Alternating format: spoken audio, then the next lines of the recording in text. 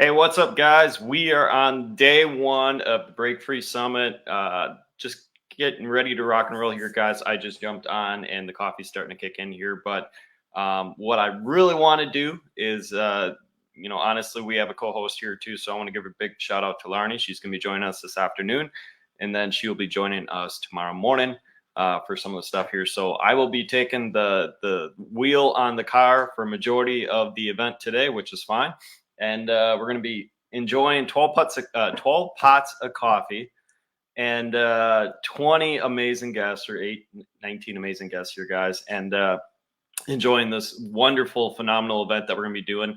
It actually came out of my brain. So pretty much everyone that's in this industry understands that, you put on these virtual events. But the key thing behind this virtual events here, guys, is taking the information from all the speakers that we have and showing you guys the common sense way to achieve a great, phenomenal, high energy life here. So my energy is getting built here, guys. Like I said, I just cracked into 12 cups of coffee. So by the time we hit 1 or 2 o'clock in the afternoon, we're going to be rolling and getting ready to roll here. So, but what I want to do here, since we have a little bit of extra time here, is I want to say, let's just kick this off early. Get this going. And I see the guy already smiling down here, ready to roll. And let's say 15 minutes early sounds like a good head start. And let's get this show on the road here. So, guys, first speaker on the road, or first speaker, he is an amazing guest. He's been on my podcast. He's been actually in a lot of the circles I've been in. And he's going to come on and talk about the phenomenal company that he is running. 20 years in construction industry. And like I said here, guys, if I mess up the speaker lineup or whatever, I'm the one that created it. And I was going to say thank you for doing it. But first and foremost here, we're going to bring the first amazing guest on the show to kick this baby off here. So just welcome. Hey, man, how's it going today? I am doing good. Like I said, I just started. This is cup number 1 to cup number 12 for all day event. And we're going to raise this energy up a little bit here for the Break Free Summit. And yes, that's right, guys. This is Ron on the other side. He is coming in. He is the owner, founder of Nut Nest. And come on the show, man. Welcome. Yeah. Hey, thank you for having me. I'm super excited this morning. I think since we're getting fired up, I'm the first guy out the gate. I think we need to get like everybody out there. Like, let's just stand up and shake it out a little bit. Get up, move around. I do everything standing. So you can see I'm up. I'm ready. I'm going to rock and roll. We're going to add a ton of value. But I think that's important for everybody out there. It's a Saturday morning. Somebody might have spent a little too much time celebrating last night. You never know. But I'm ready to rock and roll. I'm ready to drop some knowledge. I might kind of have pivoted a little bit from what we talked about, but I'm going to dive right in there. Is that how you would like me to do this? Hey, I want 8 hours of a phenomenal podcast. Jump in here, man, grab the ball and run. All right. Well, so for everybody out there that doesn't know who I am, I'm Ron Nussbaum. Give you a little bit of my history and my backstory, so you understand where I'm coming from, and especially why I'm going to talk about what I'm talking about here. So I'm originally from Akron, Ohio. When I was about 22, I decided to go to the Marine Corps. Now, I had a pretty good deal set up where I was making good money, had a good opportunity, but I had this thing that was just calling at me. I didn't know exactly what it was, but I felt like I needed to check that box. So I did. And what a lot of people don't know is it took me 13 months to get there. I walked into the recruiter station the first time, and the sergeant major there said, "You'll never be a United States Marine." I had an angel tattoo on the side of my neck. And they said that wasn't going to be an option, being a Marine, go do something else. But I felt in my heart that I was supposed to be a Marine. So I spent 13 months getting that removed, went back into that office and told that guy I'm ready to be a Marine. And he about fell out of his chair. It was not something he was expecting, but that became the reality. And I was able to check that box, went to Parris Island, did that. and understood, hey, now I'm a Marine. Like I did it. Check that box. I met my beautiful wife while I was in the Marine Corps. It was actually my bunkmate. So reasons we do stuff leads to different outcomes all the time. So by making that decision, I meet my wife, and then I end up in Michigan after the Marine Corps. Now, I never thought I would go back to Ohio or I figured I'd go south. Like here but I ended up farther north. Crazy stuff happens. So I'm there, and I'm like, what is this transition? So what do you do? What do most people do? Is you just fall right back into what you're used to doing. I went back to detailing cars and just hanging out and having a good time. And I was like, this isn't what I want to do. Like, it isn't like I'm just right back at it. I'm just in a different state. So there was this foreman and training ad I kept seeing, and I went and apply. I went and apply for some reason. I was like, well, I've never been in construction. And finally, one day, I was like, damn it, I'm a United States Marine. If I want to go be a foreman, I can go be a foreman. So I applied. I ended up getting an interview. The guy was an Army guy, loved Marines. Everybody he had hired had construction management degrees. Here's Ron Nussbaum. Like, I graduated high school because my mom really wanted me to graduate high school, not because I thought like that was my path. I had an opportunity to go play Division II basketball on a scholarship, pass that up because I was like, I am not, like, scored zero interest, like not checking that box. And the guy's like, I love Marines. You guys just get shit done. So here we go. I'm going to hire you, and you're just going to have to figure it out. And that's what I did. Is I went to work alongside guys that just graduated with construction management degrees, and got my ass handed to me over and over and over again because I had to learn. Like, I had zero, you got to understand, like, I had zero experience swinging a hammer or any of that unless it came to doing body work on a car. I didn't understand laying concrete or foundations or walls or any of that stuff. And I'm with guys that just spent 4 years of their life learning this stuff. So I dug in deep. I really found it was a great transition for me because it gave me some structure. It gave me something hard to do, which is something I thrive, to be around something hard. So I worked my way through that company I've been in the construction industry for 10 years, just over 10 years, not 20, Chad. You're dating me a little bit there. It's 20 years. If I look like this in another 10 years or so, I'll be really happy. But the gray's coming in fast. I was going to say high profile salt and pepper. Yeah, I can see why you thought it's been 20 years already. So I spent over a decade, and I've done everything from digging the hose to running the company, leadership, management, operations. We scaled from a few crews to 30 crews, like 10 years of just development, pushing myself, and pushing myself on the boundaries of outside of work. Because we do a lot of that, like that stuff with high performers. I think we can all relate is like, if you're going hard at work, you're going hard outside of work. And, I was having a great time. Most people would look at it and say, this guy really has it going on. He's got a good job. He's got a family. He's got all of this stuff going on. And I fucking hated it. Like I did. Like I was fat. I was miserable. I drank all the time. So I was like, this is awesome, but it's not. So how do I figure this out? I then got enlightened with 75 Hard, Andy Frisella, and that was a real pivotal point because I felt like I got my edge back by doing 75 Hard.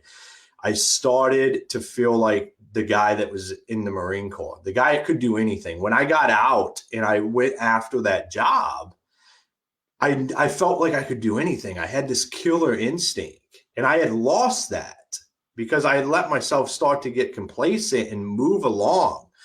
So why I'm doing this, like God has amazing ways of working stuff out. So I had this idea for what is now Nut Nest, and I was in no position to bring this to market because like I was doing all the wrong stuff. And, I started 75 Hard, and then the 10X incubator opened up.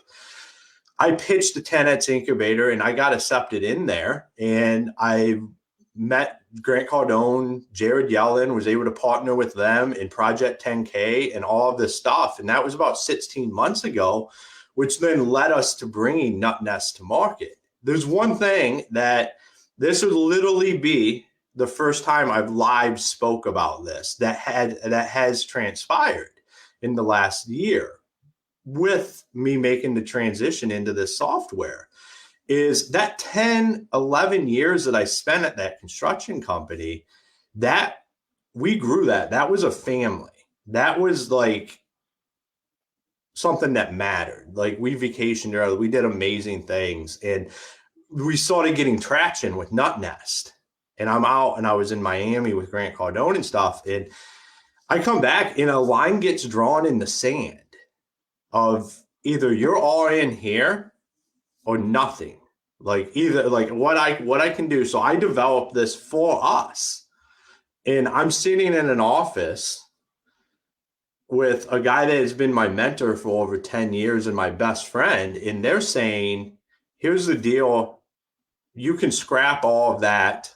We'll pay you a ton of money to go do this, but you can't do any of this other stuff. We want you all right here.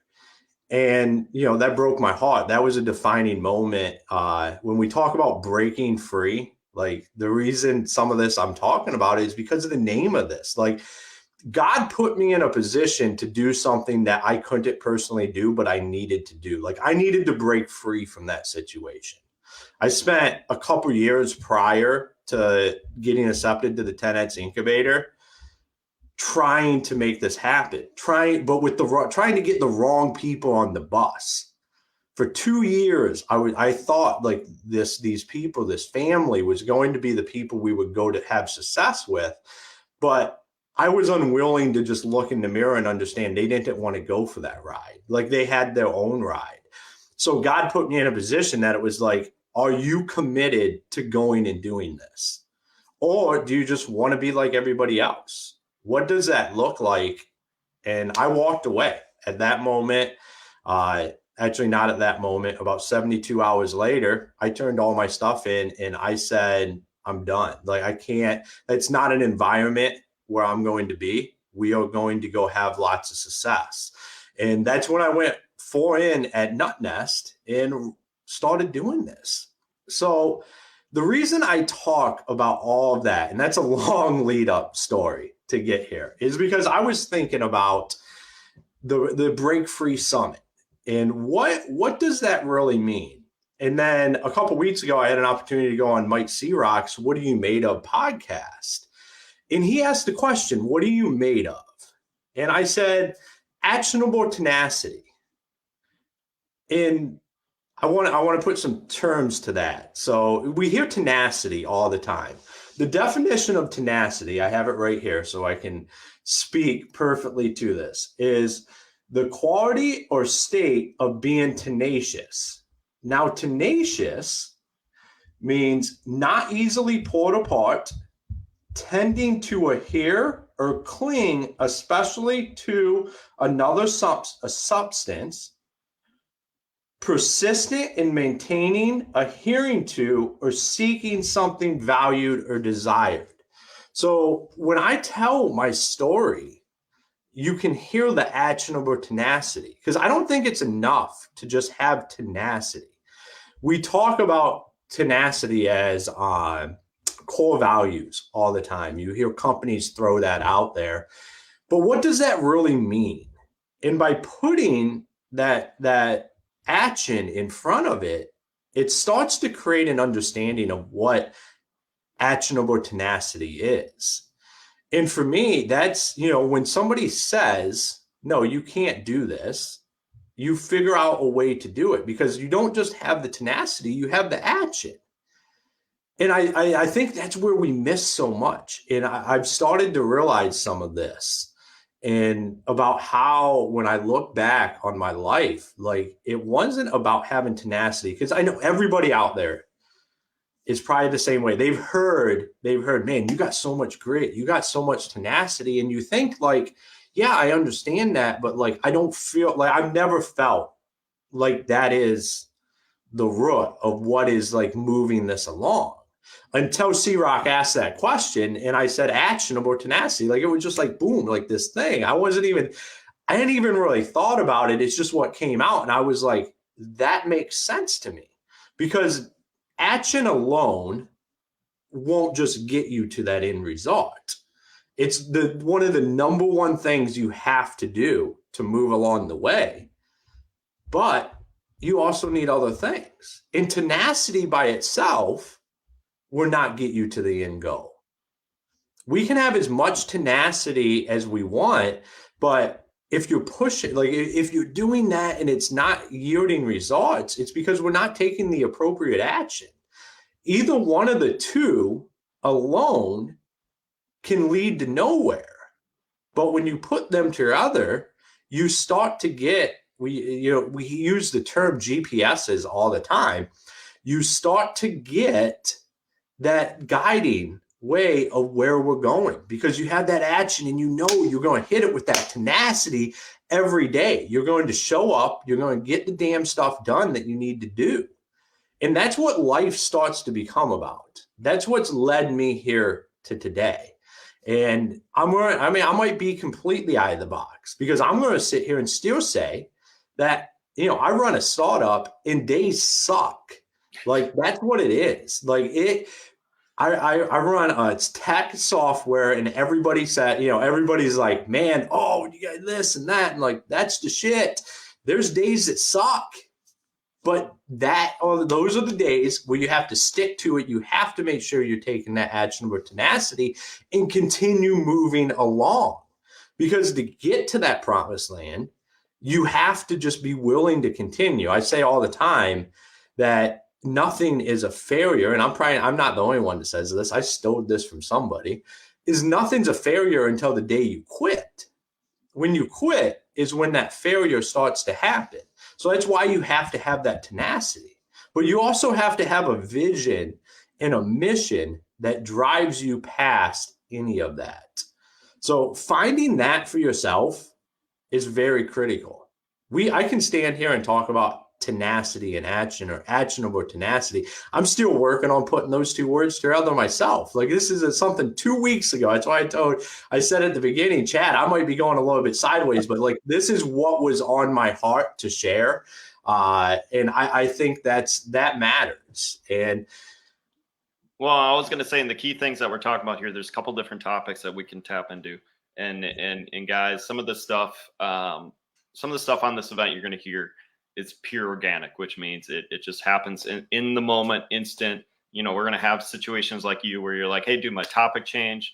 But what it is at the end is we bring fire. We want to bring you guys value to make sure you have a completely different life. But there's two key things I want to focus on, is the moments where you want to quit and then you get a gift behind it. And you guys know my spiritual journey. You guys know I am a believer in all that stuff, and I thank him every day for it. But the thing about it is, even on my end, there's a couple times I wanted to quit the podcast, and there's a couple times I wanted to quit my t-shirt brand. The thing about it though, is I would roll into a Friday night knowing I have 2 recordings, and I'm like, God, it's like, okay, there's no traction on this. What the heck's going on? And then all of a sudden you'd get like a guest like you or someone else that comes on. It's like, dude, keep going. And what it is, you just start noticing that that's the journey you're supposed to be on. And at the moment, I'm going to say at the moment. So like at the moment, you're supposed to be in this situation. You're supposed to be in this journey.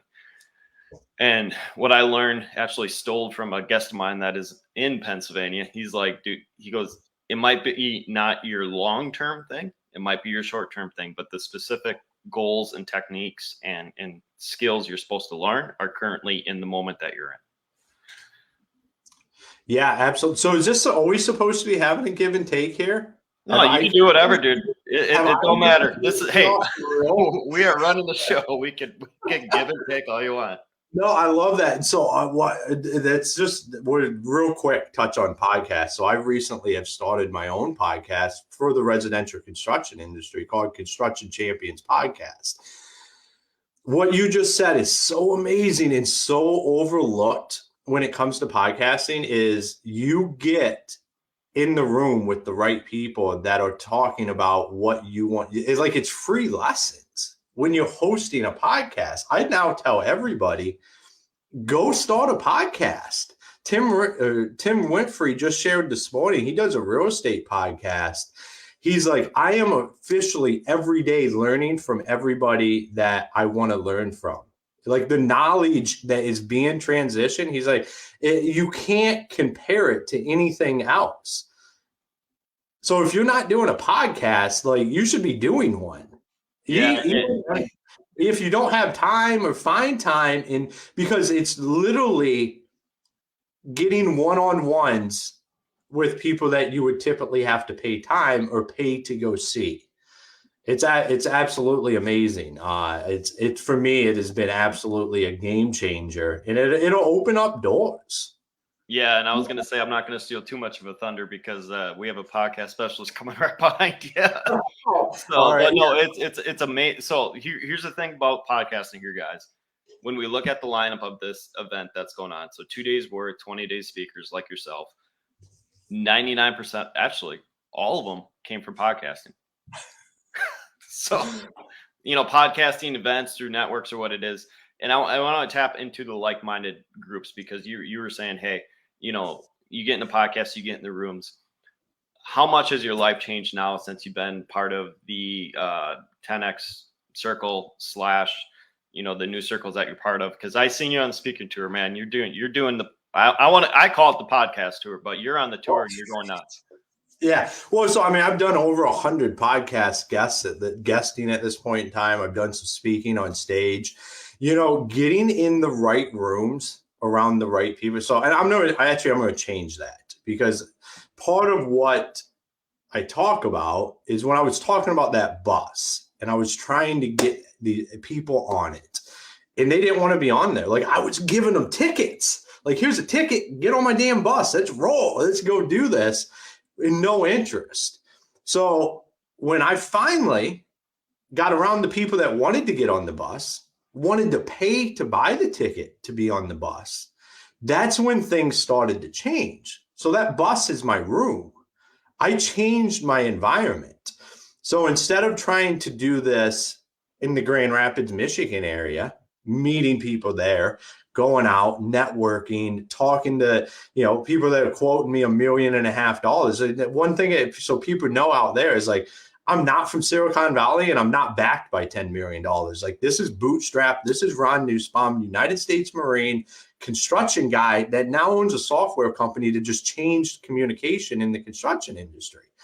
So I was trying to do this with this bus, which is my room. So I had the wrong room. I had the wrong audience. So what I had to do was I had to take my bus down to Miami to where people understood what my vision was and could grasp it. And most importantly, wanted to be around Ron and believed in Ron. Because what I was in a situation was where Ron couldn't be himself. He had to try to be somebody else because that's what was expected, or vice versa. Or, I'm a very type A direct personality. And a lot of times that can be frowned upon. Well, I've done a lot of leadership development to understand that the best person I can be is just Ron. I have to understand other people's personalities.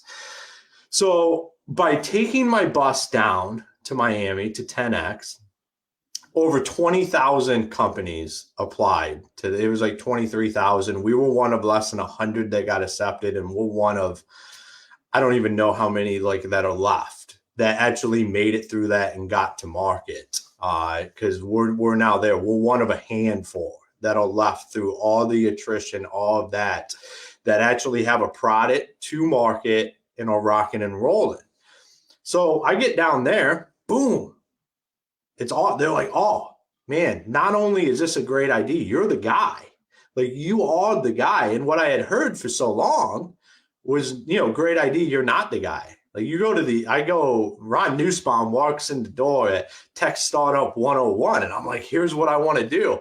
And they're like, you're probably not the guy to take this to market. And I'm like, well, why? Why not?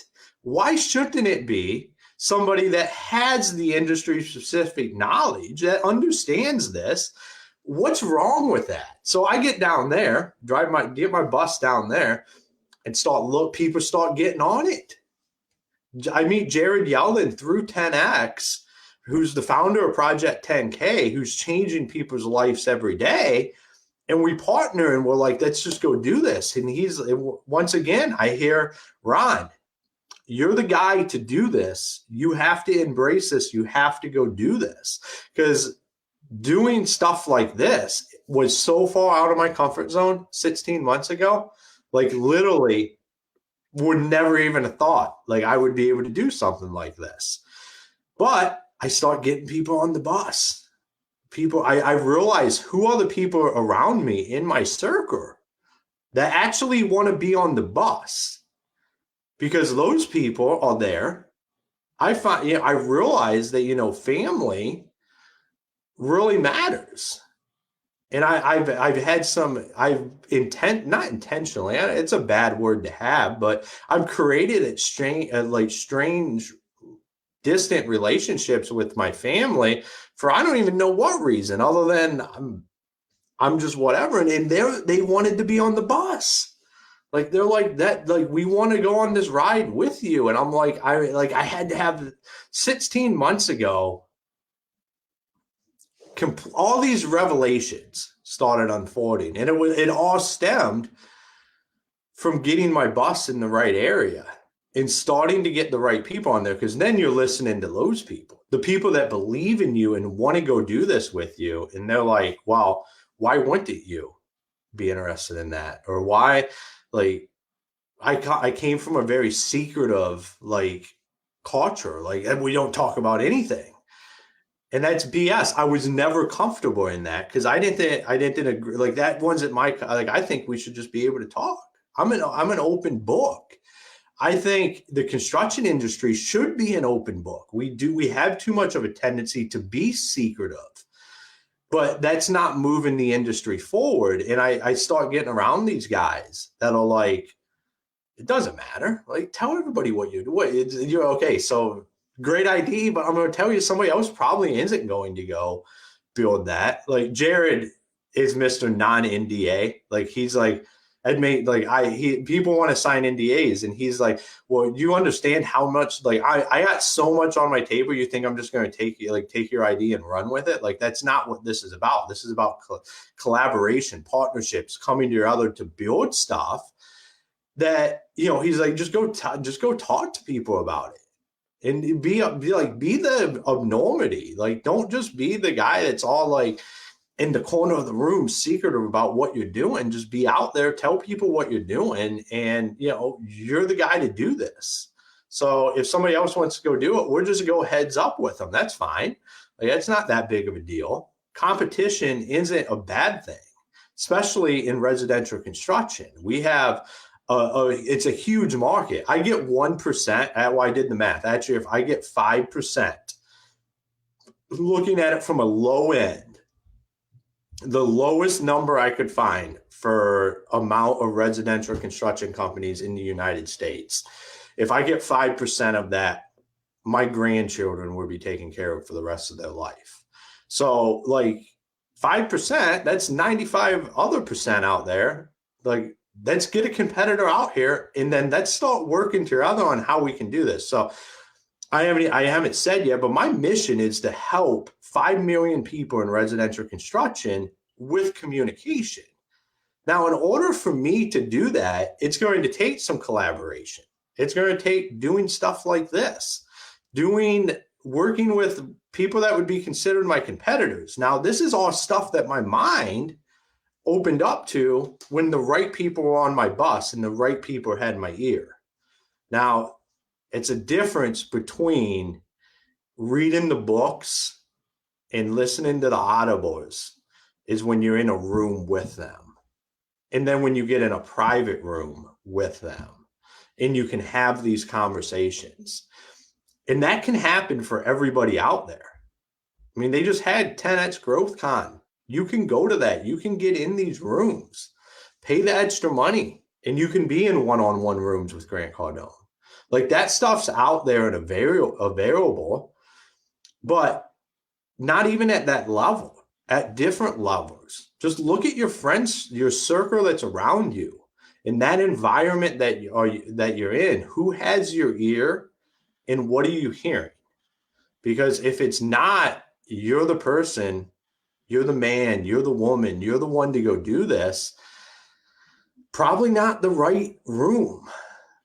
And another thing is if they're not farther along than where you are, it's the wrong room. I know it's fun to be the big dog because I used to do this all the time. We were the big dog.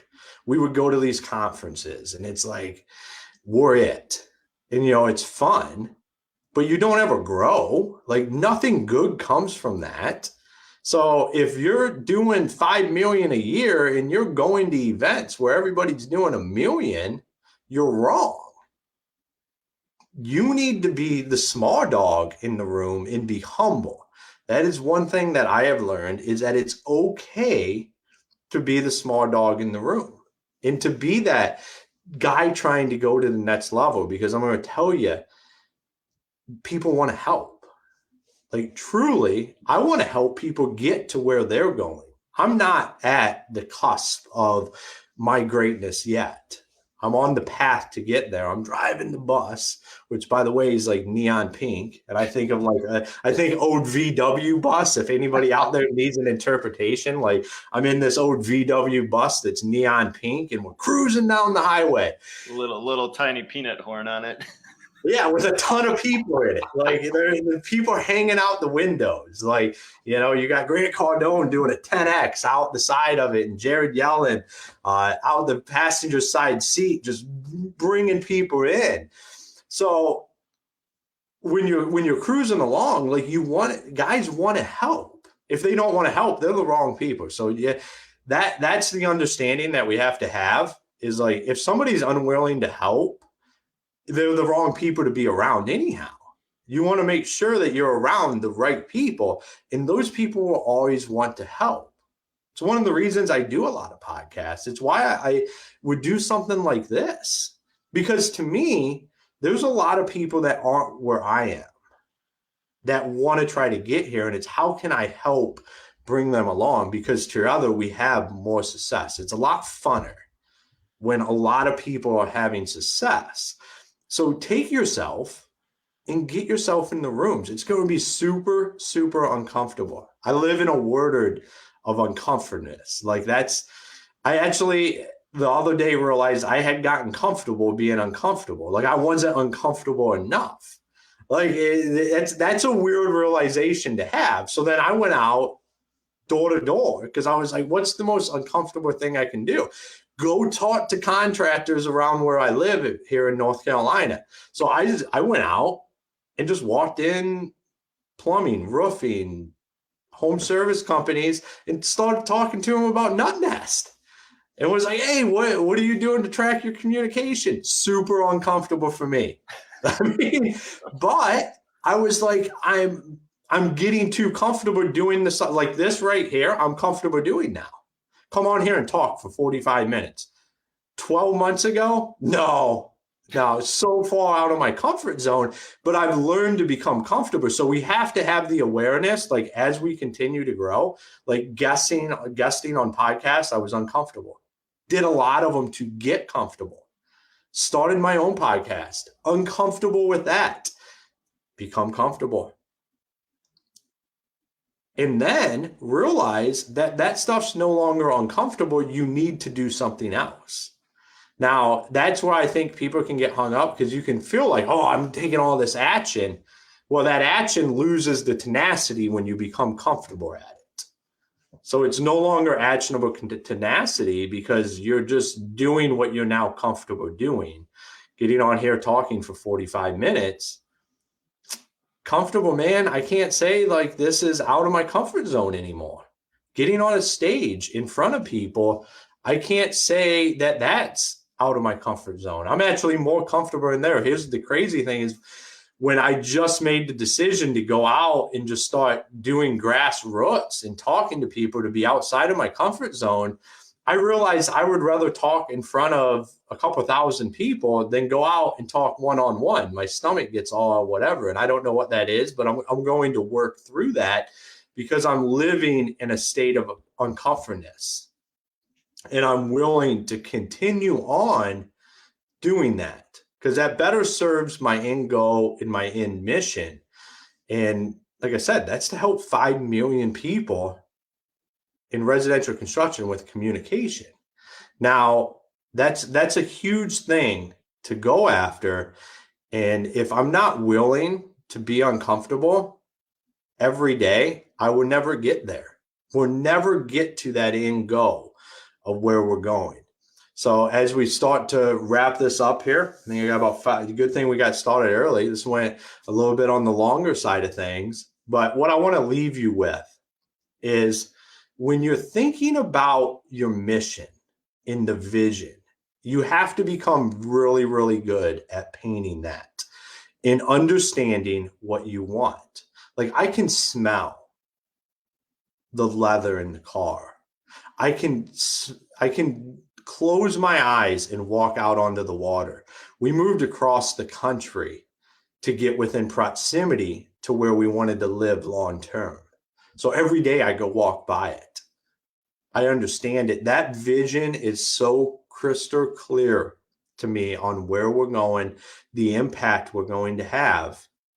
And by having that, it allows me to be able to take the actionable tenacity every day.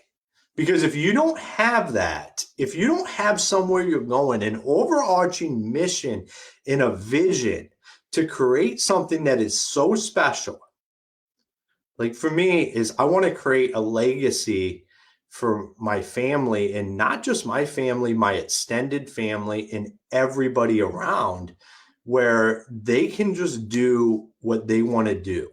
That money never becomes a concern. And I want to fix veteran homelessness.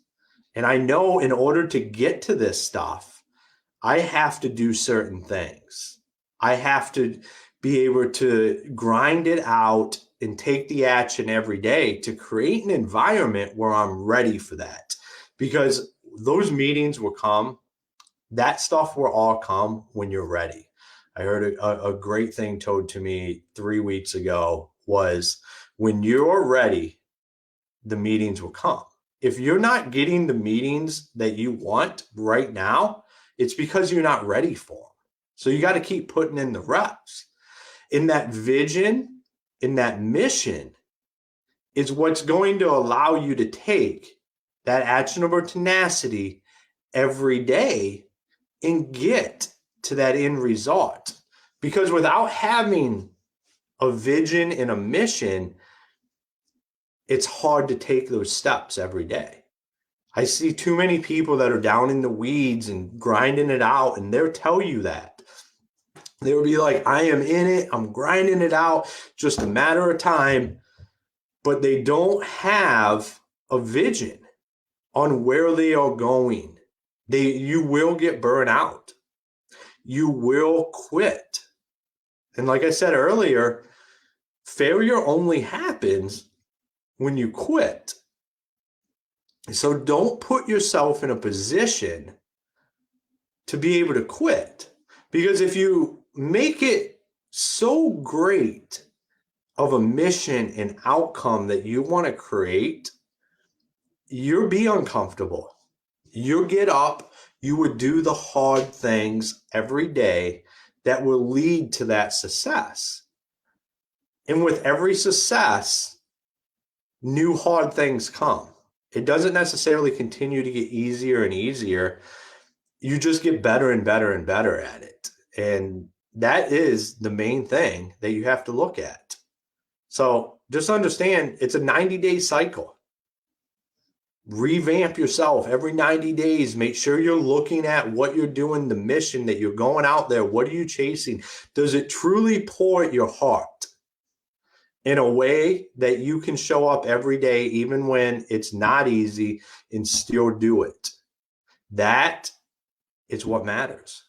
You have to be able to take that actionable tenacity every day and lead your way to where you want to go. So you can see right back there, I'm backwards. It says dream. Put the dreams out there, man. Don't be afraid to dream. And no matter how big you think they might be, Somebody else has bigger ones. And those are the people you want to get around. Those are the rooms that you want to be in. And that is where you want to end up going. So your mission, your vision will start to take form with the actionable tenacity. I hope that is all making sense to everybody out there. It's crystal clear to me on what exactly I need to do every day. And that's how I want it to be for you guys. So to walk through that, and what does that look like, is one, get out a pad and a pen and write down what is the ultimate impact that you can have. What weighs on your heart the most? And don't let something tell you that it's wrong or make you feel like it's wrong or too big or not big enough. Here's the thing. God will not give you a vision if you're not capable of doing it. I get up every morning and I look at a picture of a jet. Now, that is where we're headed. There is something that I am going to be doing that is going to require me to own a jet. And I have to get there. God has given me that vision. If I don't go chase that and I don't live up to that, that's on me. I'm a failure at that point in time. Because if I quit on that, it becomes a failure. But as long as I'm looking at it and I'm chasing it down, I might not 100% understand it, but I understand that vision was given to me. And there's a reason why. And I have to continue to take that actionable tenacity every day to start to get there. So number one is, what is that for you? Start writing that stuff down. Create a narrative around it. So you start understanding, if you sat there and was like, this is really, really what I feel. This is what I feel is on my heart of where I'm headed, what I want to do, and go after that, that starts to give you an understanding of what that mission and that vision is going to look like. And then once you write it down, get it around you every day. Don't let that just be something that is a one-time exercise, done deal, you move on. Write it down every day. Look at it every day. Don't be afraid for other people to see it. For so long, I was afraid for people to see, or like standing here and talking about owning a jet one day. Like, to me, that in the past, like, I was afraid of that because people would just laugh. Well, you know what? So what? If you laugh, you laugh. That doesn't affect me anymore. So I hang this stuff up. You come to my house, you're going to see what my dreams are, what my mission is, what's my vision for the future. Not just this year, the next 5 years. You go in my bathroom, you'll see it laid out right there, where I want to be at, what I want to be doing. And I'm not afraid for people to see that, because like I said, you're either on the bus or you're not. And if you're not on the bus, then doesn't really matter. And those are the ones that are going to laugh.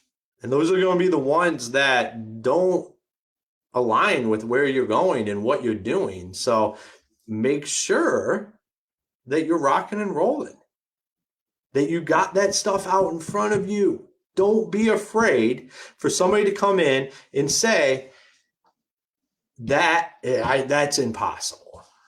Well, then they just showed their true colors. Understand that, because you want people that come in and go, I want to know how I can help you get that jet. Those are the people you want around you. And that's what we have to realize. That's what I realized when I went through all of this, when I started getting the right people in my bus and we started cruising down the road, is that it's the people that want that understand you are capable of it. Because like I said, if God has given you the vision, it's there for a reason. You can get it. You can achieve it We just have to be willing to do the stuff to get us there and continue on down that road. Number 3 is get outside your comfort zone. Just like I talked about a little bit ago, making sure that you're doing stuff that's outside of your comfort zone that move you towards your end goal. I'm not saying like go do something that you're uncomfortable but has zero impact on what you want to do. You now have your mission, your vision, you've sat down, you've outlined it, you have that in front of you every day. Now you want to be taking actions that are uncomfortable every day that lead down that path of where you're headed. Not like, oh, I'm uncomfortable making breakfast and I'm going to make my own breakfast, but making your own breakfast it actually is a deterrent to where you're wanting to go. Like, that's not the uncomfortableness I'm talking about.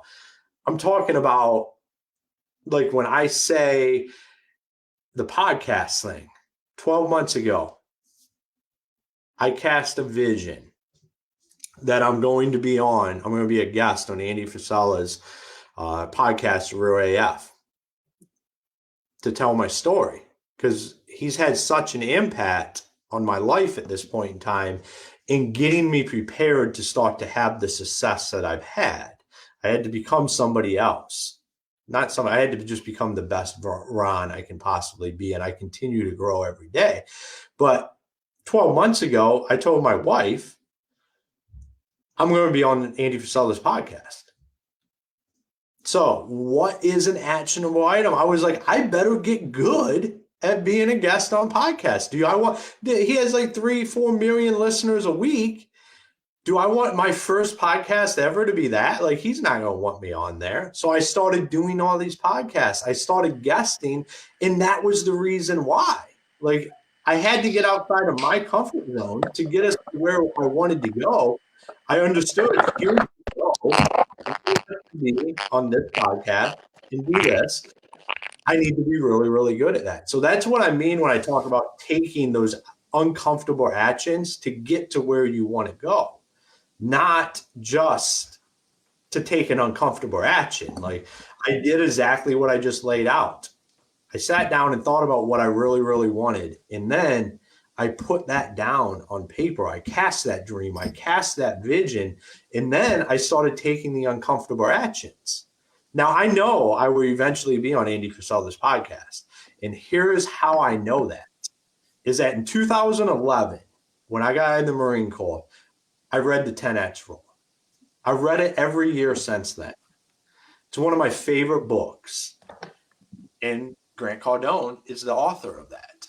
In 2011, I told my wife I'm going to eventually do a deal with Grant Cardone. I said, I don't know what it looks like, what it's going to be, but me and this guy we're going to come together somehow. Yeah, and I get it, man, and I apologize. My system just crashed about 10 minutes ago here, and I think I sent you the message, and I'm like, thank you for covering me, man. Everyone's like, what's going on? We had a little Chrome technical difficulties on my MacBook, so but we are back, we are live, and thank you. I can't thank you enough for carrying the ball here for the little oops on my end here. So, no, it's I was gonna say, you guys as listeners, I thank you for reaching out, saying what's going on and concerns here. But man, your speech was phenomenal, and I thank you very much. And I'm very blessed to have you both as a podcast guest and as a speaker here. And just so you know, guys, the whole system's down, but the show must go on. So we are on my everyday iPhone, and we are trying to make this event worthwhile and full an adventure. So, obviously the good Lord, or not even the good Lord, when you're doing something great, something's about to happen. And it happened. We'll just say it that way. So it's been a blast having you, man. You are a great friend and great person to text, and even like a late night pick me up type of thing. So thank you very much for joining this and taking your time to join this event. Yeah, absolutely, man. And as always, if there's ever anything I can do, I'm here to help. want to help continue just growing people. I'm not a coach or anything. I just like to help. Like that's, I think, what it comes down to. So I'm right here with you, man. I love what you're doing. We're going to do amazing things together. You're building a community, and I'm here to support that and help grow it. Thank you very much, man. I appreciate it. And we will chat after this event is done. So thank you very much. Sounds fantastic, man. Have a great couple of days. I know it's going to be amazing. All right. Thank you. All right, guys. Hey, we got another one coming up, and I got to get we got another one coming up here who is actually tallying off the first one. We'll say it that way. So like the first event, you know, when Ron was talking about podcasting and talking about how you can create a new lifestyle, kind of just tapping into it and start a podcast here. So tapping into the next guest here, this is actually a perfect situation, perfect leeway to get into this because he is like myself. We're both pretty much giddy up, ready to roll, and running a phenomenal podcast on top of all the other digital stuff that he's doing here. So thank you very much, Ron, for this one. And we're going to convert into Chris. And like I said, we are having a little technical difficulties here, but we are rolling in this event, and we are live. And he's got a studio mic here, guys. And I wish I could turn my phone around. Actually, no, here. This is what I'm supposed to be running. This is what we're running. Right. Yeah. Hey, it's all good. It happens, right? It's life, man. I love this. I enjoy this. When it comes to the first break here, we will get my iPad situated here so I can use my phone to get back to all you guys that are watching it live on Facebook. But yes, I did disappear for 10 minutes. No, I did not go to the restroom break. It was a complete computer crash with the MacBook. And some of you guys know that have the older MacBooks. Softwares on that stuff tend to not talk to each other at times. And if it was over Safari, I would be fine. But Chrome on MacBook, or I'm sorry, StreamYard's a MacBook, you have to use the Chrome system. So it is what it is. So I am on my own personal iPhone, like I said, once again, and we are rocking and rolling here. And our next guest is Chris Anderson. I'm gonna let him speak because I have to dig my notes out here because my notes are typically on my iPhone. But it is what it is here, guys. So thank you very much for joining, man. I love you and I appreciate you. Absolutely, Chad. I appreciate you having me on here. Ron, amazing job. I loved your talk and talking about your mission and finding that vision and getting people on your bus. I think that's a crucial thing on our journeys. And thanks for teeing me up to talk about podcasting a little bit here. I wasn't planning on talking about podcasting specifically, but that's what I do. I guess I kind of start with my introduction. I own Elevate Media, and we launch podcasts and do post-recording production for online brands, online coaches, and we've done pretty well with it. Most of our clients get in the top 5% globally listened to using our strategy and using us to launch them. So it's been a really cool blessing to be a part of that because, again, Ron hit the nail on the head talking about podcasting and how important it is for brands now to build credibility, to build, that value system, that content loop, and then being on other shows is a way to freely market your stuff to bigger audiences versus, the paid ads. And so podcasting, and especially what we do with video podcasting, it's just continuing to grow and being, again, a crucial part of building, your online brand. And so Elevate with being able to help clients, we get to be a little bit of their story. We get to share a little bit in their success, kind of, in the back scenes, behind the scenes, as they are making a difference in the world, as they are going out and sharing their stories, as they are going out and helping people through the content they create. We get to be a little bit part of that. And it's a really cool experience. That's why I love podcasting. I love being on shows. That's why I started my podcast in 2019. I'll get into that a little bit because I wanted to learn. I wanted to learn from successful entrepreneurs, because I had the dream and vision, I guess, to take a step back. I'm nothing special. So what I share with you isn't to, to say I'm something crazy or something great or to toot my own horn. It's to show you that if I can do, what we've accomplished, then you definitely can as well. Because I'm just a kid, from the middle of the cornfields in Indiana. Nothing crazy around here, no trust funds, no capital backing when I started, just really bootstrapping to the legitimate means of that word. And I used to be an athletic trainer. So that's what I went to college for. I got my bachelor's in science and athletic training here in Indiana from Indiana Wesleyan, and went on and got my master's in health and human performance because I wanted to help people. I wanted to help athletes. I wanted to help individuals improve their health, improve their lives. And I got into it. And if you don't know athletic trainers, if you don't know what they do, if you don't know the schedules, think of basically what a pro athlete schedule or an athlete in general schedule. If you have kids in sports, they're there after school, they're there during school, then they're there after school, then they have practice and games, and then they have tournaments. Athletic trainers are basically the same. They're there, either doing rehab during school, and then they're there before practice, during practice, after practice, before events, during events, after events, doing all the behind the scenes stuff, and then taking care of all the athletes. And I found myself fairly quickly realizing this isn't what I wanted to do with my life at the end of it all.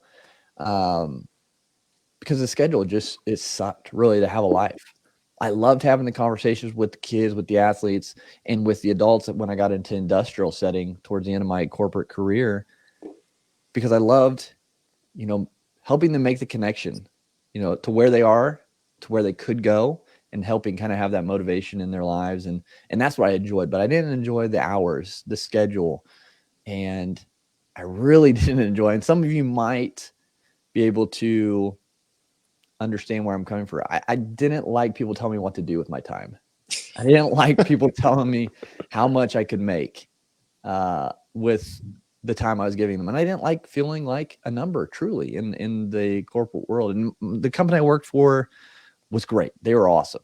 And it was just had a lot of things that happened in a short amount of time in 2018, 2019 that made me realize life's freaking short, man.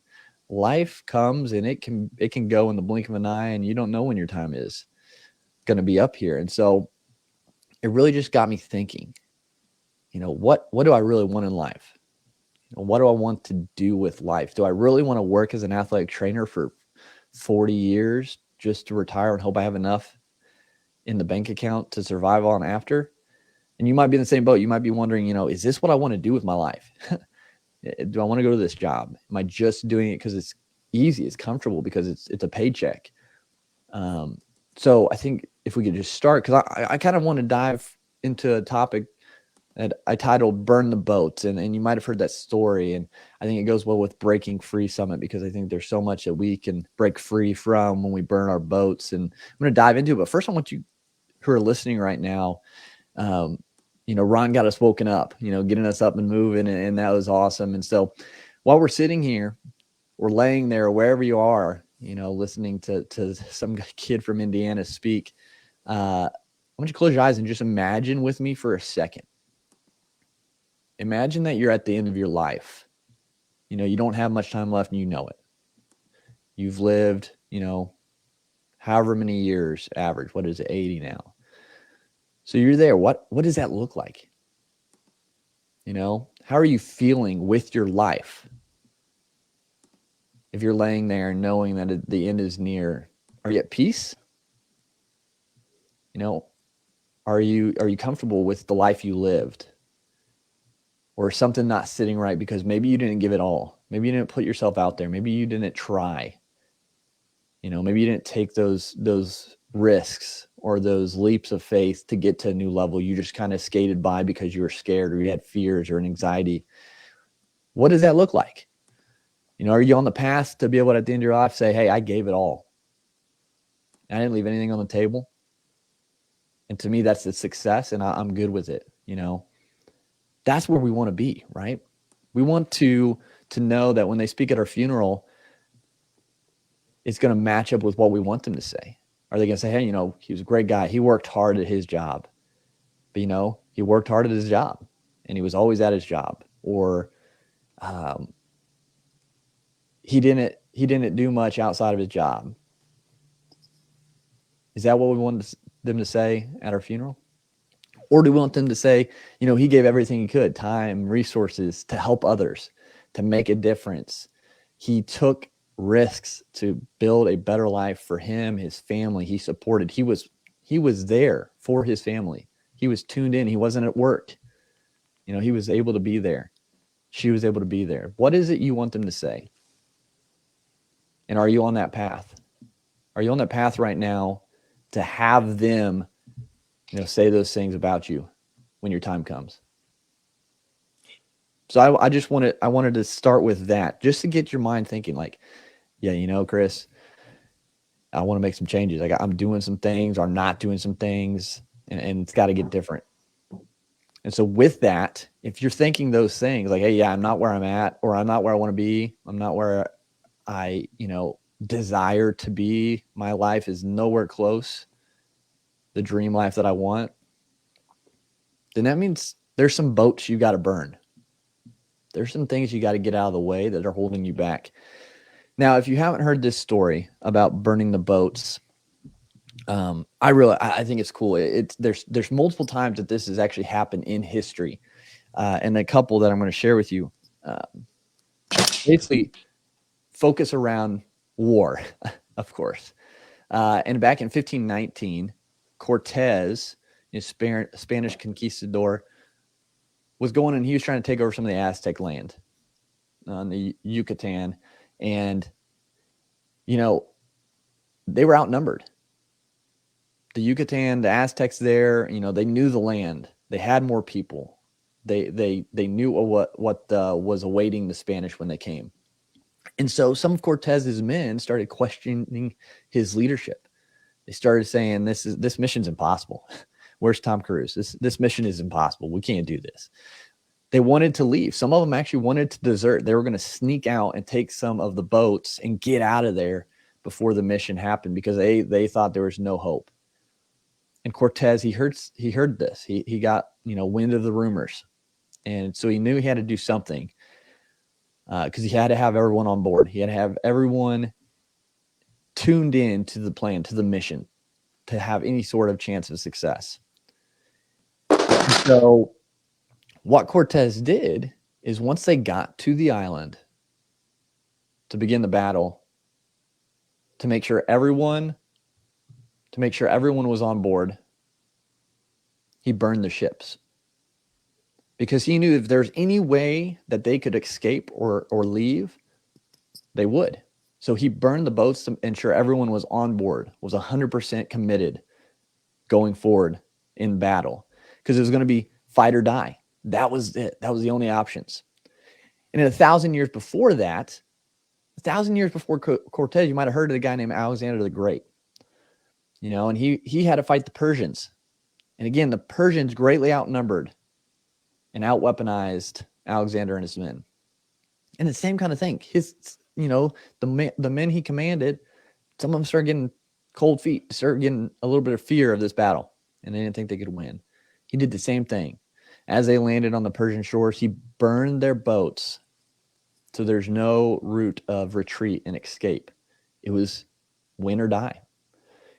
And now I'm not saying we need to take it to those extremes, but we've got to make a choice.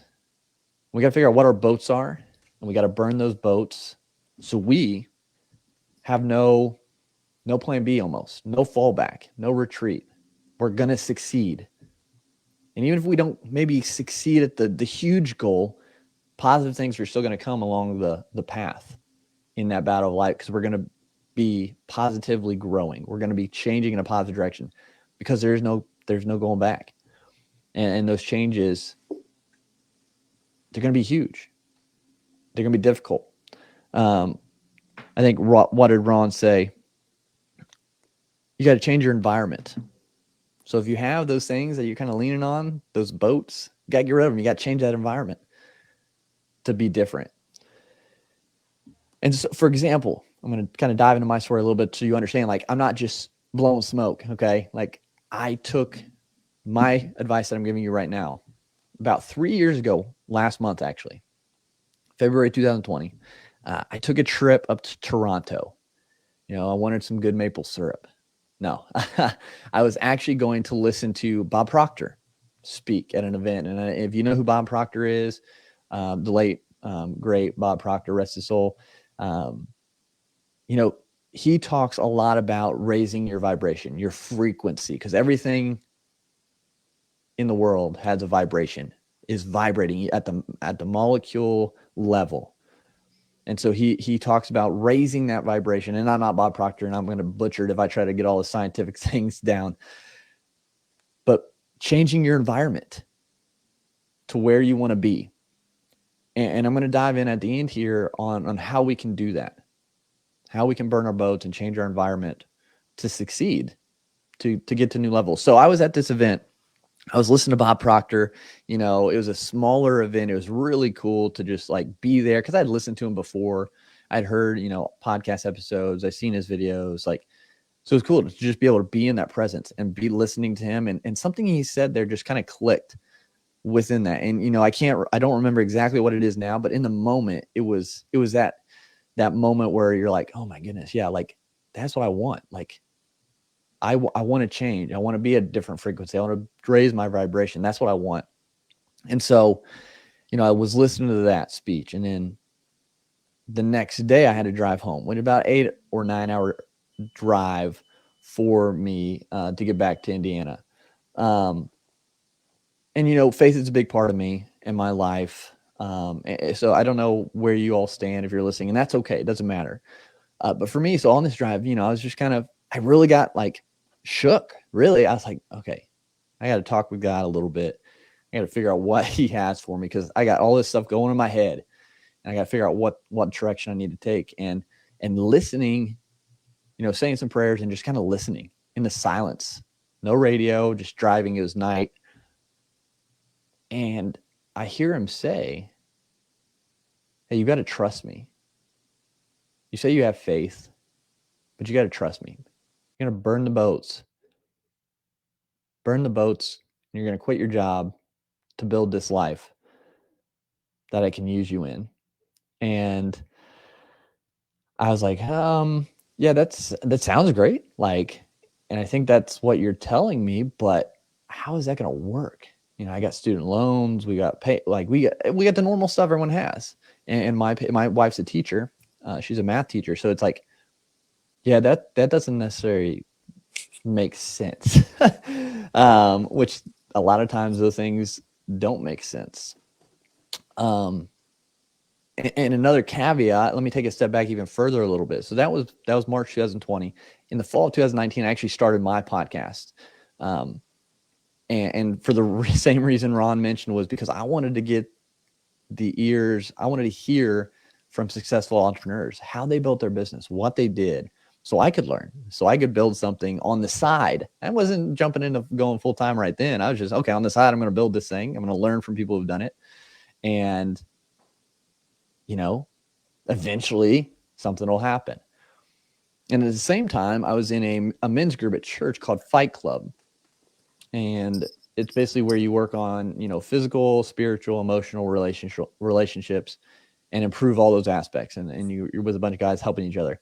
But we were going through a book called The Last Arrow. And you want to know what the main premise of that book was? But you can't guess.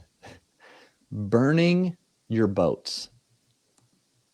And so I just, that fall, heard through that book, burn your boats. I heard the stories of Cortez and Alexander the Great. And I was really diving into personal development and growth. Because I wanted to be different. I wanted to get to the next level because I was tired of the life I was in. It didn't connect with what I wanted. And so, you know, had that. And then, you know, fast forward back to leaving Bob Proctor's event. And God tells me, hey, you got to burn the boats. You got to have faith. You got to trust me. Are you willing? And, you know, I was like, okay, that was kind of weird. So I called my wife. Hannah. She's, like I said, a math teacher. She's very analytical. I need to know how this is going to work, what the results are, and what the steps are to get there. You know, think a math problem, which is not my strong suit. So she compliments me very well. But so I called her and I said, hey, this is crazy. The event was awesome. This is what I kind of got from it. Ran her down that. And then towards the end, I was like, hey, and I think God told me to quit my job real quick. Like, she's like, wait, what? said, yeah, I was, just kind of praying and trying to figure out his next steps for us. And I heard him tell me that, have faith, burn the boats, quit your job. She's like, yeah, I don't know how that works. I don't think that's, are you sure? You weren't drinking before you left, were you? I was like, no. I don't drink and drive. So, but yeah. And so I was like, no, I completely understand. It sounds crazy. 100%. I said, we're going to keep praying on this and he'll reveal it. Like if that's truly him, he'll reveal it to us. And that's what I wanted. I didn't want it to be me. I didn't want it to just be those thoughts and the excitement of the moments I was in. I truly wanted it to be him if it was. And I wanted to know if it was just, my big stupid head. And so I said another prayer. I said, Lord, if this is truly like what you want, I'm on board. But I'll know it's not just me up in here because Hannah will be on board too. She'll be on board, and that'll be a miracle. That will be a miracle because the results are unknown, the path is unknown, and that would not be like her. And so that was March. That was February. Then March comes, and Hannah comes to me. She's like, "Hey, remember when you told me you said God wanted you to quit your job to start a business?" I said, "Yeah." She's like, "Yeah, I think you should do that. I'm on board with it." And I'm like, "Pick me up off the floor." I'm like, "What?" I was like, so I like kind of turned. I was like, "All right, God, here we go." And so I called my manager at my job. I said, "Hey, here's the plan. I'm done. I'm gonna be done in 2 weeks. I'm gonna go all in and build my business." She's like, "Are you sure?" She's like, "What are you gonna be doing?" I was like, "I have no idea. I don't know what it's gonna be. I don't know what it's gonna look like. I'm not making any money right now from it." And she said, "Well, can you give me 4 weeks?" I said, "Yeah, I can give you all April." It's 2020 again. I can give you all April, and we'll be good. That'll be fine. I can help transition to someone new, and we had someone in there in another plant already because at this time I was an industrial athletic trainer. And so she said, "Okay." So April starts. And if you guys remember, in 2020, March-ish here in the U.S., in the Midwest, a little thing happened called the pandemic. And it started really, really picking up. And so we were all in the what in the world's going to happen? And so April comes around and we get told, I'm 2 weeks in April. I got 2 weeks left in my job. We're already working from home. They already sent us home to work, most of the time to try to figure this out. Last 2 weeks, I get furloughed. So 4 weeks, they said, "Peace out," basically. And it was done. I didn't say bye to anyone. I didn't get a message from anyone from the corporation saying, "Hey, good luck." See, it was just like, "Hey, you're furloughed." And I'm like, "Well, that's it then." Okay. And that was the journey. And that was just the last kind of like, you're on the right thing because, and again, nothing to them because everyone has their policies. It's a system. It's a business. I was just a number. It was just like, all right, well, see you later. And I got replaced and it's okay. Everything's going good for them. Things are going good here. But that's when it really picked up. And time flies. It's been 3 years. It feels like it's been a lot longer, but it also feels like it's gone so fast. Like it's one of those weird moments. I don't know if you've ever had there where like you blink and you're like, holy cow, what just happened? But also like, did I just age 30 years? Because I feel like it took forever. Like it's just one of those weird things. And so when I quit in 2020, that first year and a half sucked. It sucked. I tell you, it was a truly life-defining time period. So much trial and error and so much that I had to really build my faith spiritually. Like, okay, you said this, I'm trusting. I don't have any clue how this is going to work. And that's a whole nother talk in itself. I could go on hours on how he showed up when I took that choice and when I took that leap, when I burned my boats and followed that path he set me on. That's another whole speech in itself because every step of the way, just in perfect timing, things happened how I needed it, how we needed it as a family. And so I started out a year and a half. I was like, yeah, this is what I'm going to do. I'm going to use my podcast and I'm going to help other people start businesses and become successful. And so I was pushing that message out and crickets. I had some interaction, but there's something off.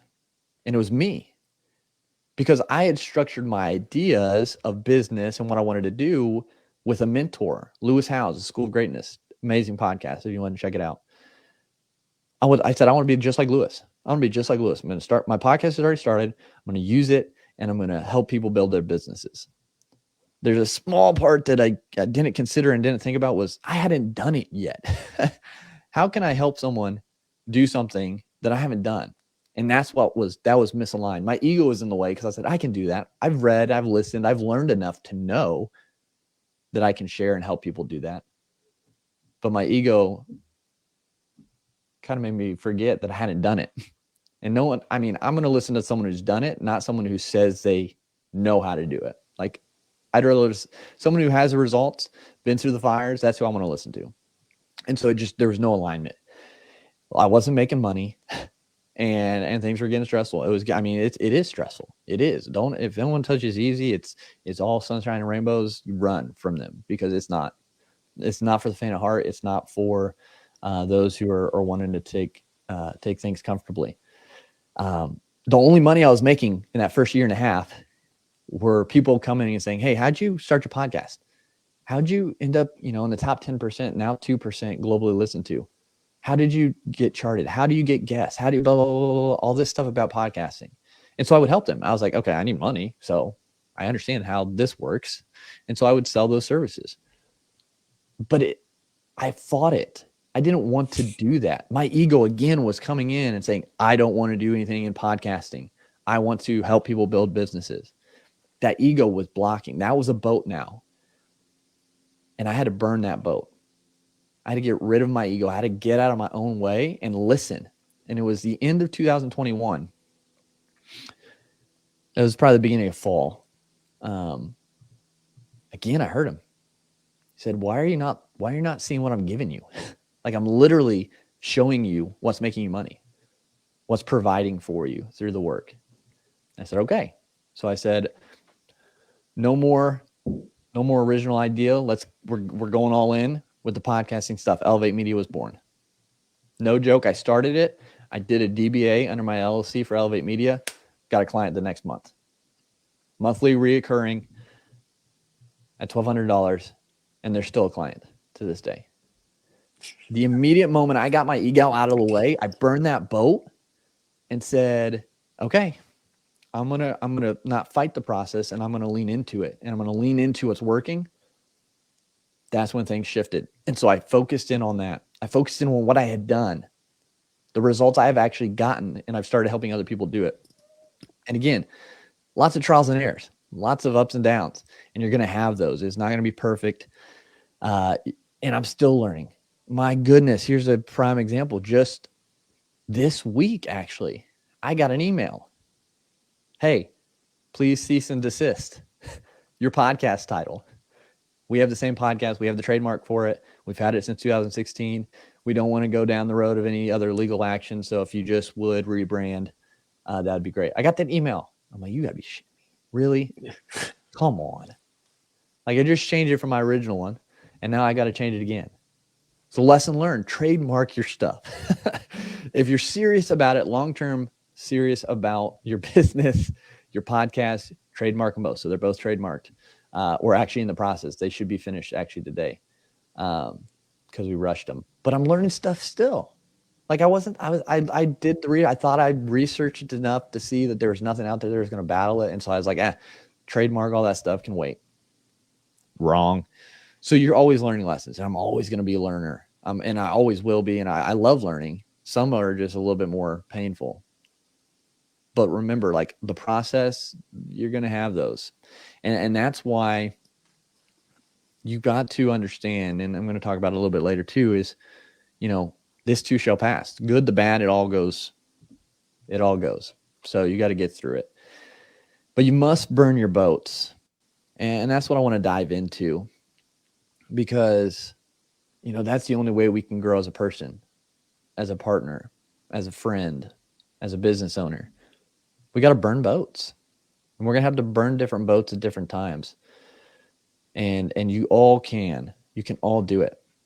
You know, I didn't build Elevate Media in a year to 6 figures just by, you know, having an escape route, you know, having the boat ready to take me away. I did it because I burned a lot of stinking boats.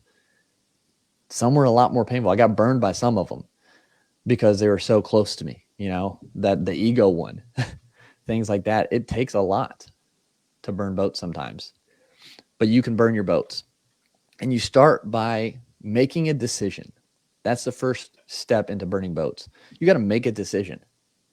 You always have a choice, no matter what environment you're in, no matter what your results are right now, no matter where you're at in life, you have a choice to change your environment, to change your stars. If you've seen the movie A Knight's Tale with Heath Ledger, it's a great movie, and I'll try not to spoil it if you haven't seen it, but Heath Ledger basically brought up, he's poor, doesn't have anything, wants to change his stars. His dad tells him you can change your stars, just don't give up. And so he goes along, gets into jousting, he's trying to change his stars, trying to become a famous jouster, joustus, whatever the word is. I don't know. I'm not grammar. That's not my person, I think.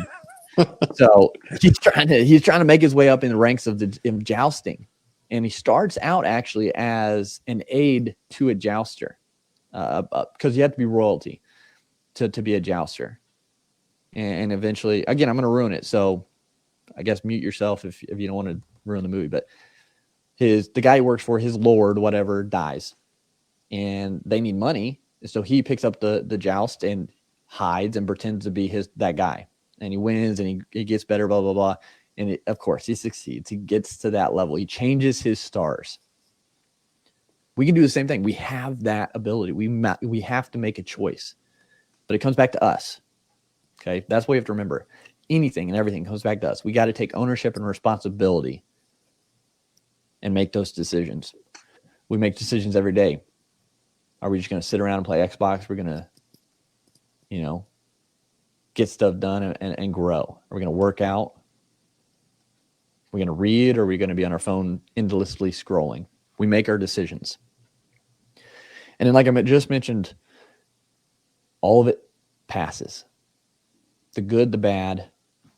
This too shall pass, the Bible says. And so you have to remember that. I've learned that one, you know, because if not, you're riding this roller coaster of emotions all the time. And if you can get to the point where you understand, like, this too will pass. You know, we just brought in another big client. Instead of, you know, letting your emotions go way high, yes, celebrate. Absolutely. Be thankful, be grateful. You know, make a moment of it. But this too shall pass. And then you're on to the next thing. Hey, I just lost a client. Or that client you thought was going to say yes said no. Or, you know, whatever it is. Well, guess what? That's going to pass too. And all those moments are going to be behind you. And you're going to be in the new moment. So you've got to remember that. This too shall pass. When my basement was flooding yesterday, when I was up till 3 a.m. trying to keep the water at bay, because we got so much rain here, I could have got mad. Yeah, I got a little frustrated for a second.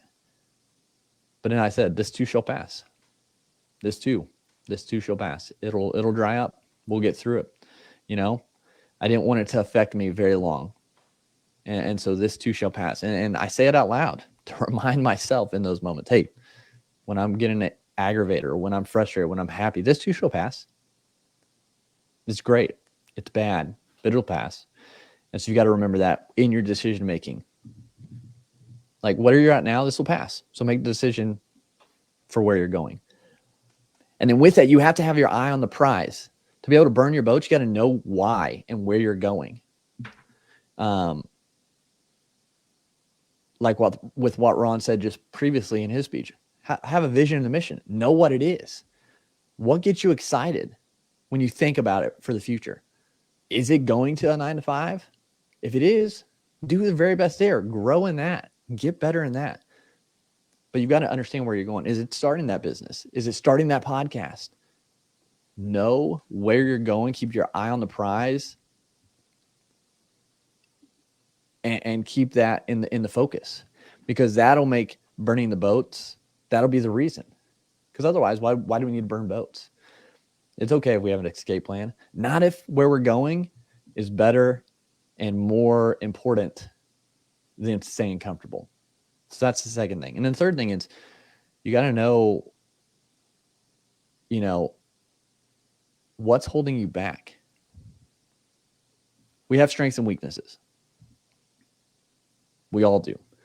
So what are your weaknesses? What are those boats? Because when you can, getting the ego out of the way. When I was able to burn that boat and have that ego out of the way, things changed. So you are able to get the help you need when you can realize what's holding you back. A lot of times it's something to do with ourselves. It's not external because, we're in control of our destiny. We're the captain of our ship. So, and that pertains to business and personal life. So what's holding you back? And then, in that, what boats do you have that need burned? Is it an addiction to something? Is that the boat you need to burn and get rid of? Is it relationships that are holding you back? You're the sum of the 5 people you hang around. So is their trajectory the same one you want to go on? Are they headed down the right path? Just like Ron said, what room are you in? You shouldn't be the smartest in the room. If you're the smartest in the room, you need to get in a different room. So that matters. Or are the boats you need to burn the excuses that you keep telling yourself? Oh, I don't have time to work out. So this is just because I come home, I just want to sit around, or, that's too hard. I don't have anything special to help me build a business. I didn't either. So are the excuses the boats you need to burn? Whatever they are, because we all have them. Don't think that no one has boats. We all have boats that need burned. So we got to have the faith. We got to burn those boats because, like Ryan Holiday says in his book, the obstacle is the way. A lot of the times, the things that we have to grow through, that's what produces the best fruit. That's what we're able to lean into and share and help people with that bring us success, bring us different levels in life. So that's why burning the boats are so important. And I always try to be real and upfront and transparent with people. And that's why I say this journey is not easy. It's not, it's hard. It's simple, but it's difficult. That's why not many people do it. That's why businesses don't succeed, is because people think it's going to be a walk in the park. But you might be thinking, Chris, you don't really know me. You don't know my life. You don't know what I've been through. It's different. You're right. I have no freaking clue what you're going through, what you've been through. But you don't know much of my journey either. You don't know what I've been through. You don't know the demons I've battled.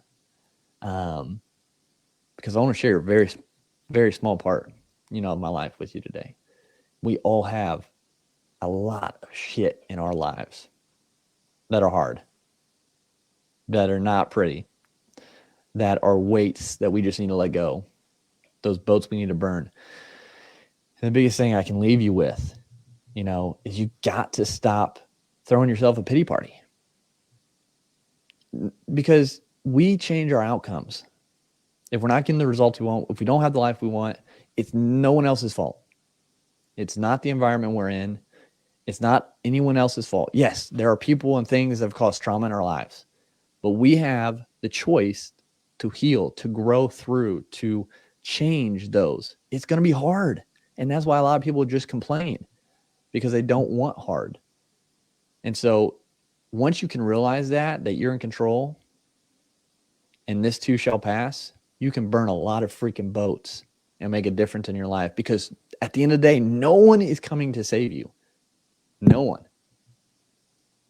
No one's coming. I heard Mel Robbins say that. I didn't make that up. If you think I was pretty cool. I heard her say it, or she heard someone else say it. We all, nothing new under the sun, right? But no one is coming to save you. We have to take action. We have to step up in our lives. We have to burn the boats, whatever those are, and build that better life. Build that dream life you want for you and your family and the future generations. Because it's in your hands. You've got the torch. You just got to decide to burn those boats. Thanks. Absolutely, man. I was going to say, you know, the nicest, coolest thing you were talking about is burn the bolts. But the first thing you got to do is you got to ignite the boat. Yep. Before you burn it, guys, you got to ignite the fire to burn it. Yep. You got to take that little action step, just putting that torch towards the boat. And sometimes that's the one that people can't do. So. Yeah, no, and the thing about, you know, like you and Ron, I want to first thank you guys and you guys that are watching on Facebook and Eventbrite and StreamYard and stuff. I thank you. Be patient. Like I said, we were having a little technical difficulties this morning here, so but no, that it's no big deal, man. I thank you for being a podcast guest. I thank you for allowing me to be on your show. I'm very grateful for you to join us for a couple of for give or take an hour today, and look forward to many adventures going forward here.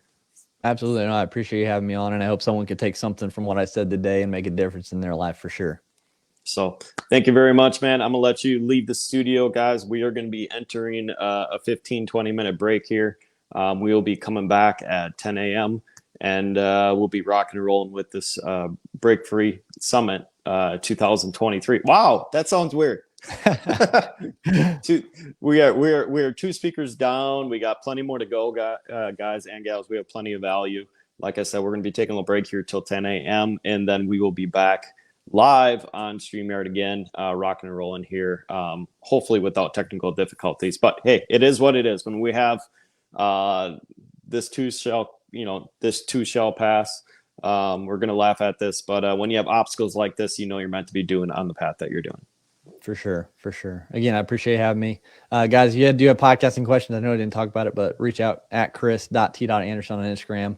I love taking and answering questions and helping in that regard as well. So, and then absolutely, where can everyone that is watching this event, where can they find you on the internet? Yeah, Instagram is the best one, at chris.t.anderson. And then the podcast is now rebranded to the Elevate Media Podcast. So check it out. Leave a rating review if you think it's great. If you don't like it, just move on. No, just kidding. We're pretty black and white when it comes to this stuff here, guys. Both of us did plenty of episodes. We're just kind of like, all right, guys, if you want to share it, share it. Otherwise, have a good day. Yep. So awesome. Well, cool, Chad. Thanks so much. Absolutely, man. Thank you very much.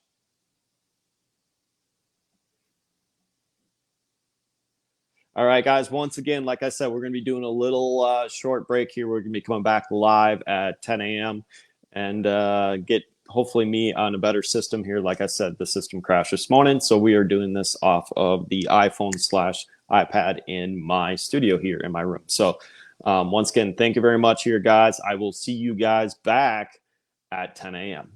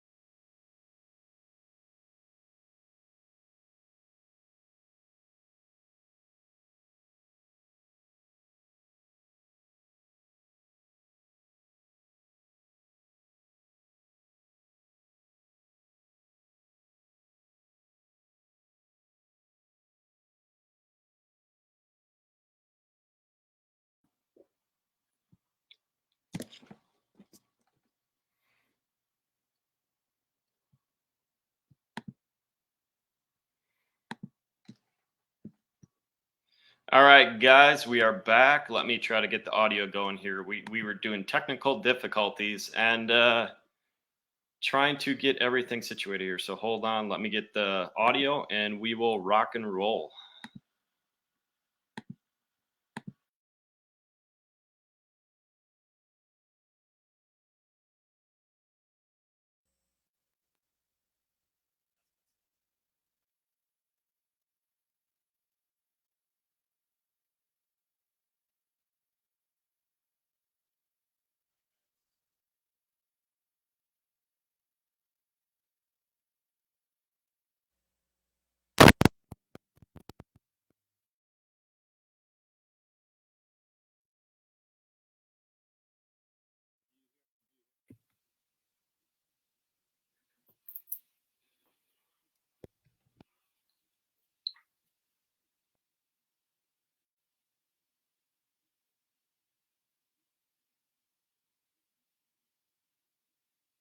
Can you hear me?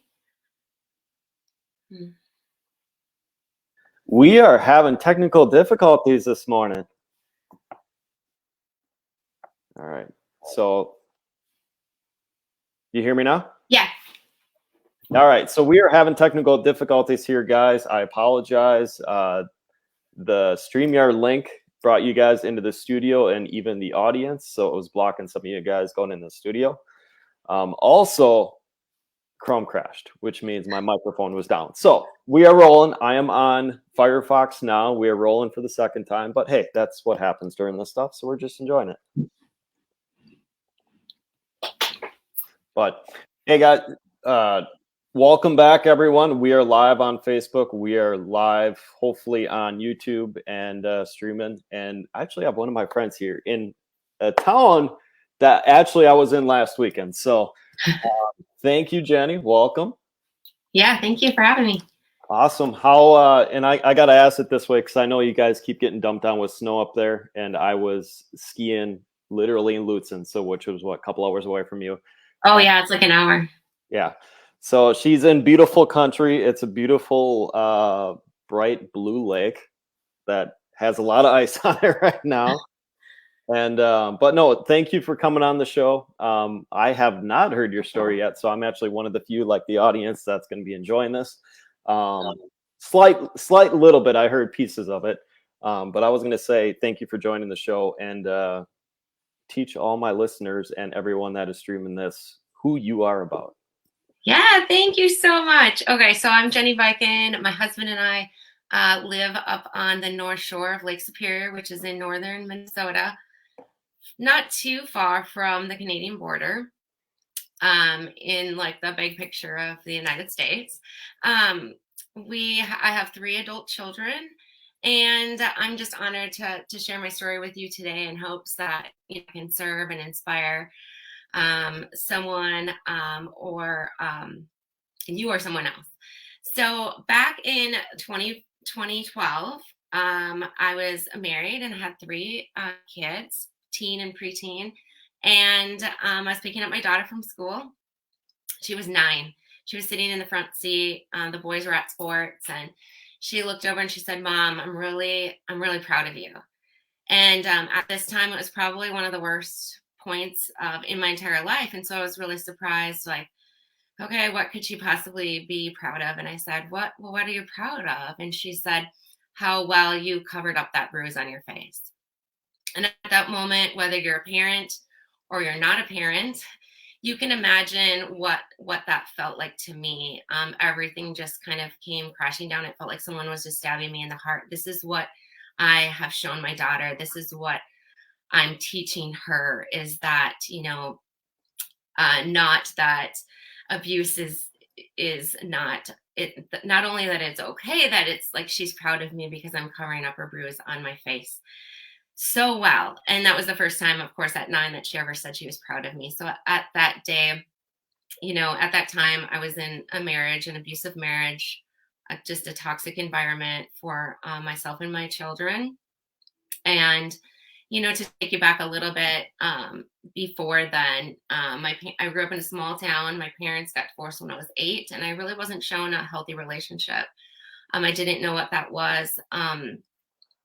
Not to mention my parents divorced and they actually hated each other. And so at the age of 16, my dad said something to me that I was never supposed to take on, or I was never supposed to carry. So he said, I'm sorry, I haven't been spending a lot of time with you.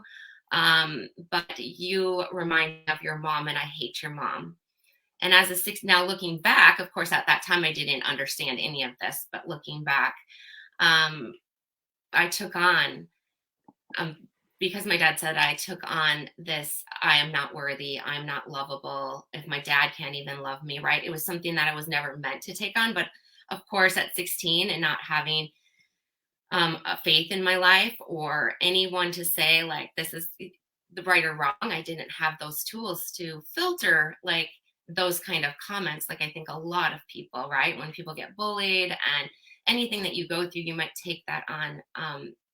That wasn't never meant for you. My dad has since passed away, but even before he passed away, he doesn't remember that specific, saying that specific thing. But that was something that just really shaped, kind of the rest of my life from 16 to 40, just looking to others for value and validation, thinking I wasn't worthy of love and looking for that externally. So I, got married. I was in many not so healthy relationships through high school. I got married, and it was a toxic relationship. That moment that my daughter said that was the time where it was just really bad. So there had been a physical altercation, obviously, and it was in front of my children. And I didn't call the police. I didn't do the right thing. But at that time, I made the decision that I was going to leave. It was just really hard because I got myself in a situation that I think millions of women and men get themselves in, right? I was at a position where I was like, I don't know how I got here and I don't know how to get out. It was truly, I had been a part of this so much that we've created this life that people thought on the outside was really, really great. People would even say like, oh my gosh, I'm so glad you have and your family. And my ex-husband was, on teaching or coaching the baseball. He was on the board of the traveling baseball teams. He was friends, helping with hockey. He was friends with everyone in the community. And I just sat back and allowed this to be created. I worked in large medical device companies and pharmaceutical companies. And, the last thing you're going to do is, you don't know what to do. Right. And so the one thing that's really important to me is that I didn't have a faith. I didn't have a relationship with God through that relationship. It was one person that came up to me at hockey and said, after this altercation happened in front of the kids, when I already was trying to make a decision, like I need to actually leave, I can't do this anymore. And she just simply touched my arm and she said, something doesn't seem right. And it wasn't much, but for me, it was everything. It was that one thing that I needed one person to like acknowledge that it wasn't right. And she gave me a piece of paper and said like a radio station on it, a Christian radio station. And she said, you can talk to Jesus, right? And I was like, whatever, I'm too busy. I don't know what I'm doing, right? Like, whatever, lady. And so the next morning, things were really, really bad. Was driving to work and I turned on that radio station and the song Josh Wilson, Carry Me came on. And that was like God speaking directly to me. I pulled over screaming, crying out the lyrics. Like, that was just the beginning of that transformation, to know that I'm going to be okay. And with God's help, I can leave this relationship. And so, I left that relationship. It didn't get easier, it got harder.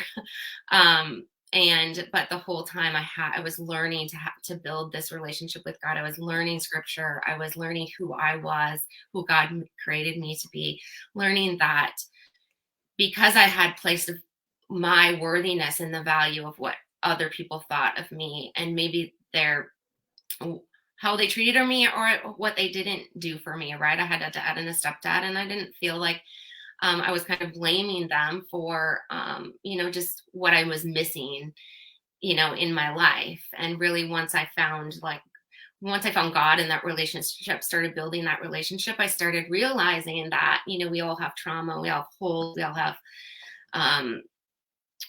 we are all feel broken, and, God can mend those holes. He can be that person that, an earthly person can't be for you, right? That love and that huge hug and that stuff that I never experienced before in my life. I never felt love in that way.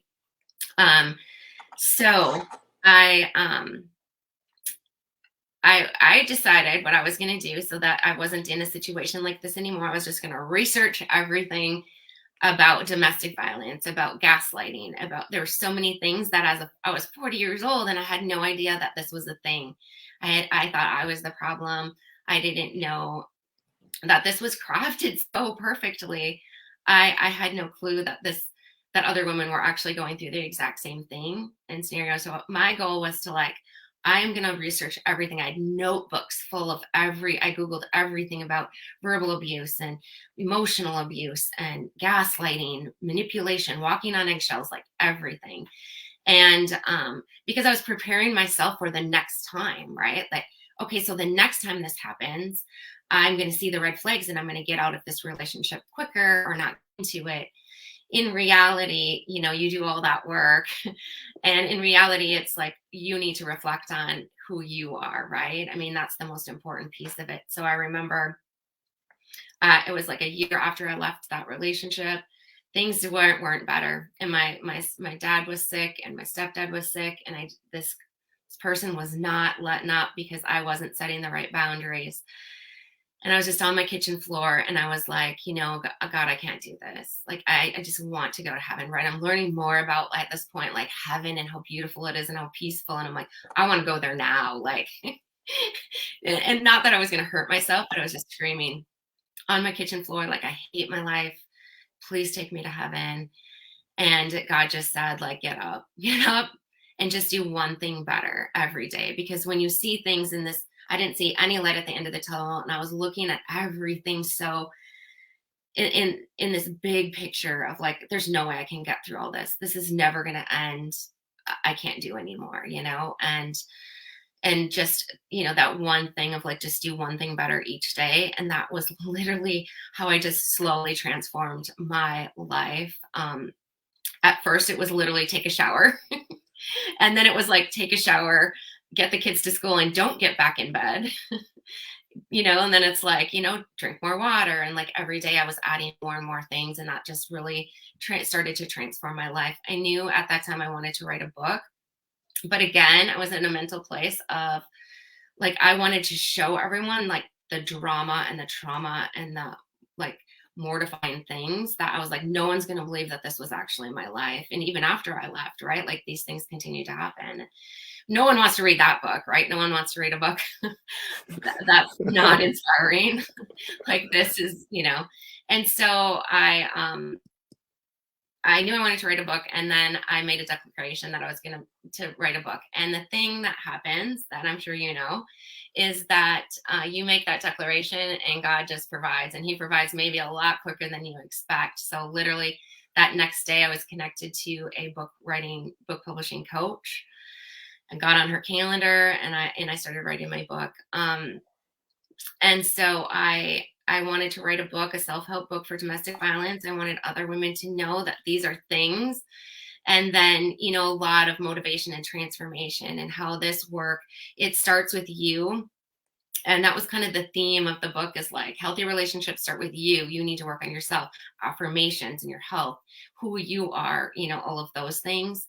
But after you write a book, and I launched that in 2021, that's why people write more books, because you're I see something totally different than, what I mean? Now it was God actually saved me. It's the relationship I had with God. It's scripture. It is all of those things. It's not just me and affirmations. And I got myself out of that. Without God, I would have never got out of that relationship. And so, so I wrote that book, and writing a book is just the best therapy you can ever go through. You learn so much about yourself, accountability. What was my role in all of this? And wrote that book. And, I worked for a large pharma at that time. And in 2021, things weren't so great and really pretty stressful in large pharma. And I was like, you know what? God's just calling me to quit my job. I need to quit my job and I need to focus on this woman, because as soon as I started telling people what I'm doing, going on Facebook Lives, and the women just started coming. And I was like, oh gosh, I thought I could just write this book, continue on my life, right? I still was in the mindset of the corporate mindset, put all my money in my 401k, keep working, retire. But I just wrote this book to help people to, like, so they didn't, they knew more than I did. Well, it doesn't always work that way. And God always has a different plan. And so he just kept bringing the women. I started seeing them and I'm like, gosh, I would close my eyes, or at night I was like seeing these women and they were like from their knees standing up. And I'm like, I could see their faces and they're like, I love my life. I was like, oh my gosh, I think I need to do something more. I just don't know what that is, And again, at this time, God's like pushing me so hard and like all hands on deck, 40, way more than 40 hours a week. You're, in this company, you're only getting promoted if you're working weekends, because it's just the way it was in those 2 years. And so what I had done, it was January, and what I had done is like, I really want to quit my job. And I prayed, and I had a whole group of women praying for me to like, I want to do God's work. I want to help these women, but I'm going to need some money. So God, provide me the money so I can quit my job, because I made a fairly good salary in corporate, and or what I thought, because that's what we're told when we're in corporate, that this is a certain amount of money that's very good, and you're not going to make this money doing other things. Well, I've proven that wrong already, but and so everyone's like, okay, you need money, you can't just quit your job, right? That's just not a thing you can do, is quit. And so I prayed and I prayed. I just kept praying, and I was like, God, I just need this money. I need enough money for 6 months to quit my job and to just do this. I know you're telling me that this is what you want me to do. And in some aspect, I need to help and I need to serve women. And so that didn't happen. So I launched my book, and I had this deadline of like, okay, I want to quit my job and my book's launching. I want to coach women. And that didn't happen. So my husband and I sat down and I was like, I need to quit my job without the money. I think we just need to figure this out. We have some money in savings, but we might have to put things on credit cards. And I'm really being called to do this. I feel so much peace in my soul, in my heart. Like, I have to do this. And can you please trust me? But if you can't trust me, can you please trust God? Because it's a scary thing. We've, created this lifestyle where we need this money from both of our jobs. And so I quit my job.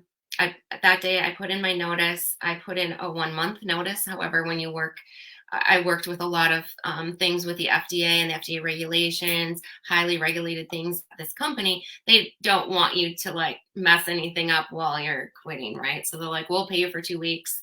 And you don't have to put in a month notice. We'll pay you for 2 weeks, but you don't even have to work, right? They kind of don't want you even hands on the stuff. And so I was like, okay, so I did that. And the very next day we were kind of stressed, like, what does this look like? And I woke up and I got a phone call, and this woman was like, yeah, we sent you a check in 2020 and it hadn't been cashed. We were just wondering, it was a medical facility from where my son had been several years before. And so this lady was calling from Florida, and she's like, this check wasn't cashed. You must have moved. We don't have your address. Is it okay if we cancel it out and write you a new check and send it to your new address? So I was like, sure. How much is it? And she's like, 39,000 something. I'm like, oh, you mean 3,900? She's like, no, $39,000. I started bawling and crying, and she was like, what? And I'm like, I said to her, I was like, God was just waiting for me to trust him. Like, he wasn't going to give me the money. Granted, this is money that I had paid for already. It wasn't just free money, but I had fought several years back. I fought the insurance company to get this money, and they declined it.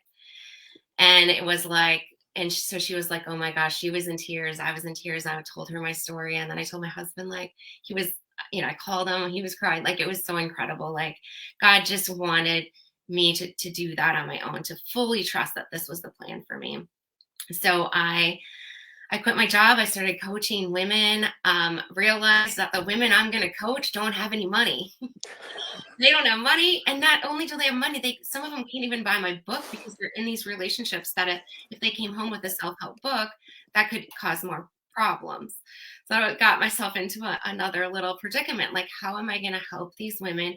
Everything I thought I was going to do to make money is now not working.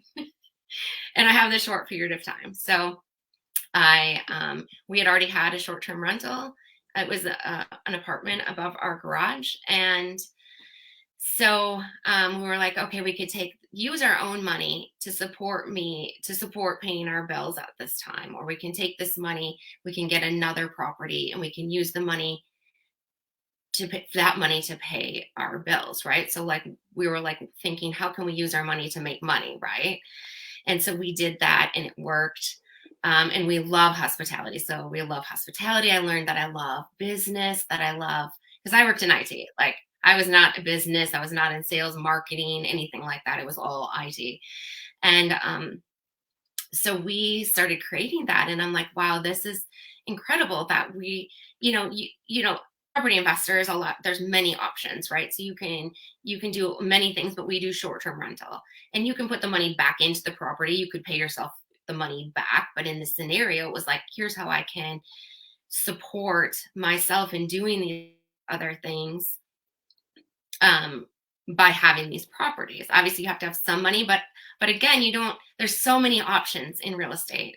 You can do seller financing, no money down, like all of these different options that we were learning about to create this income, to do these things that God has planned for us.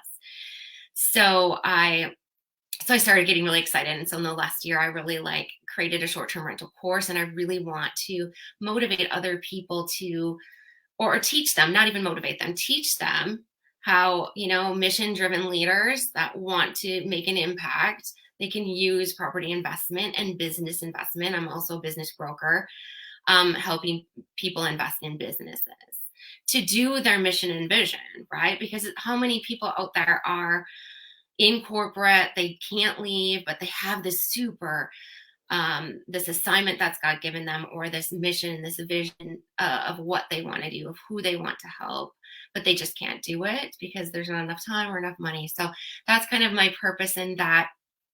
But, I'm passionate about many, many different things. I want to create transitional housing for women, corporate women like myself that couldn't get out of a relationship when you have a house and you have, a debt, and I had a bankruptcy. So it was almost 10 years ago now that I had a bankruptcy, a foreclosure. My credit score was the lowest you can probably have, and I had to start all over. There was times when I had $6 to buy food for the kids and I for several days, even though I had a corporate job, right? Because I have this other full household that I already have my name on, right? And then I have to figure out how to pay all these bills and create another household for myself. And so 10 years ago I had all this stuff, and now I look back and I'm like, wow, we have 5 properties, we have 80 acres, we have this farmhouse we want to create, the transitional housing for women. And so all of those things, these things are possible because of how we've created this additional income to support these other things that we want to do. But to kind of wrap up a little bit here, how my story comes full circle is that 2021, I was being interviewed for a TV series. It's called Unleash Your Story. And so I went out to San Diego, and I was gonna do this. It's on Hulu. It's on Hulu. It's on several. It's not on Hulu. It's on Roku. It's on Amazon Fire. It's on several networks. And I was really nervous, right? Sharing your story in a book is much different than knowing this is a platform that millions of people could potentially see, right? And I was so nervous and I was so scared. And at the time, my daughter was 18. And she, this is where I get super emotional, but she messaged me and she said, right before I'm in the studio, I'm ready to speak. And And she messaged me and she's like, Mom, I'm so proud of you. And to me, that was like everything that I needed to say, like, in this last, 8 years, I have completely gone from someone that she was proud of for covering up a bruise on my face, for not calling the police, to like, literally, I'm proud of you for all of the women that you're helping, all of the people, the impact that you're making, the transformation. And it was just such an emotional, thing for me to just see how that has, how all that has come along. So, I'm passionate about domestic violence. You and I have talked before. I'm passionate about drug and alcohol addiction. I have someone really close to me that has struggled for a long time in that. And just think there's so many things that we can do when we can free up that 9 to 5, which is more than 9 to 5 a lot of times, because it brings along stress. And I'm not saying it's for everyone, right? But with the mission and driven servitude individuals that are here to create more, I'm just really passionate about going alongside of them, helping them to create this different streams of income to get them started in that journey. Yeah, and I mean, we've known each other for what, year plus, give or take, when I launched my book, and the cool thing about the journey of it, and I'm not going to tap on the personal side of it. I know one of your family members is racing now, and we'll just kind of leave that for a different subject. But it's kind of cool just watching everyone kind of break free and be themselves and find their own the toughness, the strength to get going. But then also the individual part of just finding their own selves. Yeah. So, but no, and I was gonna, we have, 10 minutes here, give or take. And the thing that I want to tap into more is the part where, when, it was in my situation of getting clean, it was kind of the same thing where it's like, people are like, clean up, clean up, clean up. And I'm like, I don't want to clean up. I mean, you get it. You're in that heat. You're like, why do I need to do this? Mm-hmm. Why? I don't, I'm a little stubborn at times. So I'm like, why do I need to clean up, or why do I want to leave in your situation? This lifestyle, whatever it is. And, you won't notice at times. It's like I said, you said it perfectly. Like, you're going to say, all right, cool, I'm going to clean up. But all of a sudden, when you start going down that path, like the dam of everything is going to open up. Like the river of every little obstacle is going to come at you. And that's the path to be in. And people are like, how do you do it? Well, you feel it. Obviously, I have very strong faith. You have very strong, with God behind you, and myself too. At times you want to do it by yourself, but he kind of comes back and I'm going to be nicely how I word this, but kind of backhand you like he's like, stop it, in a good way. But, and I'm joking that way of saying it that way, but, no, what ends up happening, you just start, like for myself with the addiction book, you are 100% correct. You read, you're like, all right, cool, here's the book. And all of a sudden you release it and you're like, what the heck just happened? And then you go through this period of, I just released this book. Am I worthy enough? Am I good enough? All this whole like 9 months of imposter syndrome. I still have it every day. But what ends up happening is you start, and I'm gonna use this prime example of last week and up in your country area. At Lutzen, we were at, and I'm not going to get too detail oriented what it is, but there's a bunch of guys having fun in the hot tub, in the hot tub, just rowdy, having fun. And obviously there's alcohol in the situation because that's what we do in the upper Midwest. But for me, they did not know my past. But for them, the next day when we caught them on the ski hill or on the lift going up, they're like, dude, we didn't know you were clean. They're like, you had a bottle on your hand. We didn't know. They're like, we give you the strength to continue because of sitting in the pool with us. They're like, that is awesome because you're at the strength of sitting there and still having fun and enjoying yourself. So that's the thing that I didn't notice now, where it's like, people look at the assume of kind of isolating when you're cleaning up. They want to, you want to isolate. Your life's not fun anymore. But you do at times, but then also at the time you kind of heal yourself and you bring yourself back in the forefront to say, okay, hey, you can have this life if you do this. And that's the key thing with your life. It's like, and I'm not in the heat of the battle, so I can't tell you how you were at that situation. But I know through the process and through the obstacles and stuff, if it parallels a lot of how mine and yours were parallel, now the story starts to come to fruition at the end here. Yeah. Yeah. And that's the thing is that, I stayed 10 years longer than I should have. I'm sure you have that same scenario. It's like, okay, I didn't have a good plan. I said I was going to leave. I didn't set boundaries. I didn't have consequences. I didn't have the strength, right? I also didn't have God. So I was like, I didn't know that was the thing. I was like just trying to be by myself. No one would believe me. It's just not the lack of support and people. Like it's just natural sometimes to keep these really hard things to yourself. And that's just a huge piece of it too. I mean, I take this wherever I go and asking people like, how are you really? Like, I know from speaking out, and I know from even the community that I'm in, the hundreds of women that have come to me, that have messaged me in private. These are our sisters, they're our coworkers, they're our moms, there are, these are people we really know, because I didn't tell my parents until the day that I was literally signing a lease. And that was like way, you know what I mean? Way after the fact. And so if I didn't even tell them, and I had very few friends to even confide in, I think it's just, we live in a culture where we just want to keep those really hard things to ourselves. That day when my daughter said that to me, and I have hundreds of different scenarios that I was going to take to my grave with me, because I played a huge role in this toxic environment, right? I allowed someone to actually physically hurt my children, and so I have a lot of things that I was like, just keep it yourself. Don't tell anyone. You have this great life now. I mean, I have the most fabulous husband. We're just doing the best things every day. I'm like, I love my life. But it's those things that, I was like, I'm never going to tell anyone this. I'm writing the book, and God's just like, you're going to actually tell this story. I'm like, no.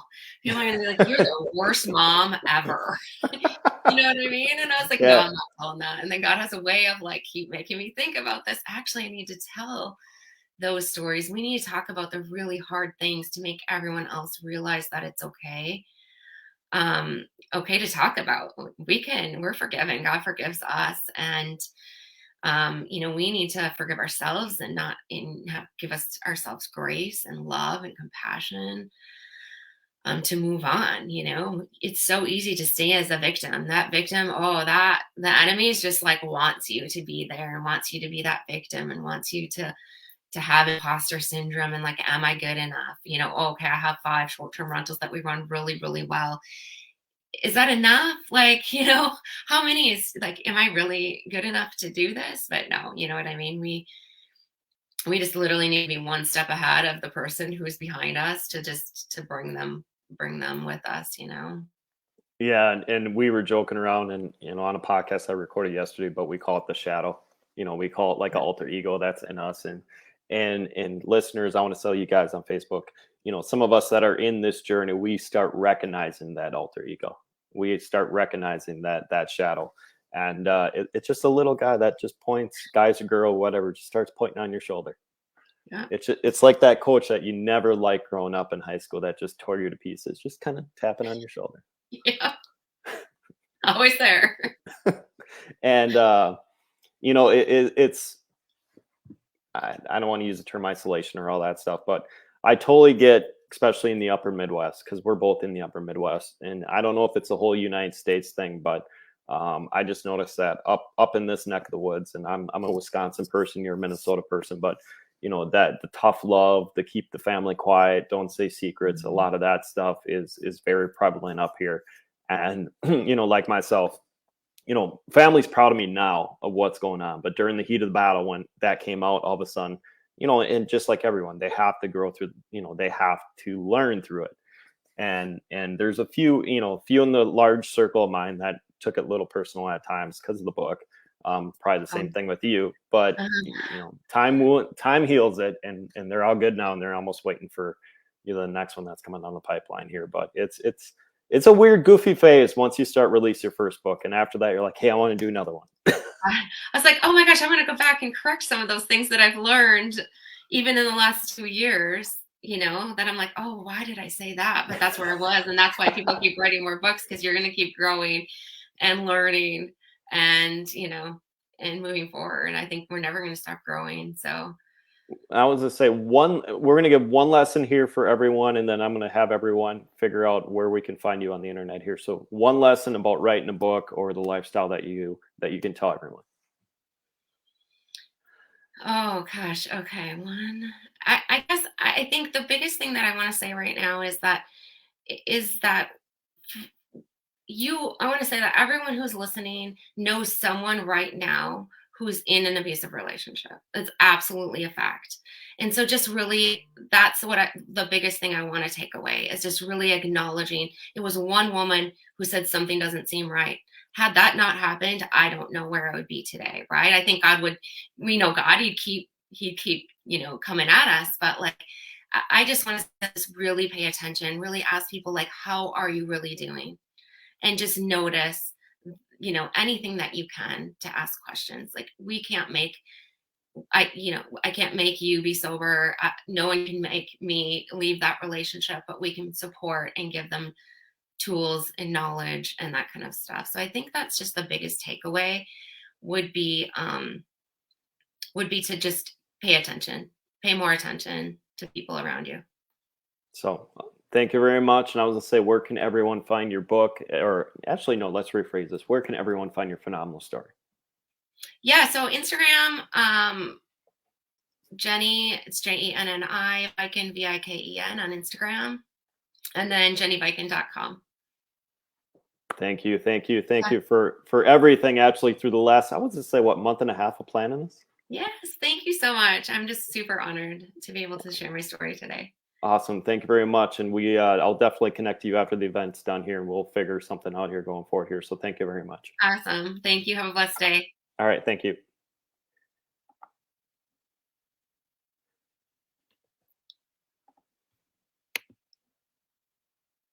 All right, guys. Hey, we are going on to the next speaker here. And once again, guys, we have a phenomenal lineup of 18 and 19 beautiful speakers. Phenomenal. We're going to use the term phenomenal, but we are enjoying this great summit here, and we are enjoying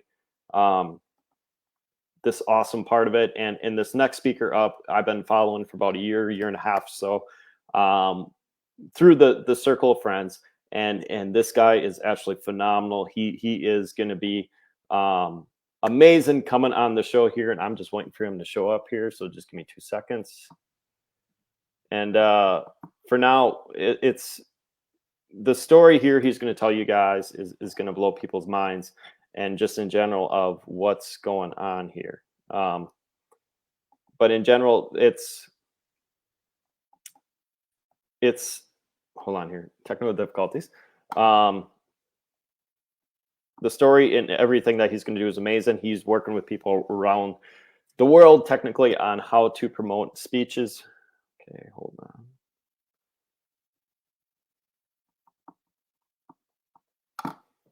And looking at how to bring your story to forefront, how to bring your story to the forefront here, man. I would say thank you for joining this Break Free Summit, man. Can you hear me? Chad, can you hear me? I can hear you, brother. Cool. Thank you for having me. Absolutely.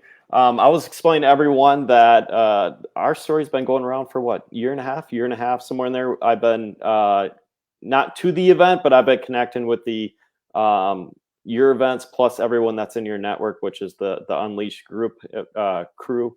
Hopefully I pronounced it correctly. I know he's going to reach out and tell me if it's incorrect, but you've been helping people for how many years bring their story to the forefront, up on stages and speaking? Yeah, so it's so funny when people ask me that question, I literally laugh, right? Because we decided to start helping people share their stories the worst time in human history. So we started during the pandemic. I couldn't have picked the worst time to get people together in the room at the same time, but we knew we had a calling on our life to do that, and we made sure to do it anyways. Awesome. And you know, following your page on Facebook and Instagram and all that stuff here, you guys are crushing it on events. So how many events you put on each year? We'll be looking for 2023 We're looking at least 4 for this year. Pretty much one every quarterly. So let's break down exactly, for your side of it. So what's your story to help, bring to the forefront? So coming from where you were to where you're at now, what was the story to help get you to where you're at right now? hmm I still remember the day I picked up the phone and I called my wife. I was in Iraq. It was 2009. I was there for an entire year. And I said, "Hey, I'm coming home. Let's be a family again." And waiting her response, she says, "Yeah, let's make it work." I said, "Okay, bring the kids to the welcome field. I'm boarding a plane in 2 days. I'll be at Fort Hood, Texas shortly after that. I'll meet you at the welcome field. We can work out this family, because we had so much problems and challenges in our marriage during that entire time. And I wanted to make it work." And I called her. I get on the plane and I come back. And from that experience, I'm like, all right, I, I board the plane. I get on this big white bus at Fort Hood, Texas.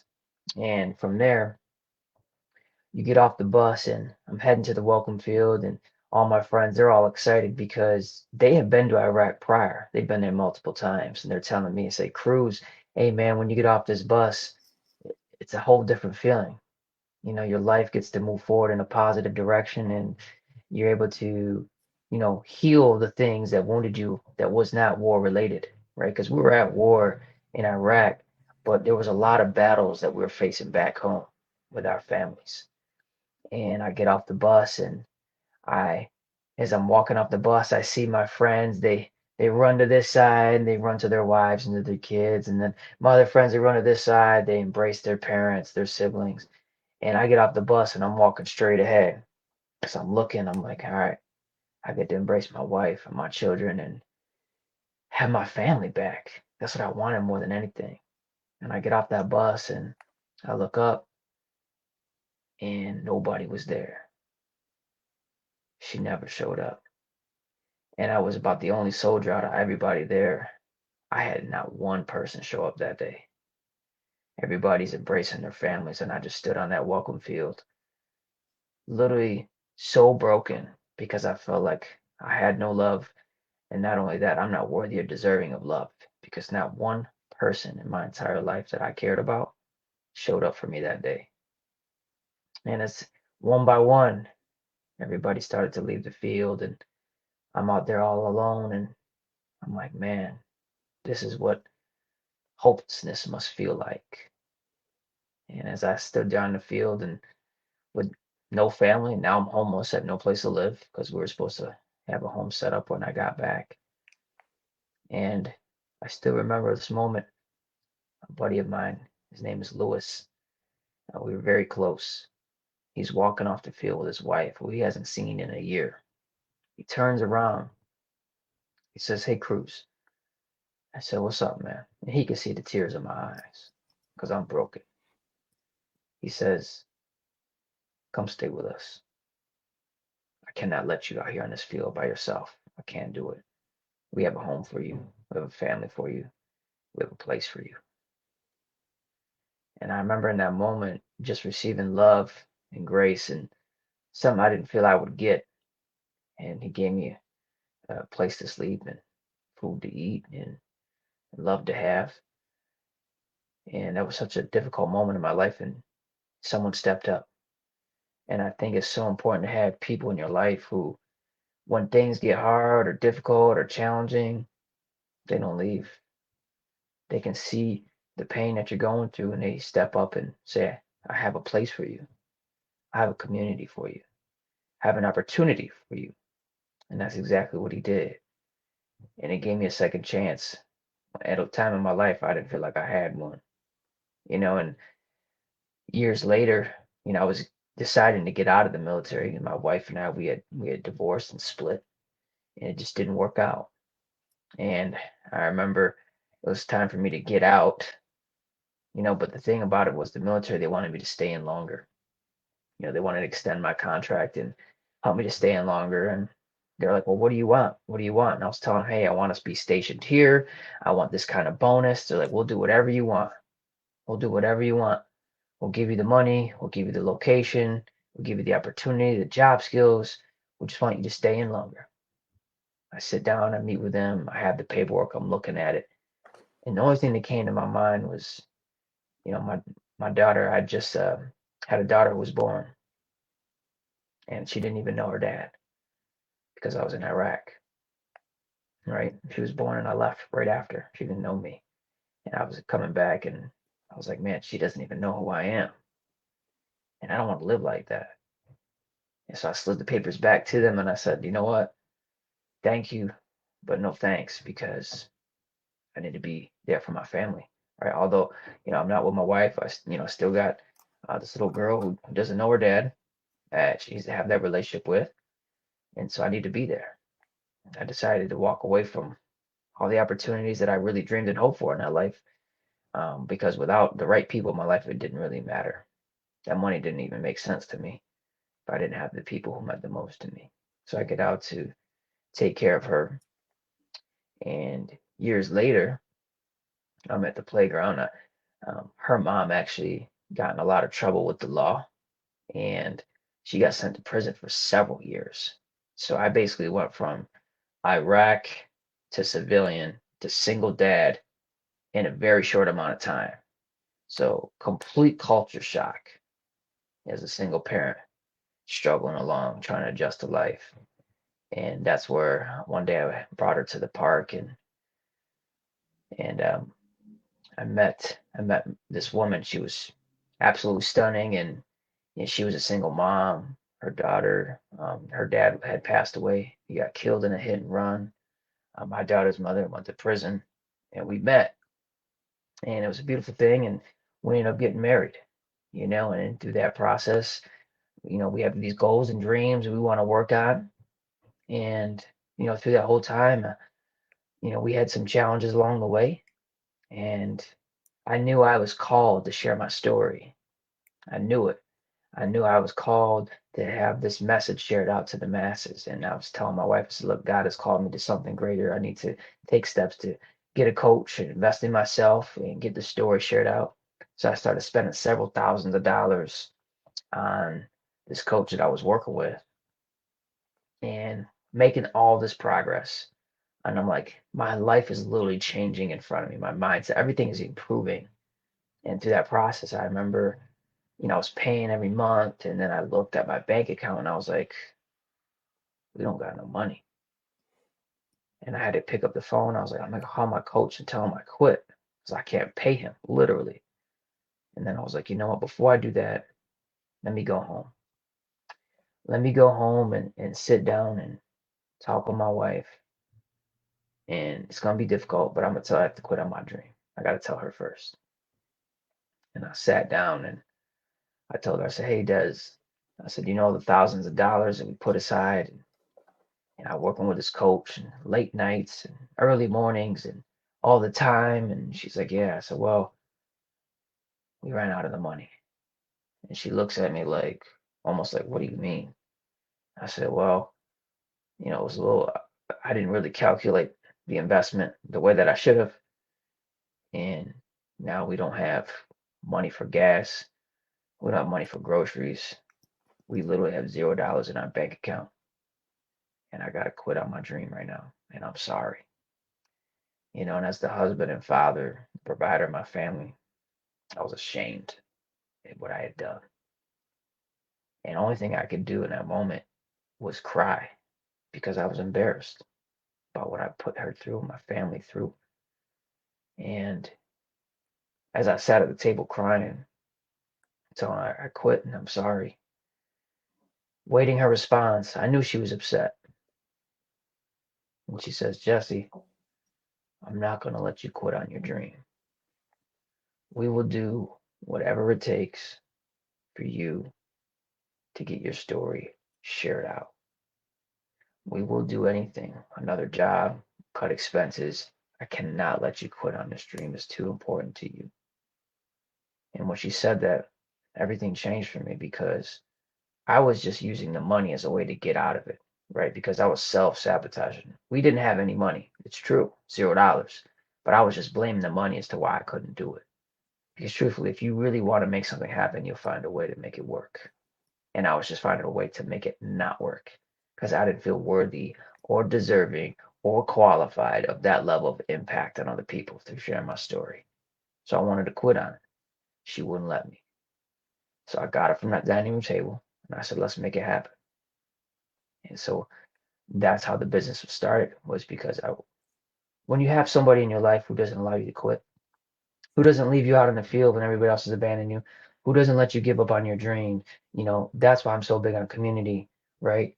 That's why in our Merge Worldwide, what we do is we're so big on community because we know people have been through struggles and challenges, and we don't want them to get left behind. We don't want them to give up on the dream. We don't want them to feel like they can't do what they've been called to do. And that's why we're so intentional about creating these events. So now I focus on creating speakers to have more confidence, more connections, and more cash flow through our coaching and through our live events. Now, what I do when I'm working with people, because I know what it's like to have no direction, be completely lost, heartbroken, and not know what to do. And I walk into this 3D system when I work with people.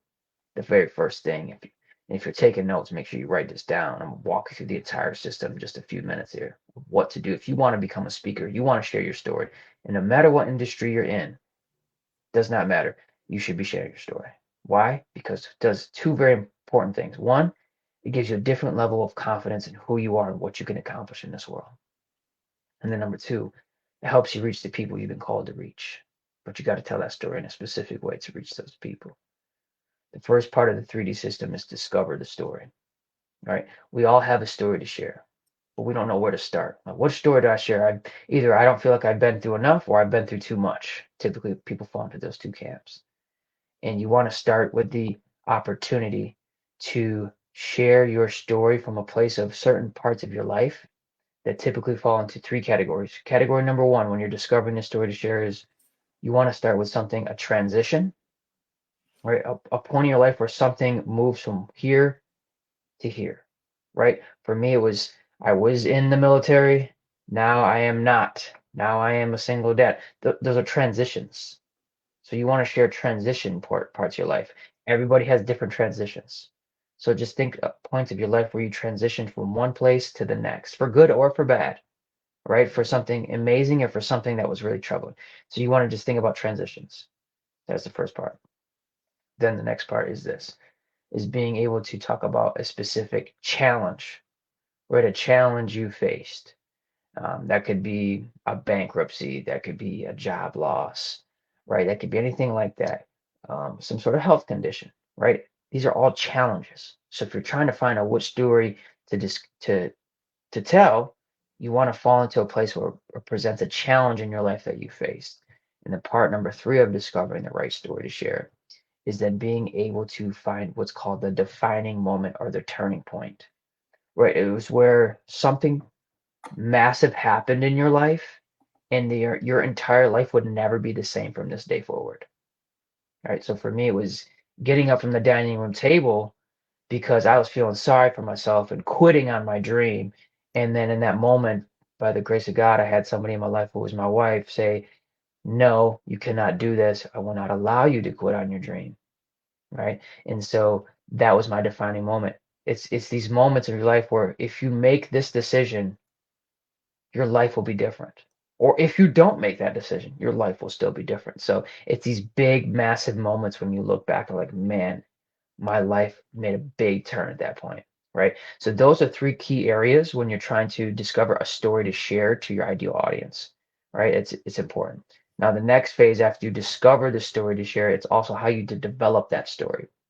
You develop the story by understanding first, what is the pain point of the audience you're trying to reach, right? I share stories on different platforms and stages on a regular basis. I do not talk to a group of women the same way I talk to a group of men on stage, right? I don't talk to the faith population the same way I talk to entrepreneurs. There's certain problems that each population faces, so you want to develop the story in a way that connects and identifies with the people you're trying to reach, right? So as you're developing that story, just make sure that the pain points that you've experienced in your story can be related to the people that you're talking to. And then when you're also developing the story, It's also recognizing that one, that who's the main character in the story. Typically, it's yourself. I believe that when we share stories on our personal lives, those are typically the best stories to share because they're the most authentic. So discover who the main character in your story is, right? What is the big challenge or conflict that that character is facing, right? So for me, it was, it was my marriage was broken, right? I was coming home to no one and nothing. I ran out of money. Those are the challenges within the story. The character was me. The challenge was those things were not where I wanted them to be in my life. So there's the challenge there, right? So you want to have the challenge. What is the challenge? What is the conflict, right? And then also, what is the ultimate goal? What is the goal when you're developing the story? What is the goal? Okay, what is the overall outcome that you desire, right? And then what's the conclusion of that, right? So what is the actual solution? You have a problem, you have a conflict, you have a character, you have a solution. How does it get solved, right? What is the way to wrap that up and conclude it, right? So you want to have a concluding part. So for me on the field, when I was in the military, I wasn't left out on the field. Someone else showed up for me, right? And at the dining room table, my wife showed up for me. So there was a solution, which typically involves some sort of another person or a change of mindset or lifestyle or habit or environment, right? Those are typically some sort of solutions, right? And then as you transition to the next part, which would be to deliver the story. Now, delivering the story, that takes practice. I tell people, when I'm coaching them, either one on one or in our groups or in our masterminds, it's making sure that you get those reps in. If someone works out at the gym, if you want to get stronger arms, but you never work out your arms, you're not going to get stronger arms. If you want to do cardio and you do all these other workouts that don't involve cardio, it's not going to work. So you must develop the reps, which is over and over repetition, develop the skill set, the muscle, the strength and endurance. Especially in speaking, it takes more repetition, just like anything else. Repetition is the best way to develop any skill, no matter what skill it is. So people want to get better at speaking. You're going to need to do a couple things. One, get a coach who can help guide you on how to speak. And then two, it's getting on more stages, getting those more reps in. And so I tell people when I'm working with them, make sure you're doing those things because that's going to strengthen your I call it the speaker muscle, which is where you can get on any stage at any given moment, no matter where you're at. And if you're following that 3D system, you can deliver a speech to any population in a way that is compelling to them, right? Obviously, you want to target your right population, people that you have the authority and expertise to speak to. So it's always about crafting that message in an empowering way. And I'm just going to conclude with this. Once you're able to do those three things, discover the story, develop the story, and deliver the story, it's going to open you up to many more opportunities. I remember when I went into college one day after a significant loss of a family member in my life, and an acquaintance of mine opened up to me and shared that he was struggling with something. And he knew that I openly shared with the whole class my loss of someone that I love dearly. And he looked at me, he said, "Hey, just want to let you know that my daughter passed away." And I stopped. I was like, "Oh my gosh, I'm sorry for your loss." I go, "When did this happen?" He said, "Over 40 years ago." And I was like, he goes, "I've never in my entire life told another human being that my daughter passed away shortly after she was born. I kept it a secret. I was too ashamed. It was too much pain. I never talked about it." And he said, "But you, Jesse, you came into the school and you were open about your loss. You were vulnerable. And I felt for you. And I just want you to know that you're not alone." And that changed my life because what happened that day, it gave me the confidence to keep sharing my story, even though it's painful, even though it's hard, even though it's a challenge. Because what happened is I gave him permission. He was holding a 40-year-old secret from the world. The only person who knew was his wife. The second person was me. And we weren't even that close of friends. We were just acquaintances. But because I was open enough to share my pain and my hurt like that, it gives people permission. That's why I tell people, make sure to share your story. Because you never know that the people that you're sharing your story to have been holding this pain, holding this secret, holding this struggle for all these years. And you can be the one, if you have the courage to take the stage, to say it's okay to hurt, but it's not okay to stay hurt. So let's start the healing process. So if you do have a story, which we all do, I encourage you, you could change not only your life, but the people who hear your story, they can start to heal by sharing their story as well. Please go share your story. Thank you, man. Thank you. No, I obviously, I definitely, dig into the part where you say share your story. I I think there's a theme with everyone here that's on like this first half of today. We truly, obviously, we all faced an obstacle at the beginning, and I was going to say, mine is sobriety. Ron's at the beginning was leaving his corporate job. Jenny's before you was the situation with her previous marriage. Yours, you went also, went through a divorce too, came back, and the loneliness and all that stuff. And the thing that I'm sitting here going, I'm like,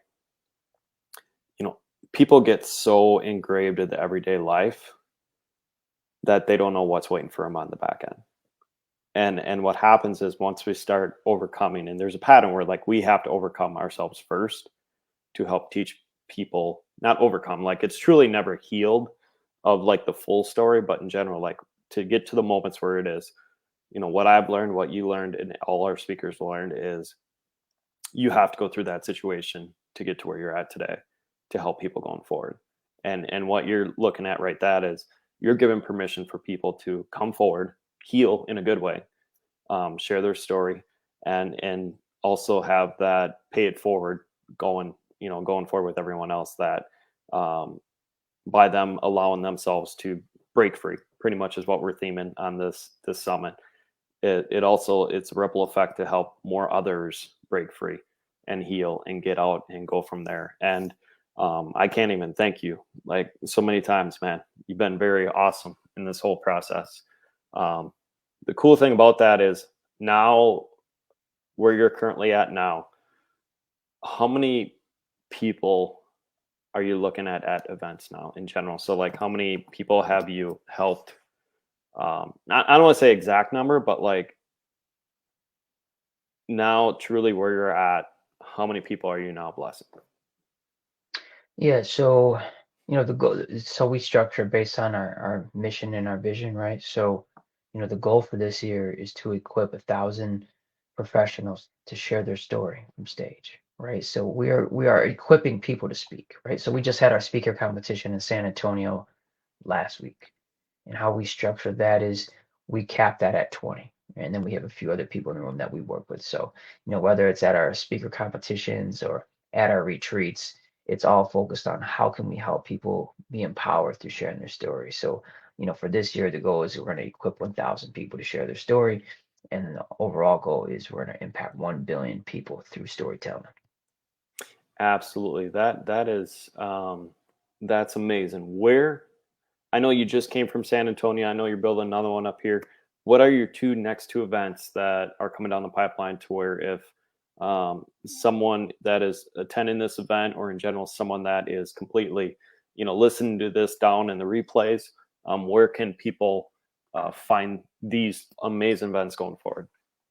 Yeah, I mean, people can connect with me right on Facebook, Jesse Cruz. Our next event is actually going to be our international legacy retreat in Italy, June 29th.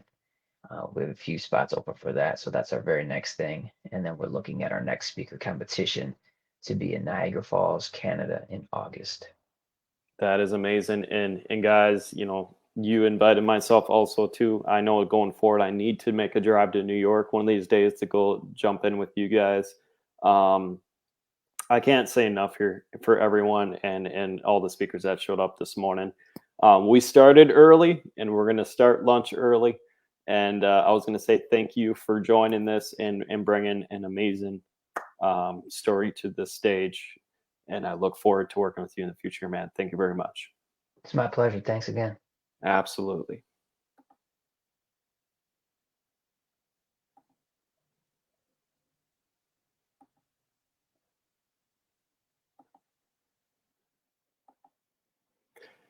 All right, guys. Hey, we are wrapping up this first morning. I was going to say thank you to Ron, to Chris, to Jenny, to Jesse.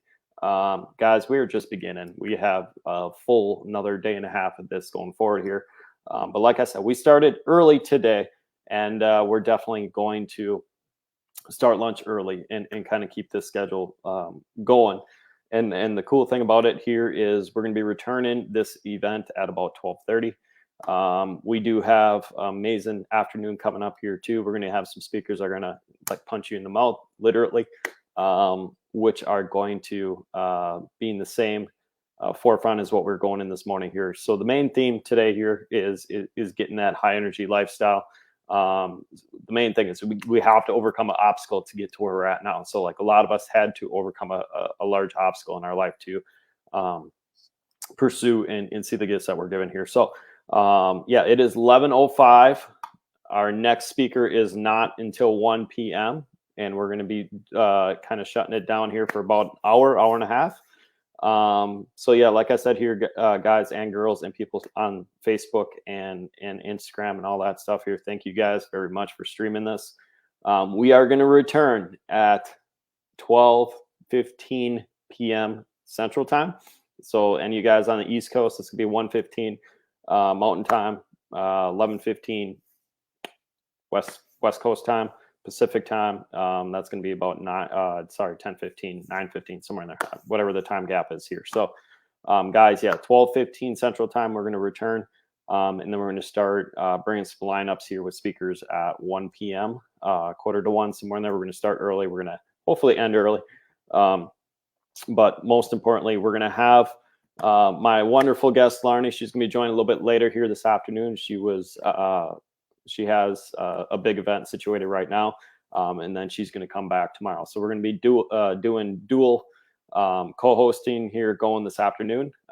Later, probably about 3-ish, 4 somewhere, she'll join on later today.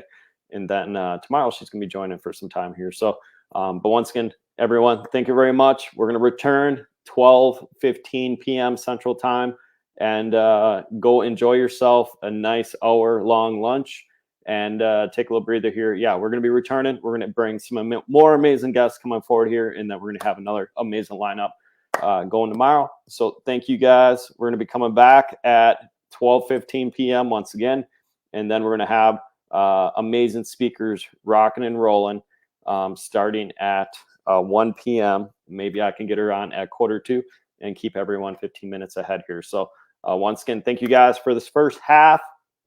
We will see you at 12:15 p.m. Central Time.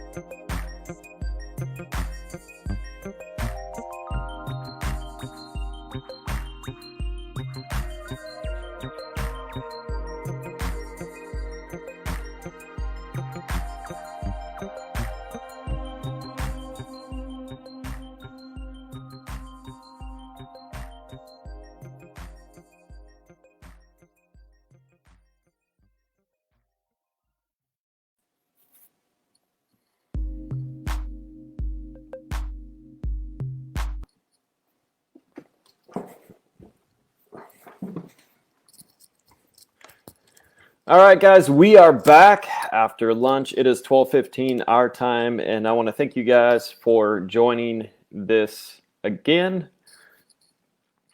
I want to thank you guys for joining this Break Free Summit. We are back from lunch, guys. It's 12:19.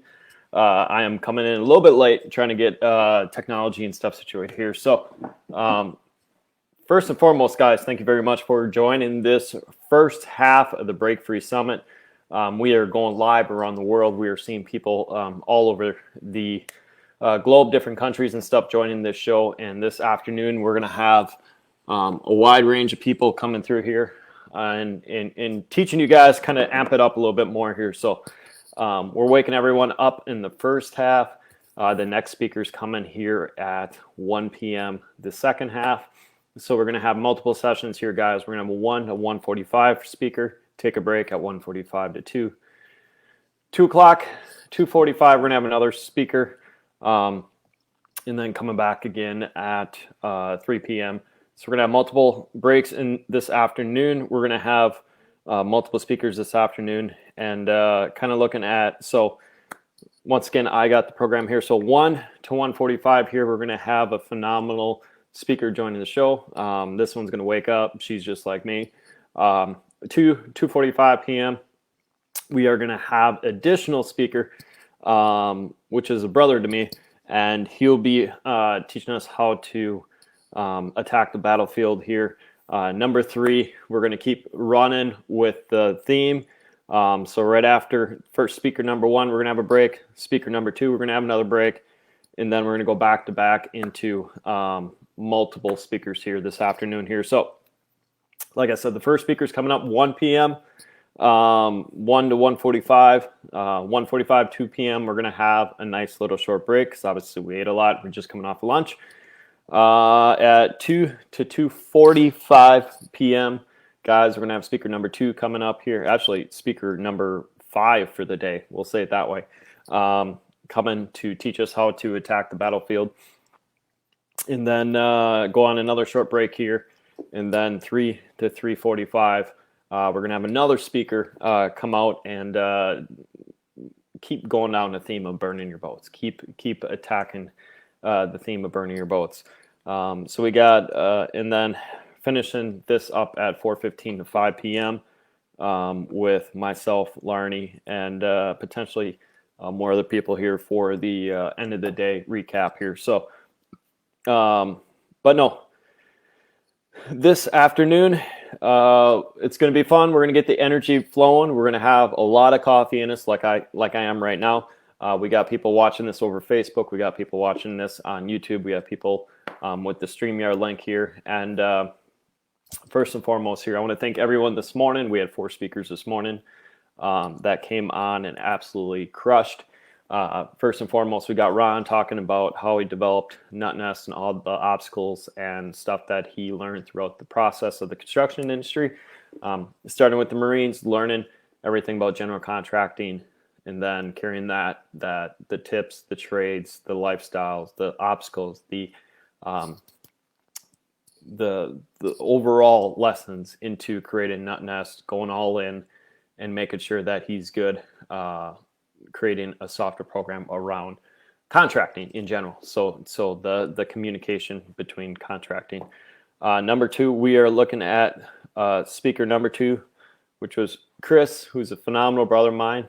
And he was talking about how he created, through obstacles, through adversity, he created the podcast industry, Elevate Media brand, a branding services that helps people promote podcast industries, and how you could promote video podcasts, media work, all that stuff through the online thing. And just like that, he was called into his position with no prior background, went all in and achieved his goals and dreams on that one here. So, and then number 3, a great friend of mine also in northern Minnesota talked about how her past of abuse, overcome, being married, divorce, bankruptcy, all that stuff, overcame, now is turning around and helping people, helping especially ladies go through abuse, also going through rechanging their life, going straight forward, all that stuff here. So,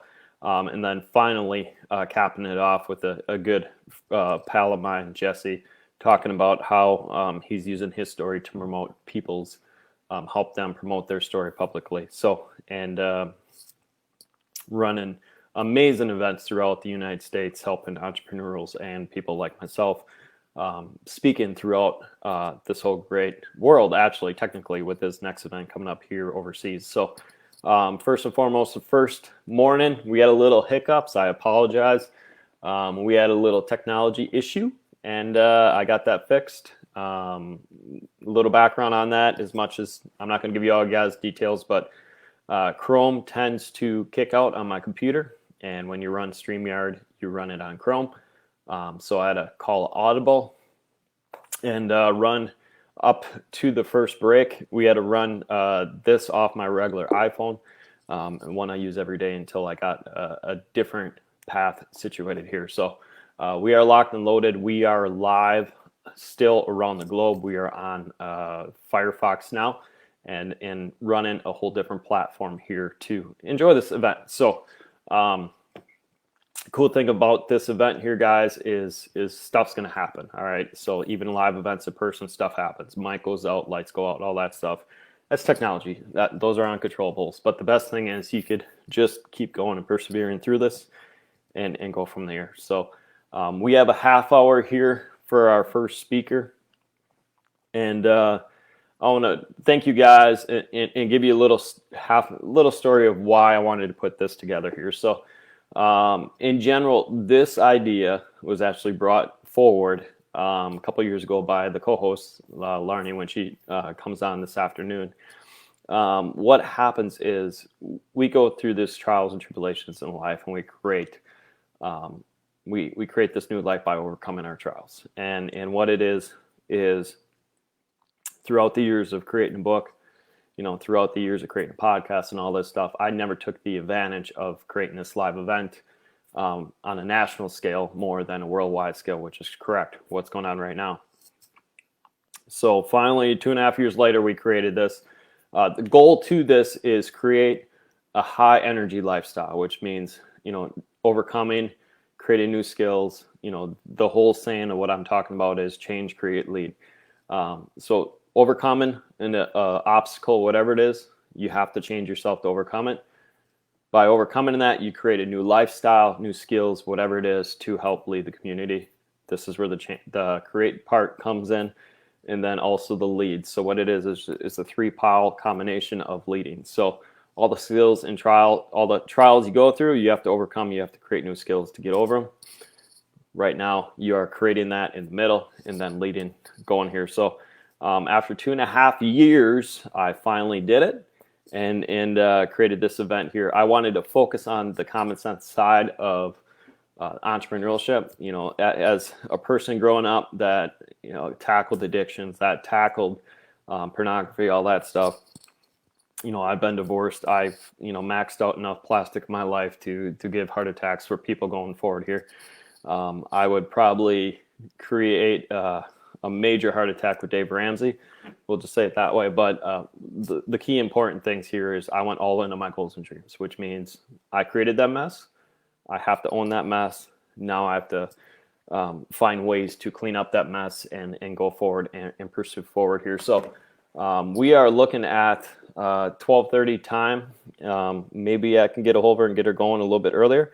But no, this afternoon is all about high energy. It's about people coming forward. It's about people attacking, kind of warm it up because we know we're after lunch and coffee's kicking in. But this first guest is absolutely amazing. She's going to come at you like a Motley Crue lifestyle. So, we're all wired the same way. We're all going to come at you at 10, 11, 12 out of 10. We're going to come at you fast and we're going to roll here. Just give me 2 seconds here.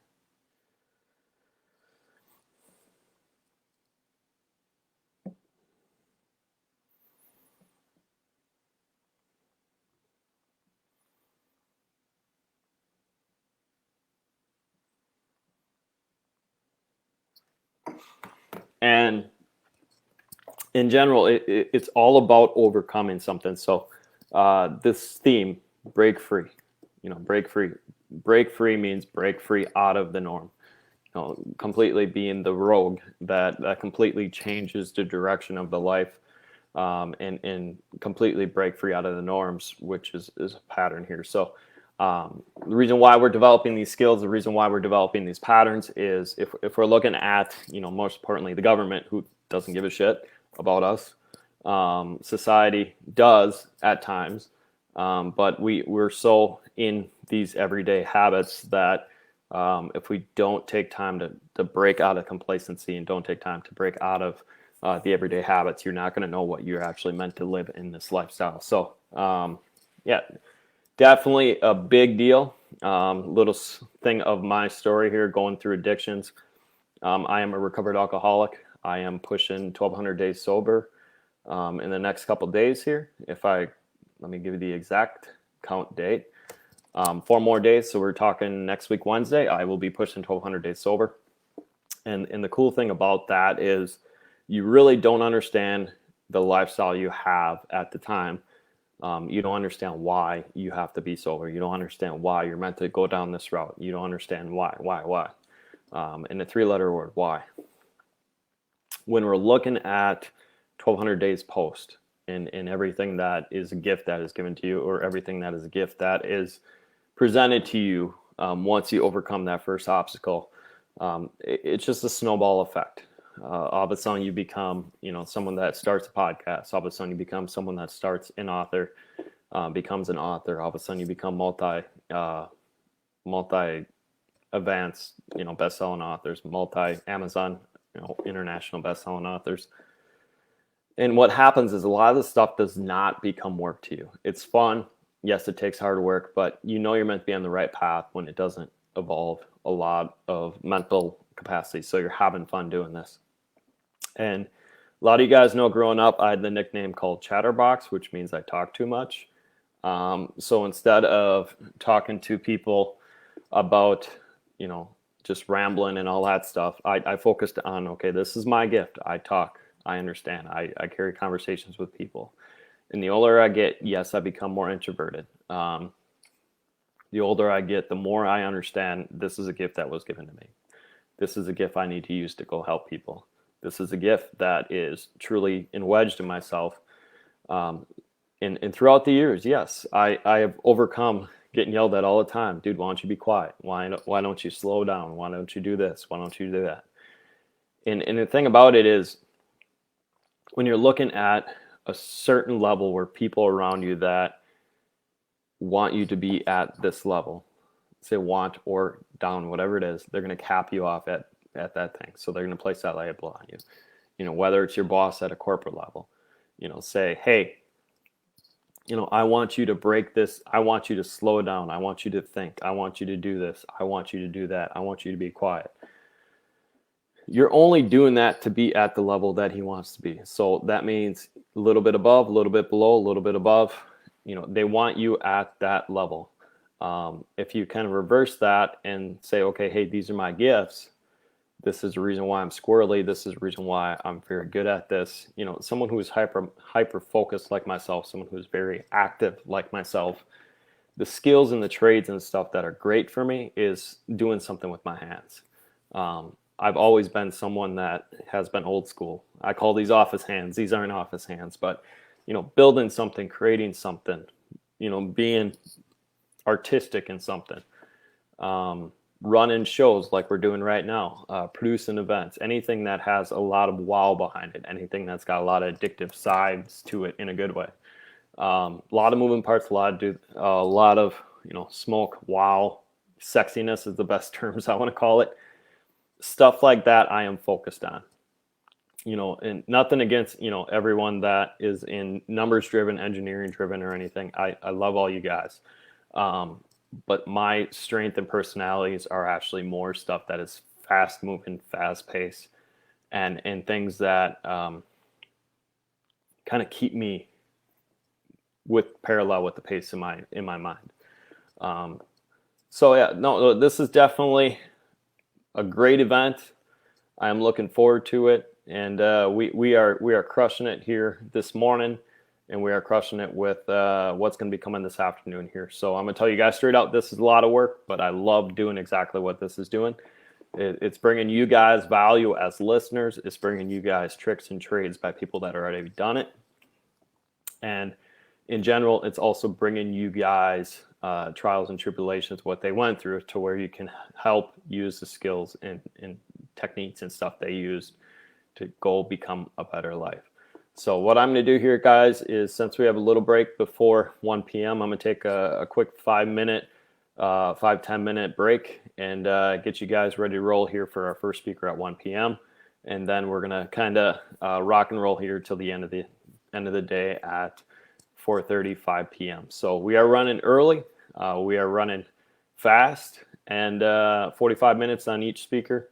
And like I said, each one of us have unique gifts and talents to focus and help give you guys the goals and trades, techniques, education, whatever it is for you guys to go break free and have a completely different life here. So I will be back in 10 minutes and I will be back in 5 minutes, and you guys just go take a breather, go grab a cup of coffee, water, whatever it is.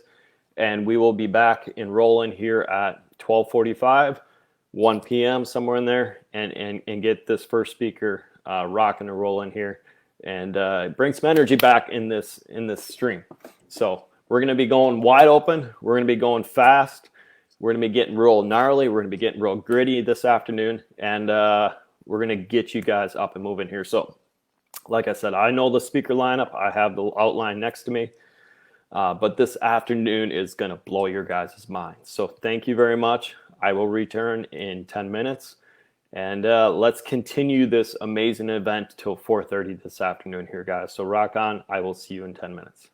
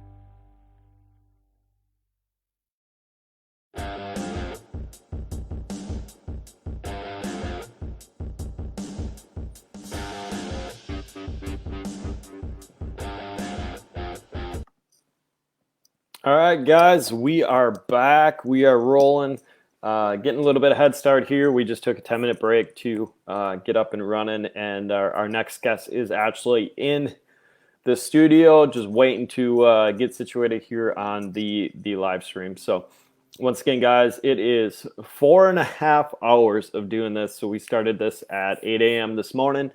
It is 12:52. So let's add another hour on top of that. So been doing this about 5.5 hours straight today. We're going to be rolling to about 4:30-ish. And seeing what's going on and hopefully have the energy to continue this here. So I'm going to tell you guys straight out, if you haven't done one of these before, you haven't hosted a lot of podcasts back to back to back, this requires a lot of energy, and completely we have to do a lot of cardio to do this. So I am on my 12th cup of coffee. We are rolling. I already one pot. We're 5 hours into it, and we are up and running. We are bringing a high energy lifestyle, what it is. And I am literally waiting to bring this guest on, because this guest is literally a girl's version of me. We both kind of have the same past prior, and we're both kind of the Motley Crue, Metallica, Pantera, kind of give it all you can, wide open, 100 miles an hour down the road here. So I'm super excited for this next guest. She is, I want to give her induction, but I want to give her my style of her induction, because hers is actually, she's going to tell herself even better. But this guest is phenomenal. She is all over the place. She's changing lives all over the place, but she is absolute rock metal head. And we're going to kind of get wound up here. And I'm actually putting my head, over the guy that pretty much changed my life and changed her life. There's some other bands involved in that we parallel pretty much the same. And kind of, I wish I could turn on a little Pantera right now to wake her up. But in general, StreamYard won't allow us to use Spotify to kind of give you guys some amazing music to get this going here. But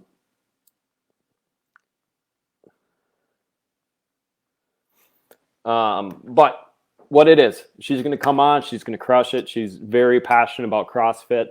Her hair is going to be maybe colored a little bit differently. And there we are. So she is ready to roll. And guys, she's waiting in the studio here. So I'm going to bring this phenomenal guest. This is Going Rogue with Angie Manson. And I probably butcher her name already, but I apologize. We're very good friends. We're trying to get all the systems up and running here. So hold on. I hear you. Oh, good. You hear me. I'm here. I'm here. I wish I could get, like I said straight out. So StreamYard is great for many things. With all the crashes this morning, we went down right away in the morning, and here, guys, this is technology. It is what it is. Like, shit happens. And that's how I'm going to word it. But I wish I literally could intertwine my Spotify on this. Yeah. And then I could do like New Beginning with Pantera or something on this, because I'm like, you just need like a 3-minute intro song of just like a little bit of squealing from dying. I agree. I mean, I hear it in my head. I'm embracing it right here. So we're here in spirit for sure. And I thank you for such an awesome introduction. Absolutely. And I'm like, okay, which hair color? I know she's got purple. I know she's got blue. I'm like, which one is it today? Hopefully it's coming up purple. I definitely try the purple, but it's an imperfect science. I do my best. All right. And not the favor on this, but this works perfect as an undershirt with this shirt. So I got to show you something here, guys, because there's something that is very parallel with what she's saying behind. Wait a minute. We're opposite camera here. Yeah. Yeah. So look behind her poster. Look on my shirt. Perfect. She's back. I love that. And guys, we're going to sit here and laugh a little bit, because you and the next guest actually had a lot of slides, and I wish I could share them, but to be safe and awesome with the value we're providing, I did not want to mess any more technology up. So the thing is show must go on, and bring everyone the tricks and trades and value and stuff that you guys are doing. So thank you for coming on. Thank y'all for being patient.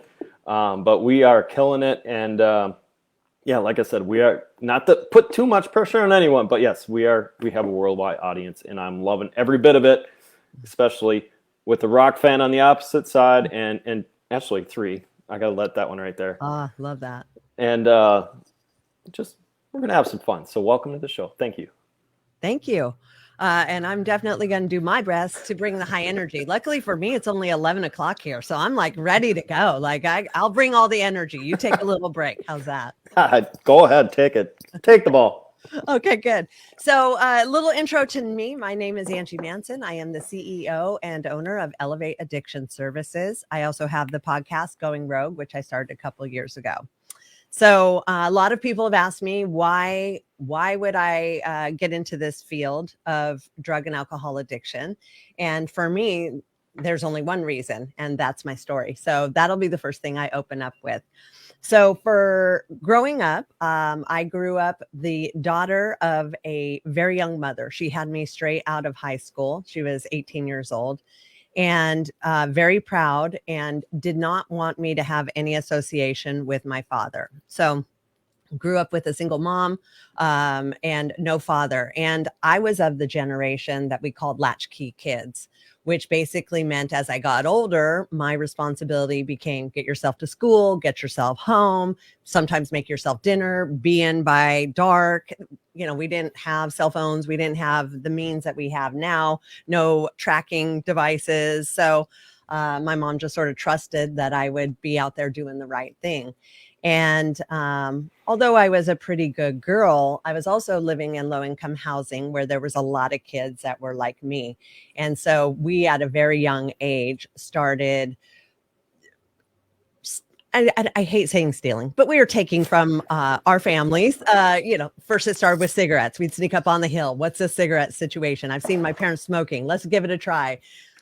It takes a lot of work to become a smoker. Like it is nasty and it's hard, but man, I worked hard and I became a really good smoker. But it didn't do much for me except make me feel kind of like nauseous and my lungs hurt. Still went for it. Next, it was alcohol. I was babysitting at a friend's house for her kids, and the older brother came over and decided it'd be fun to get the babysitter drunk. And that was my first introduction to drinking. I think I'm not going to say they coerced me. I willingly did so. Probably a box of cheap wine. That was the class I was in, was that good old boxed wine. The old Francesca. It was so bad. And so I tried to call my mom, like, I need to stay the night. And she could tell. She's like, you need to get home right now. And they drugged me to my doorstep, knocked on the door and ran. And I was so sick. I walked in the front door and just immediately fell down and started throwing up. And my mom, again, being like more of a tough love generation, was not at all worried that I might have alcohol poisoning or something like severe was happening. It was more like, get to your room. You're grounded. We're going to talk tomorrow. And so it was very much a tough love sort of upbringing, which in retrospect, I really appreciate that now. I know that's why I am the way I am. So I'm very appreciative of it now, but it can seem a little harsh at times. So fast forward several years, I was in my first rehab at 16. I had started utilizing other drugs, marijuana, cocaine, LSD. In rehab, I was not at all ready. I was in there against my will. And so my solution was I hooked up with one of the boys. Now I have a new boyfriend who is introducing me to even harder drugs, started or continuing with my meth addiction and things like that. So somehow, by the grace of God, by the time I was 18, I did somehow graduate high school, which I didn't know if I was or wasn't until I was standing on the stage. I think it was a GPA of about 1.5, and it wasn't due to my lack of brains, but I barely showed up. And if I did show up, I was late. So I think I had like 50% absences and 20% tardiness. And so it is a miracle that I graduated. After that, 18, day I turned 18, my mom kicked me out, said, I'm done. My responsibility is over. Good luck, kid. Go for it. And so I was able to, the one thing that I had been doing is working. So I was able to install a really good work ethic. In fact, I started working at 14. I actually had to lie and say I was 16, which back then they didn't ask for any proof. They just trusted you.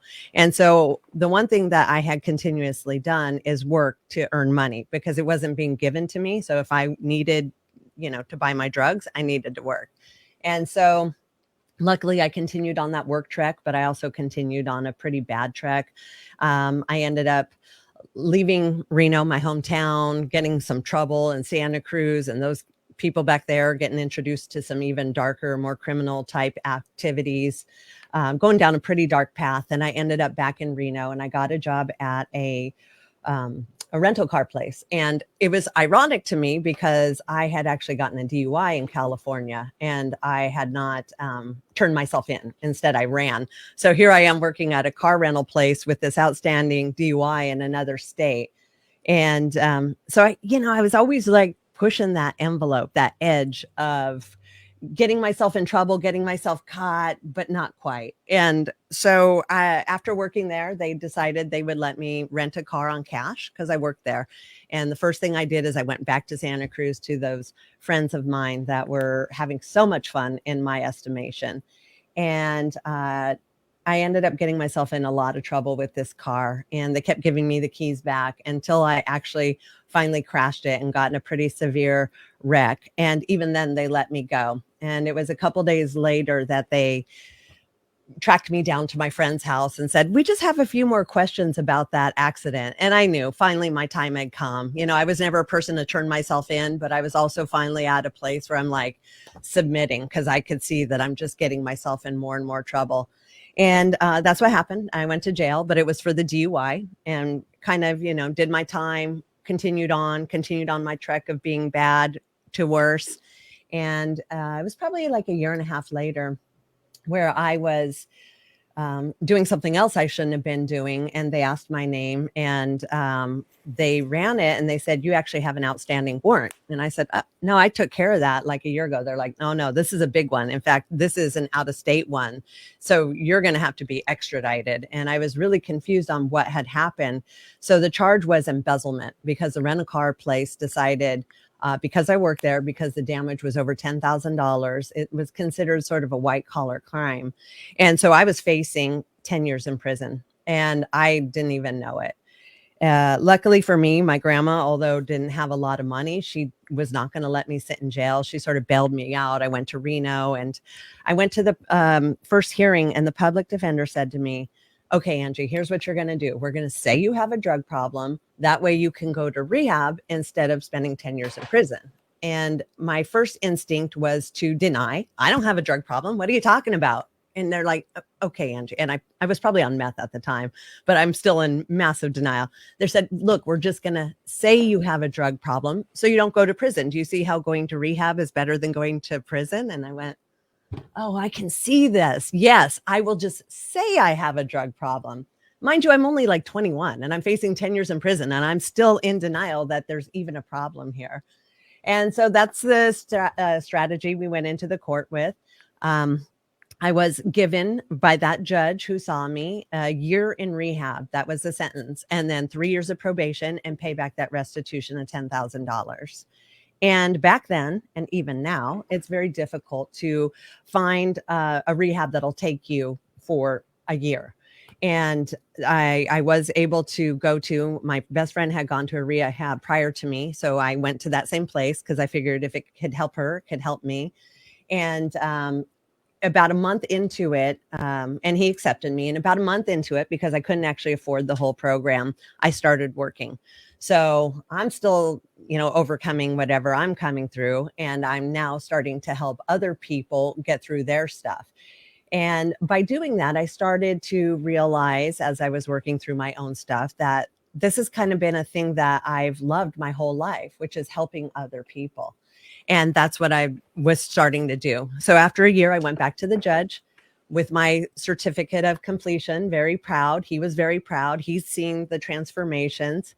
And he said, this is fantastic. So here's the deal. You still have 2 more years. You got to come back every 6 months. You still have this restitution, but you're free to do whatever it is you want to do. And I kind of had to evaluate things like, what the heck am I going to do? Like, I have this 10 years hanging over my head. If I do one thing out of line, that sentence is getting imposed. And I didn't feel very confident in my ability to stay clean outside of the rehab.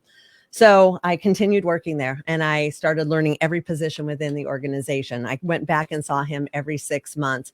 And at the end of the 3 years, I came back with everything. And my public defender said, just so you know, Angie, they're going to recommend another 3 years because you haven't paid off that restitution and it was a requirement. So they're going to request that you continue working, doing this probation thing you've been doing. And I was like, holy shit. I mean, okay, if I have to, it sucks, but I feel a little more confident. And so I went into the courtroom and the prosecutor recommended that. And the judge looked at him and then he looked at me. And this is the same judge that I've been seeing every 6 months for 3 years. And he said to the guy, like, I do not know what you expect, what more you could possibly expect to get out of this girl. I so rarely get to see successes in this courtroom that you are not going to take this away from her. And then he turned this. And by the way, I know you already got that restitution money from insurance 3 years ago. This is ridiculous. And he looked at me, he said, young lady, I'm so proud of you. You did the work. You've gotten through this. Not only am I taking away that restitution, I'm giving you a clean slate on life. You have repaid your debt to society. Now go do life. And it was so surreal because I actually didn't even know that it could be done. It was like a pardon. I didn't even know he had that capability back then in my young years. I didn't know a whole lot. And I'm crying and I'm thanking him. And he said, no, you did the work. And it was that moment in time where I kind of like let that resonate with me, that I had done the work. And I also had a decision to make. Is this work I still want to do? Because I have a clean slate. I can go do whatever the heck I want to do now. And I decided, why would I do anything else? This is where I found my passion and my purpose. And I love helping people who are just like me. And I am like the poster child of success if you do the right things. And so I decided to stay. And that's what I did. I ended up taking over the organization, handed down from my executive director. And I ran that same program for about 20 years. And then about 8 years ago, they wanted to take a different direction and we decided to branch out on our own. And that's when I created Elevate, all based off of evidence-based practices that I've learned over the 20 years of being in the industry. I utilize exercise, nutrition, mindfulness, accountability, a copyrighted curriculum to help you deep dive your traumas and find out why you started using in the first place. And it's completely non-traditional. We don't utilize the AA-NA methods. We don't think you're a victim of a disease. We don't believe that you can't overcome an addiction and go on to lead a normal, happy life. And that's what we push, is overcoming an addiction, not being the victim of something and labeled something your whole life. Even that's not who you are anymore. That's who you used to be. And we find that to be incredibly empowering. We've tracked results from the day that we launched it 8 years ago, outcome studies who follow our clients through the program and after the program. And our results are as high as you could get as far as a rehab. So that's how I got to be where I am today. That's who I am today, a girl who barely graduated high school. However, I'm coming up on 29 years of experience. And I think a lot of why I'm able to do what I do is because of the high energy. That has fueled me. It's always fueled me. And I'm super excited to share with you a lot of those things that I do now, which I didn't always do, but they are part of who I am now. So let's get started on that. Whew. Okay. We have this amazing slideshow, which we put together. It's really just like, for me to like back of everything. I want to tell everyone straight out, apologize. It's, I was supposed to, I have it. It just wasn't working. It's all good. Yeah. No, sorry, my heater's beeping. Okay. First, there's the overview. We don't need that yet. We'll get there. Here's my story. I already told you my story. The first one, find activities that energize you and make them a part of your daily, weekly, monthly routine. So this is something that both Chad and I found, especially for me when I was growing up. My mom loved rock and roll. So I was introduced to rock and roll. My uncles had fast muscle cars. I loved fast cars.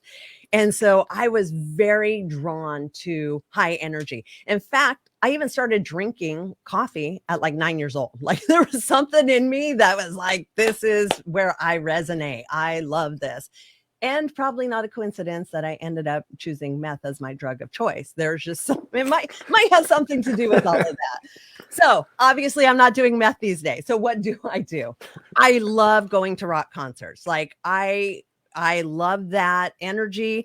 In fact, you will find me, I'm very short. So going to the very front, you get kind of smashed into the barriers and it's hard to enjoy the show. In the back, you can't see over all these guys. Where do I want to be? On the edge of the pit, because it's open a lot of the time. You're feeling the energy from the pit. I get a good view of the band, and there's a little bit of that danger involved because let's be honest, you could get kicked in the head. That's going to happen. So I mean, it is what it is, but I love it. So for me, like I love going to concerts. That is a high energy thing that I love to engage in. Driving fast. I may or may not be a little guilty of doing that from time to time. What do I got? Roller coasters. Like I love the adrenaline of the drop and the speed. So again, I just try to do things that align with how I feel, which is, and fuels that high energy. And we'll get into this in a little bit. CrossFit. When I found that, I was like, oh, wow, this completely aligns with everything that I feel inside, and I can go get that outside. So those are some of the things that you do. Not the same for everybody, but I would definitely encourage you to find activities that allow you to live that high energy lifestyle. Second, there we go, exercise. So I was never into group sports. I loved like playing football with the boys. I was a tomboy, football with the boys in the yard, but I was definitely not a sport person. Organized sports meant accountability. We were poor. We couldn't even afford to do a lot of the sports. So I wasn't into that. In fact, when we did have like PE, I would try to run and I would get exhausted and I had like all these issues. And so sports was out for me. So trying to introduce that into my life later, when I was sober, trying to gain control over my weight, I really struggled with it because the other thing that would happen is I would get extremely bored with anything we were trying to do. If it was the same routine, oh, here's the part where we're supposed to do this. Oh, here's the song that means we're going to do that. Oh, here's this. If it became predictable, I was, yeah, you got it, Chad. I'm like, I cannot handle this. Now it's work. Now it's not fun. I know what's coming. I love unpredictability. And so the cool thing about CrossFit is it's constantly varied. So it's never the same. And I absolutely love that because for me, like boredom and predictability is as low energy as you could get. So surprise me. Let's do that. And so that worked really good for me. The other thing I realized by the time I started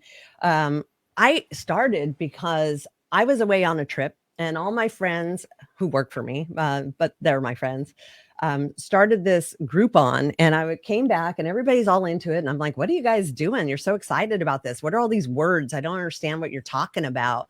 Oh, we're come to the gym with us 5 a.m. And I said, oh my God, but like, do you put on makeup? Should I do my hair? You guys are going to see me like early in the morning. And they're like, dude, just come in. And the other gyms I'd been in, there was like mirrors everywhere and people are like, flexing in them. And so it was a very odd thing. I'm like, okay, I'm going to just try one class. And I get in there. And the cool thing about CrossFit, there's not mirrors everywhere. Nobody cares. Like nobody is paying attention to you. Everybody's going through their own personal health. So if we are talking, it's in a social manner, but nobody's judging anybody. And I absolutely love that about it. And so I all of a sudden realized that I love to lift weights. Like how empowering is that? It's, you start to push your limits. And I started realizing that this is where my body found a happy place. And that was for me, because my cardio and endurance was terrible. That was a place that I could excel at, is learning how to lift heavy. And so definitely in the beginning, I was prone to go on the days where there was lifting. We call that cherry picking. And I would avoid the days where there was cardio. And then through the years, I've realized like you got to work your weaknesses. And so I would start showing up regardless. I wouldn't even look at the workout so that I could. And now my endurance is like crazy through the roof. It's shocking to me with my age and everything else, how good my endurance and cardio is. But Alas, the other cool things about CrossFit that bring high energy, camaraderie. So you would think, because you see the CrossFit Games on TV and the athletes, like the person who's in the lead is getting all the praise and acknowledgement. Oh my God, you lifted so heavy. Oh my gosh, you're so fast.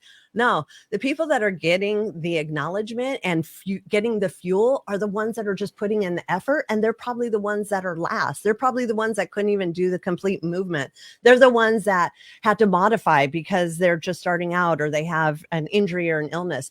Everyone's rallying around them to finish because they see the work or the trying or the effort. And there's so much power and high energy in being there for other people. And this is why I put CrossFit in to elevate. If you think about it, addiction is a very lonely, when you're deep in it, lonely, isolating, by yourself kind of, and I don't even agree with disease, but it's a condition that you've created in your life. You're keeping people who care about you away because you're deep in your, I don't want to stop this, so leave me alone. CrossFit forces you to have to be there for other people, which has become unfamiliar for most people. And so you're reaching out and you're being there for people. And then you realize that actually feels good. And then there's a genuine relationship that's built that's not based around what you can do for me, is give me more drugs or give me alcohol, or what I'm going to do for you. And are you going to steal from me? It's more of a very religious and not religious, a genuine type of relationship. With a lot of addicts and alcoholics, they haven't had that in years. So you've got the camaraderie, you've got the being pushed to your limits and doing things you didn't think you could do and finding strength in yourself you didn't think you had. It's constantly changing. And for sure, it's this and HIIT are considered the most high energy exercises you can do, because you push hard and fast and then you recover. You push hard and fast and then you recover. So there's something about that creates this amazing thing within your own system that your body will respond very well to.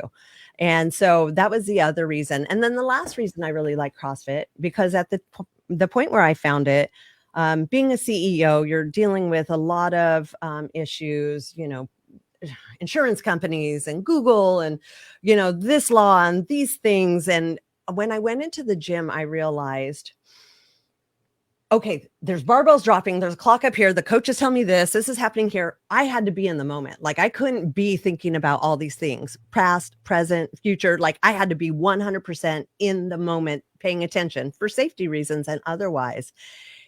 And wow, the peace that I found, like the break from that mental stuff that happens outside the gym, was such a relief. And I'm like, holy crap, like, you have to be 100% mindful and in the present to do this sport.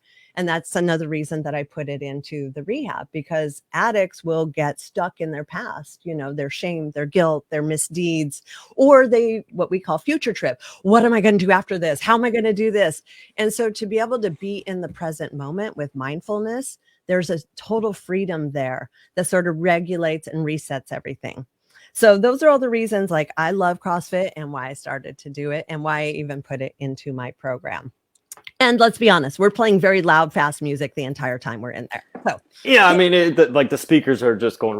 I mean, I get it. It's fine. Yeah, it's fine. And certainly if there's some heavy lifting going on, I'm like, make it harder. I need to feel it. Oh man, I could just and I know you got a lot more behind on your tablet there. The thing that I'm just laughing at is I did a poll like a month or two ago on my Facebook, or on one of the social medias. I'm like, a lot of people go into the gym and they want rap. A lot of people want rock. And I'm like, all right, so what do you guys want? Just to see. Every response is, give me the heaviest metal you can get, because and my joke is gripping and ripping, but they're just, as a runner, I still miss lifting. Like right now, if I choose something, I'll be lifting every day versus running. Running just for like my Cameron Hayes stuff, where I just need to go tackle a demon. That's just how it is. Lifting, CrossFitting, all that stuff it just becomes such a habit that, you just keep compacting the wins. And I'm gonna let you keep going in your subject or your speech here, because I have a feeling I think I know what's next. It might have the number 7 in it. Got it. We will let you explain that one.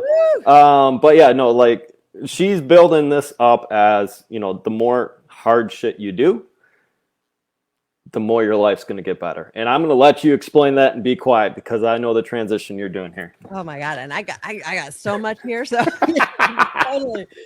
Okay. So yes. So there was a point, it was mid-pandemic where both my kids were leaving the house. I was going through a really hard time. My dog had died or was on his deathbed of 15 years. My first dog. I was going through a pretty emotional time. With the pandemic, I was unable to go into work because, you know, we were trying to limit the amount of people coming in and out. Although we were allowed to stay open because we're an essential business, we still wanted to be responsible by limiting how many people are coming and going to keep everybody safe, both on my staff and the clients coming in. So knowing that this impending doom was coming, and by that I mean my kids leaving, my son went off to college, my daughter was moving to Idaho. I was like, I've got to do something. And I had luckily been part of the group called Arate, which is Ed Milet and Andy Frisella. And part of Andy Frisella's thing, he's a big CEO, First Form, tons of other companies, but it's 75 hard. And I looked at that and said, okay, you know, although I've been like doing my best to sort of keep myself in place, I need to like really sort of distract myself, and I should do it in a healthy manner. And so I started doing 75 hard for the first time. And that's why I even had Andy on my podcast, and I told him he saved my life, which I think confused him because he's like, wait, you've been in recovery 29 years. How's that even possible? But it was the second, third, fifth, 10th phase of my life. But it was at that point in my life where it gave me something really healthy to focus on that really did change my life. So here's what it taught me: persistence, discipline. Like there's no cheat days. You have to do 75 straight days with these very few little things, which is exercise twice a day. And one of them has to be outside and they have to be separated. Okay. You know, so I could go walk my dogs outside. I could do a CrossFit inside. That was okay. Drink a gallon of water. That's probably my hardest thing. I hate water. Again, boring. Like, oh my God, what do you mean I got to drink a gallon of water? Yeah, I'd prefer coffee too. I'd drink a gallon of that easy. But I'm like, okay, got to drink a gallon of water. Okay. And so, you know, the thing, and I push other people since this, it's no alcohol, which is a no-brainer for us, but alcohol is a depressant. So I think a lot of people don't realize if you're searching for high energy, alcohol is not it. It might momentarily be it, but it dips you down to a range after you're done, either later that night, after the first drink, the next day, that is lower than you began. And so alcohol is actually a depressant. So avoiding alcohol is always good for anybody if you're looking for high energy. Picking a diet and sticking to it. And then the other thing that I noticed was the hormone releases. So the theory is as you complete a task, you get a dopamine hit. And so with this, you know, I'm keeping track of my stuff. I finished that. Oh, progress picture, done. Dopamine hit. Oh, drank this, done. Great. 10 pages of reading, done. There's this. So I'm like literally infusing myself with these feel-good hormones of completing tasks all day, which at first is very overwhelming to do all these tasks on top of everything that you're doing. But when you start to get the groove, all of a sudden you're getting so much energy from completing all these things because you're activating your feel-good hormones that it exponentials the energy that you have. And so that was the amazing thing that I got out of it, is like I had even more high energy by doing more, which seems super strange. So I really started tapping into like the different feel-good hormones.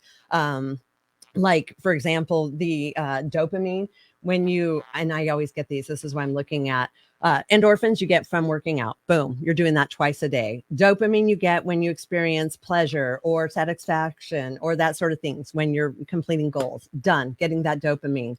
Serotonin when you feel content and you're in a social setting. Boom, CrossFit, I'm around my people. So you get all these feel good hormones, which make you feel good, which fuel your energy all day, every day. So again, I'm a very big fan of 75 hard. I'm on my third time now. I failed several times, but in the last, what has it been? Almost 2.5 years, I'd say I've been on it more than I've been off of it. But I've also lost like 30 pounds and I'm the healthiest I've ever been in my life. And I never thought I could be this way. So I love it. It's a like puts you on the rails, hard reset, discipline. And you kind of feel like a badass when you're on it. So, Yeah, and the thing that, and I was going to say, I actually failed it, so you can add me to that list. I need to get back going again, especially with a half marathon coming up and an ultra in the fall. Yeah, no, what it is, and I can contest to this because it hit my life lately, but like the complacency, like the normal routine, like all of a sudden you get dumped with a lot of work on you. You're like, what the hell just happened? Like, in my mind's going, okay, I have this event coming up. I need to like focus on this event coming up. But the nice thing about 75 hard is it actually, like, you get rid of that brain fog, and you have the brain fog. Obviously you're going through the steps and stuff, but you get rid of it because all of a sudden it just starts to become a routine. Like, you wake up, you work out, you try it. It just little mini check boxes. And the part that I failed on was, I don't know, I can give it different. It's not the drinking part. It's either the water part or the reading part. It's been a little bit, but in general, yes, I need to add to the list because a lot of us that are high performers, especially in this industry, you know, in all the groups that we're in, have done at least once or even twice with the 75 hard. So coming with the speakers today, especially coming from starting with you to the end of the one today, I think everyone completed 75 hard once, if not twice. there you go. And there's going to be even a pattern with people tomorrow too. So, you know, even though First Form is huge because of the $1 billion supplement company, I think Andy and Sal will even say, if it wasn't for 75 hard program, they probably will not be where they're at with the company size. Absolutely. Well, the cool thing that I've noticed about is it forces you, like I've this time has been the most challenging because I've been on a lot of out of town trips, but it forces you to go outside and get that workout. Whereas before, maybe you would have just sat inside and done whatever. And so I've been exposed to so much beauty and like things that I wouldn't have had I not been on it. Walking late at night, like, oh shoot, who knew? It's like a whole nother world out there. So it also gives you like all these opportunities to experience things that you never would have you not been putting yourself through that situation. Yeah, and let's talk about the community too, because we have a little bit of time here before the next speaker comes out. But oh, I hope so, because I still have like 8 more points. So. Let her rip. Keep going. Okay, good. Yeah, let me keep going. The community is amazing, and we're all in this together. Okay, let me talk about. Oh my God! Especially since you have like 10 other speakers they're going to talk about. Yes. All right, so keep going. Good. So, one thing that I've learned from this Whoop is HRV. This is your heart rate variability, and this is something that athletes will monitor very closely. And it was very confusing for me at first, but I've noticed for me, which is interesting, I didn't even consider this a workout, but when I'm in the sauna and cold plunge, my HRV is higher than ever. So even though these seem like activities that are not hot yoga and cold plunging, like high energy, they actually create this amazing high energy and are super, super healthy for you in so many ways. So I would definitely say try those out as well. So the other thing that's really big for me, I don't even know if I want to get into this. One thing that's super strange about me is I was, unbeknownst to me my entire life, and it wasn't until I had my son that I even knew this. I have this super rare heart condition, and it's called, it's not called. So your heart has conductivity, electricity from the top of your heart to the bottom of your heart. That's how it regulates you. That's what happens. So I have this condition where there's varying degrees, first block, second block, third degree block.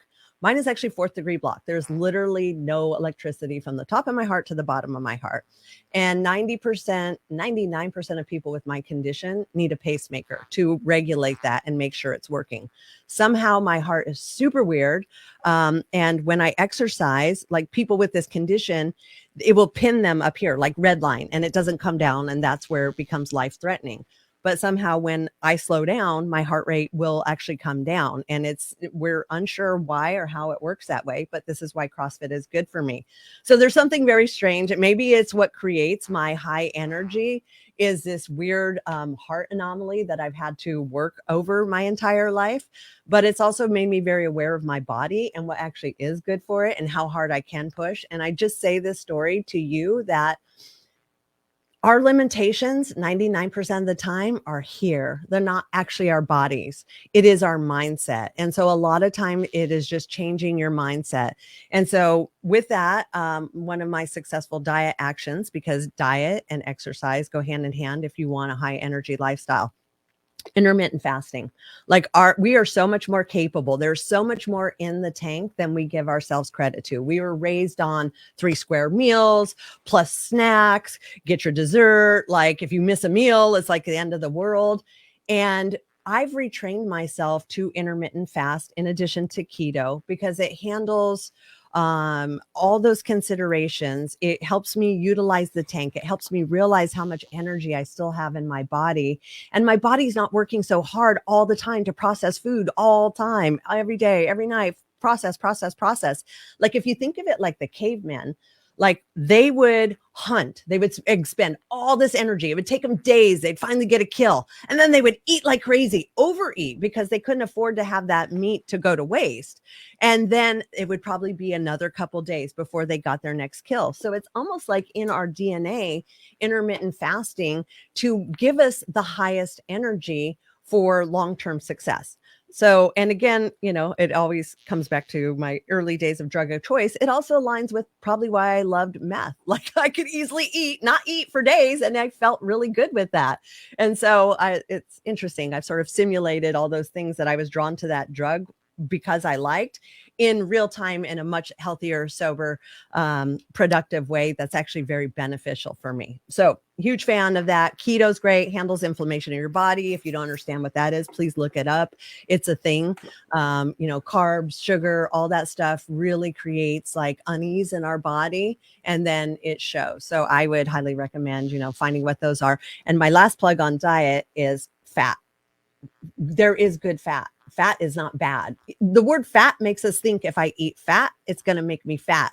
But like one of the biggest like shams that we were sold was fat free. The way they make things fat free is they take out the good fat and they infuse it with sugar. So many people go on low fat, no fat diets and they don't lose weight. In fact, they gain weight. That's because they're taking in twice as much sugar and they're taking out the good fats. And so their fat in their body doesn't have good fat to exchange with. So it holds on to it. So again, I love this health stuff, man. I could go deep down the rabbit hole, but I want to get through more of the stuff. Okay. Optimal sleep. I'm at my sweet spot, 6 to 7 hours. If I'm sleeping 8, there's something wrong in my life. Like I'm avoiding something, like there's some heavy shit I'm dealing with. I only sleep 8 if that's going on. I'm not a napper. For me, there's something about napping that gives me it gives me FOMO. Like I'm going to miss something good, bad. If I nap, like it's the end of the world, and then I'm up all night. So I am not a napper. I go hard all day, and then I just, when I'm down, I'm down.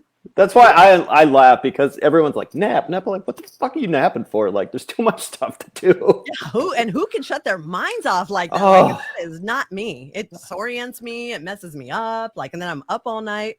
Yeah, I'm not a napper. So again, it's different for everybody. So, you know, I am not a nap person. So that's another high energy thing. And then, like I said, it's the FOMO. It's like, you know, it's not just fear of missing out on fun things. Like I put myself in this position in my life with being a 24/7 kind of business where there's stuff that comes up all the time because I love that. I love like this constant action. So if I'm napping and I'm missing out on something, it's like the end of the world for me. So I've aligned my profession with what is natural for me. Surround yourself with positive people who will motivate and inspire you.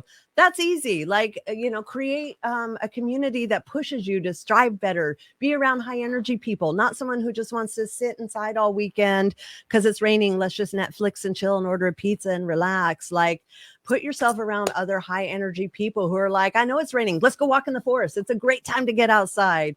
Or let's go do this thing or that thing. Like surround yourself with people who are also high energy. That's the best way to fuel your high energy.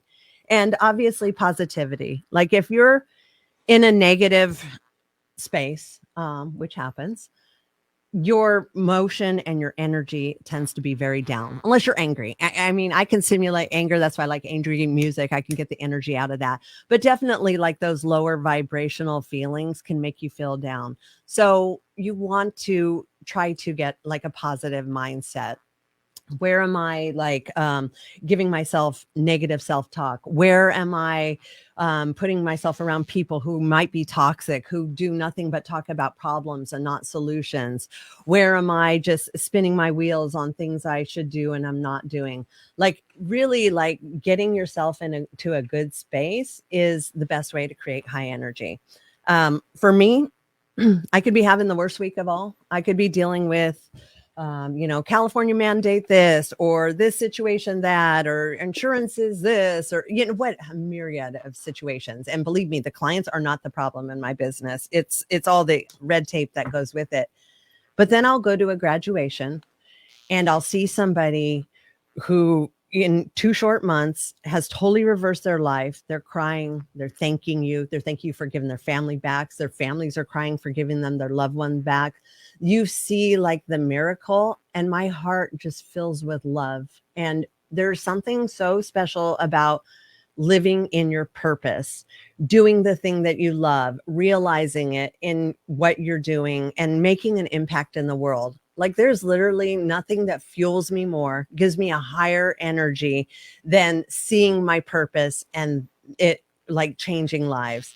And it's interesting. I was in a thing recently where it talked about like there is one vibration that's even higher than love, and that's authenticity. And so when you're able to fully be in your purpose, authentically you, there's nothing more high energy than that. And although maybe it's not like this crazy frantic energy that I sometimes get, it is the most high energy vibration. I will walk through walls. I will do what I got to do. I will persevere through the hardest of times. I will do whatever it takes to continue to fulfill this purpose. And that's where like the highest energy that I experience is like, I will literally do anything for this group. I am all in. There's nothing, there's no plan B. I will do what I have to do. And that's why I'm still here 29 years later. It's not because this is an easy profession. It's not because like, I'm making millions of dollars and I just do this as a hobby. I do it because it's making a difference, and persevering is where my superpower of high energy comes from. When other people suffer from, and I didn't even know this was a thing because it's so opposite of me, paralysis by analysis. Like when I didn't know it was a thing. Like when people want to do something, but they don't do it, but they think they should, but they're not sure what they should do. They're like, analyze. They literally work themselves into paralysis, which is, you can imagine, as low energy as you could possibly get.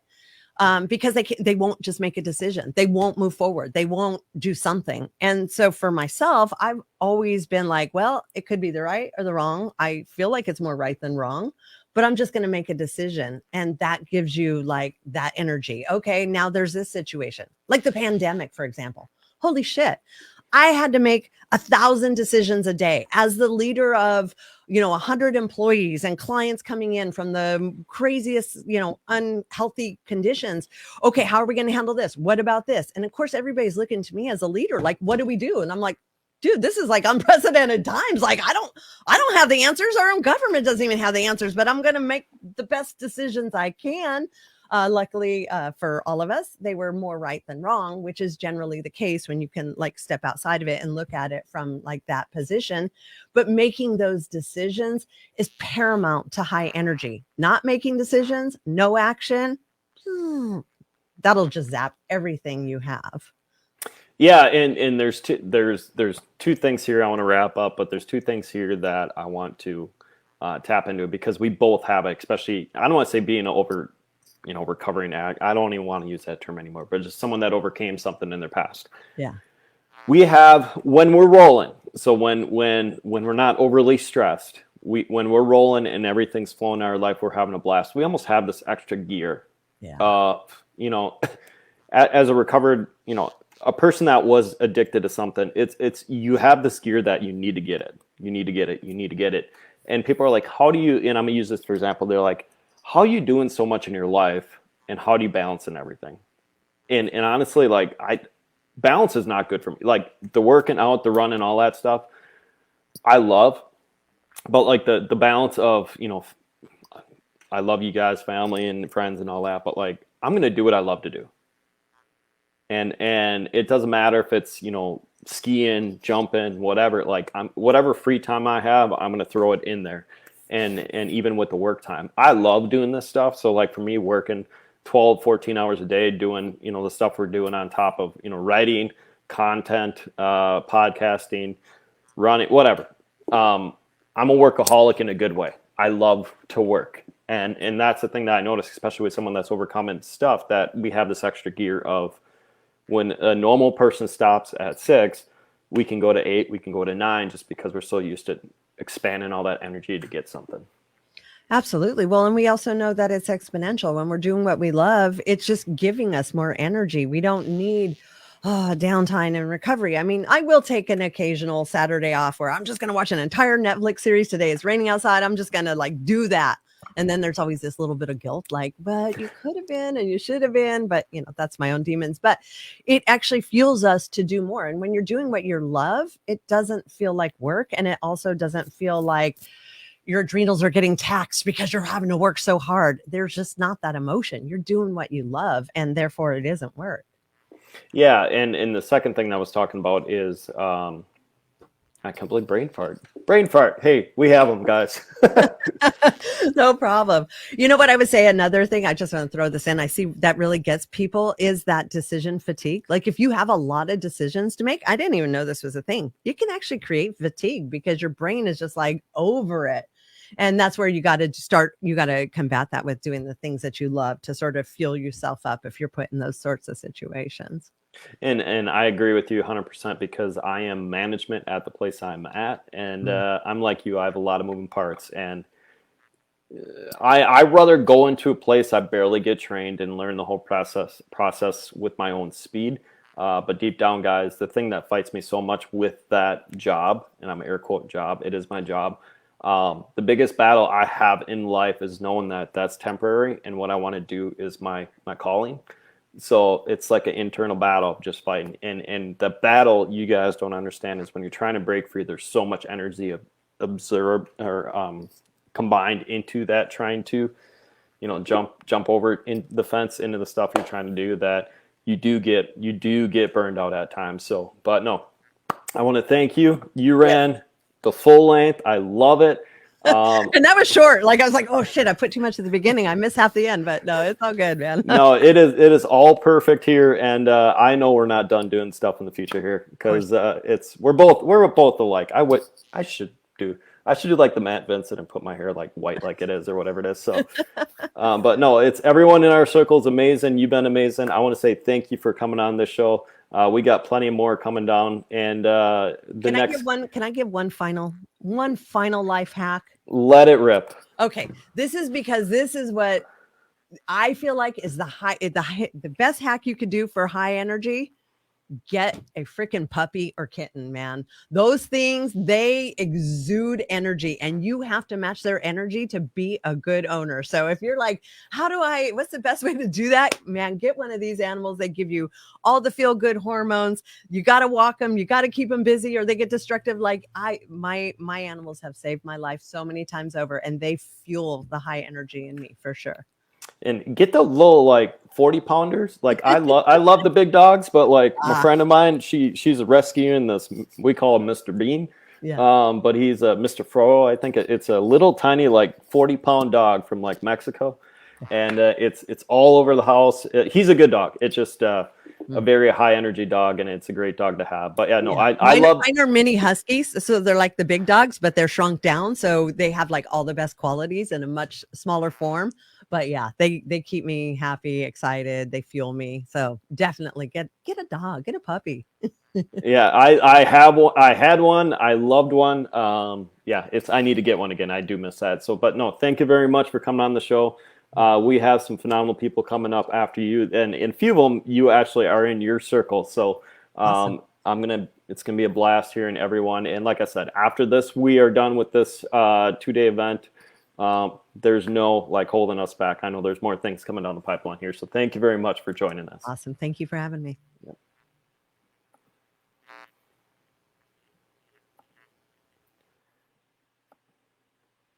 All right, guys. Hey, it is 1:15, or I'm sorry, 1:45.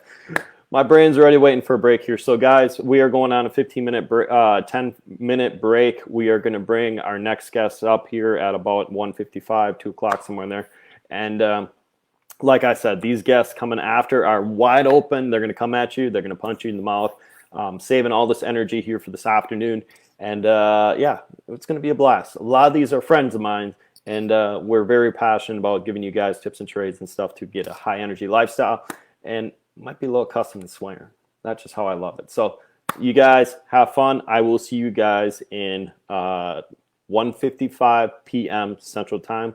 Like I said, little break here. Take a breather. Go grab a cup of glass, water, coffee, pre-workout, whatever it is. And I will see you guys in 10 minutes.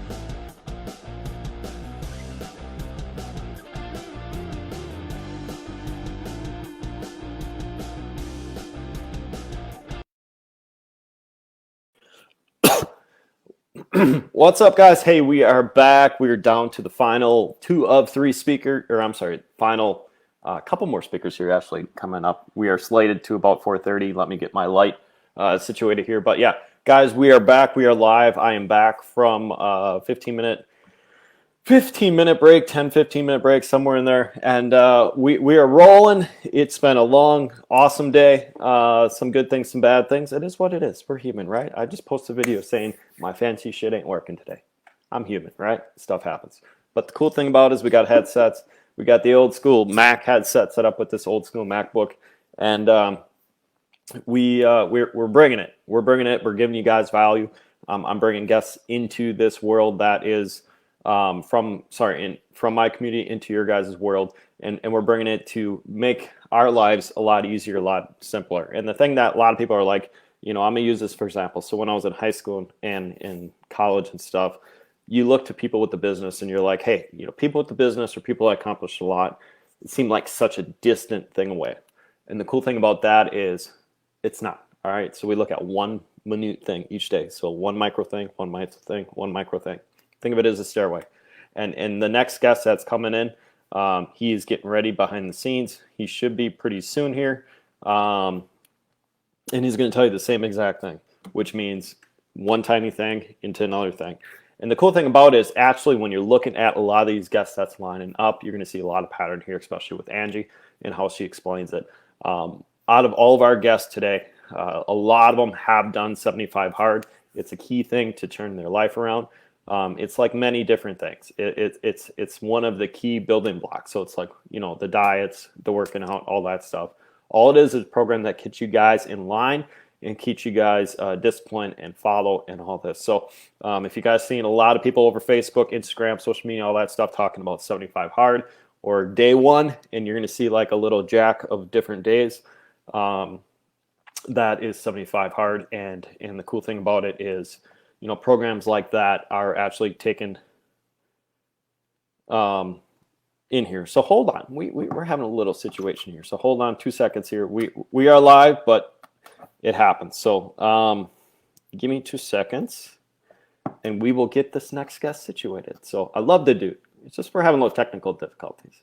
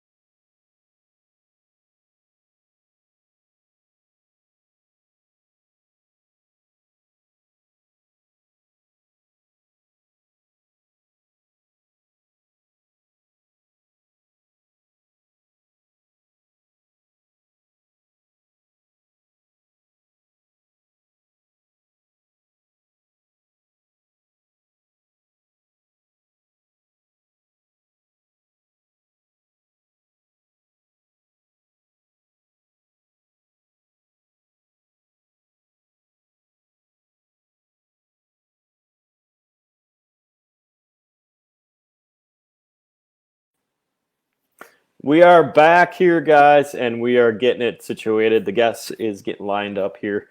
Like I said, it's the first day of everything, so a lot of times the bugs in these events are going to occur the first day. And by tomorrow, guys, we're going to be a lot more fast, a lot more persistent, a lot more high energy to bring, like I said, amazing lineup of speakers to come in. And he is ready to roll. We have the amazing guests. Angie's from the West Coast. This one, he's from the East Coast. Actually, we're going to refer it the different way before I bring him in the studio. You guys have a little accent. It's called PA.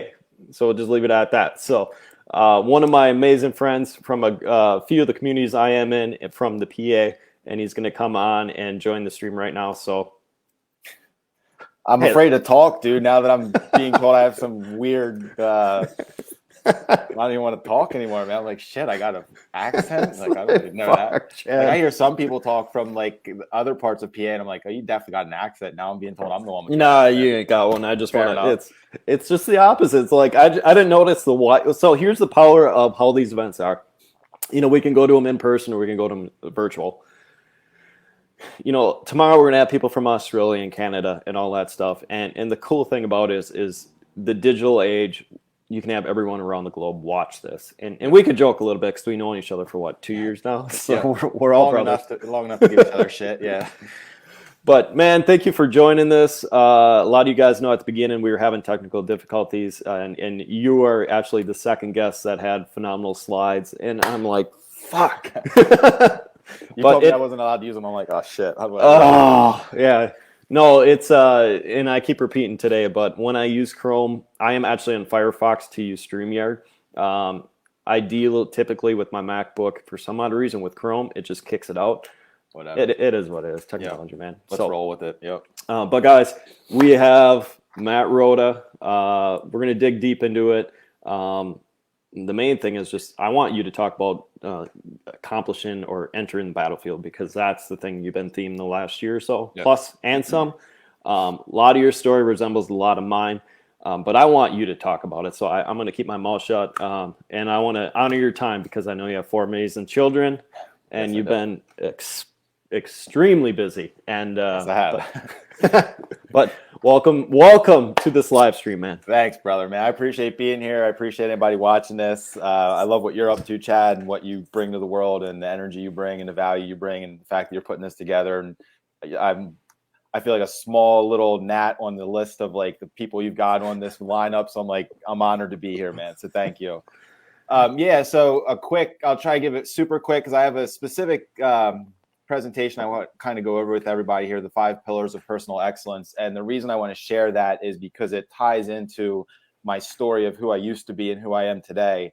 So I'll give you a real brief introduction of who I am now. So married, I always get this wrong, 5 or 6 years at this point. Love of my life, Helen. Met her on a blind date. We were engaged 3 months later. Married about 1.5 years later. Had our first kid about 1 year later. Now 4 years into it, we've had 4 kids. We had twins about 8 months ago. So that jumped us to the head of the curve in terms of how quickly we produced our offspring. So that was cool. But prior to that, also a business owner. I own Rhoda Marketing, a digital marketing agency. Been doing that since 2010 with my brother. I'm the founder of the Battlefield Alliance, which is a Battlefield membership, which personal excellence, business owners, entrepreneurs, leaders who just want to get together, watch each other win.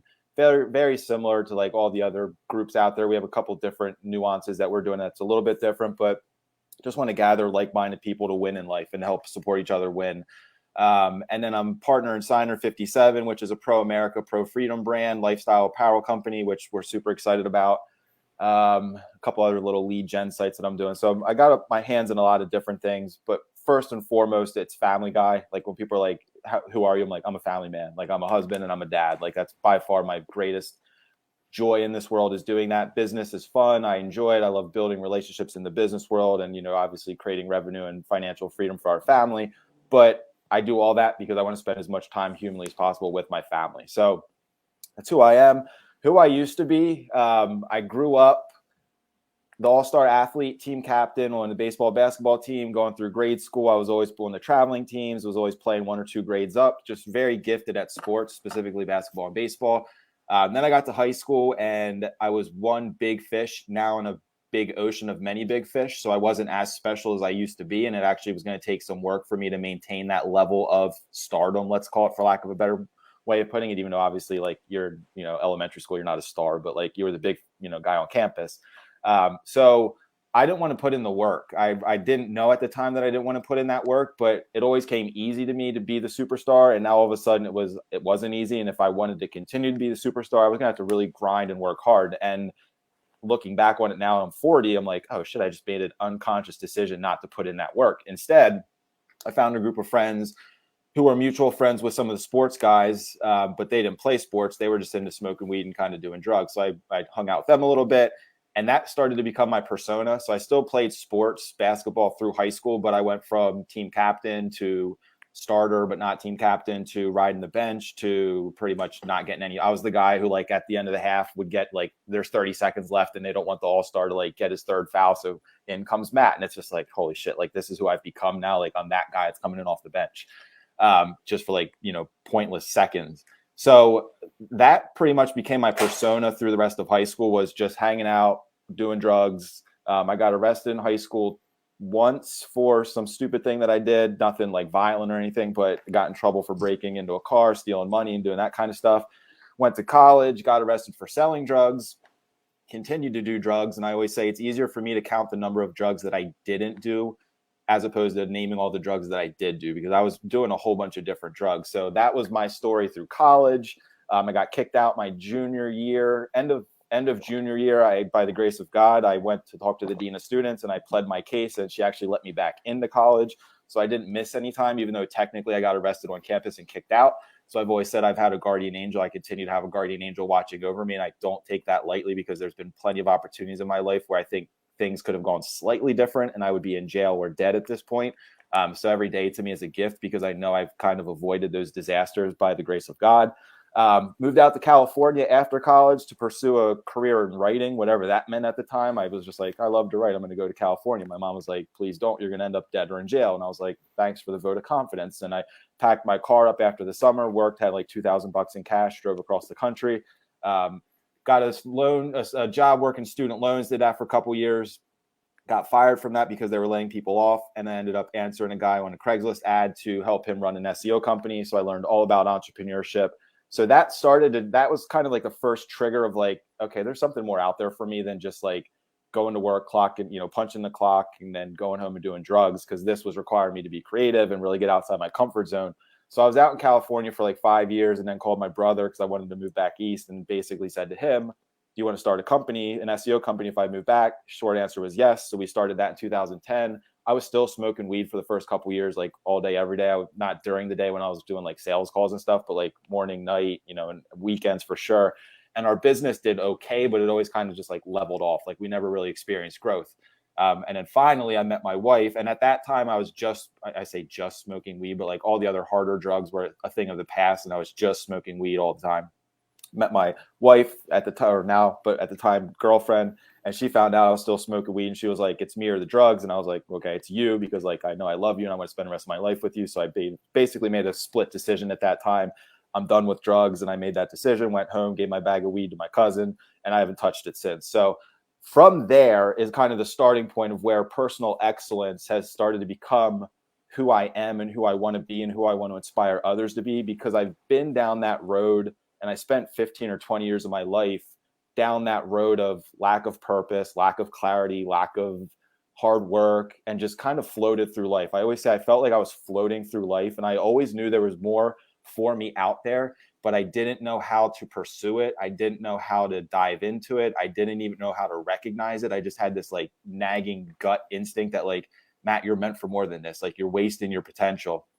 But for like 15 years, I just continued to waste it because I didn't have the catalyst or the power within me to actually do something about it. So she basically said, me or drugs. I chose her. And since then, I've been on a wild ride of fitness, self-improvement, family, business growth. And it's been an accelerated journey for the last like 5 or 6 years. And it's been a whirlwind of positivity. Like I feel I'm still working through, and I have conversations with people almost on a weekly basis. I'm still working on forgiving myself for all the shit that I did in the past and fully embracing the life that I have right now and feeling like I'm worthy of that, because I hurt so many people in my past.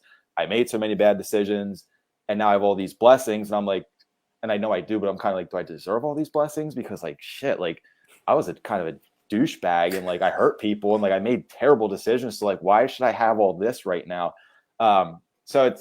But the reason I ultimately know I should have all this and I've earned all this is because I make personal excellence, like it's at the top of my list of like important things in my life right now. And it's the reason it is, and the reason I'm so passionate about the topic personal excellence as like a phrase, is because it spills across all different avenues of your life. It's not, when I talk about personal excellence, I'm not talking about being a great dad only, or being a great husband, or being a great business owner, or being great at fitness, or a great runner, or weightlifter, or friend, or any of it. I'm talking about being great at all those things at the same time. And there's plenty of times where you stumble in one area and you're still doing phenomenal in other areas. So it's not to say like, if you're not at an A+ in every single one of those areas I just listed, you're losing at life. That's not the case.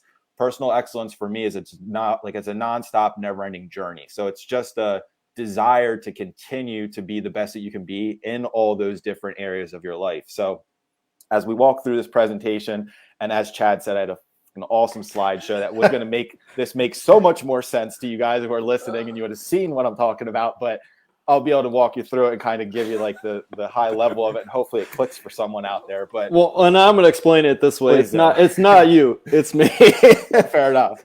This one is me. I got the text this morning. It was like, I think it was just this morning, right? Yeah. Like, I don't think I can have the slides. I'm like, shit. I'm like, that's a big part of what I wanted to talk about and show people. But regardless, I think we can knock this out of the park for people. So when I did this presentation in October, I had a slide up, and the first slide, all it said was apply, APPLY.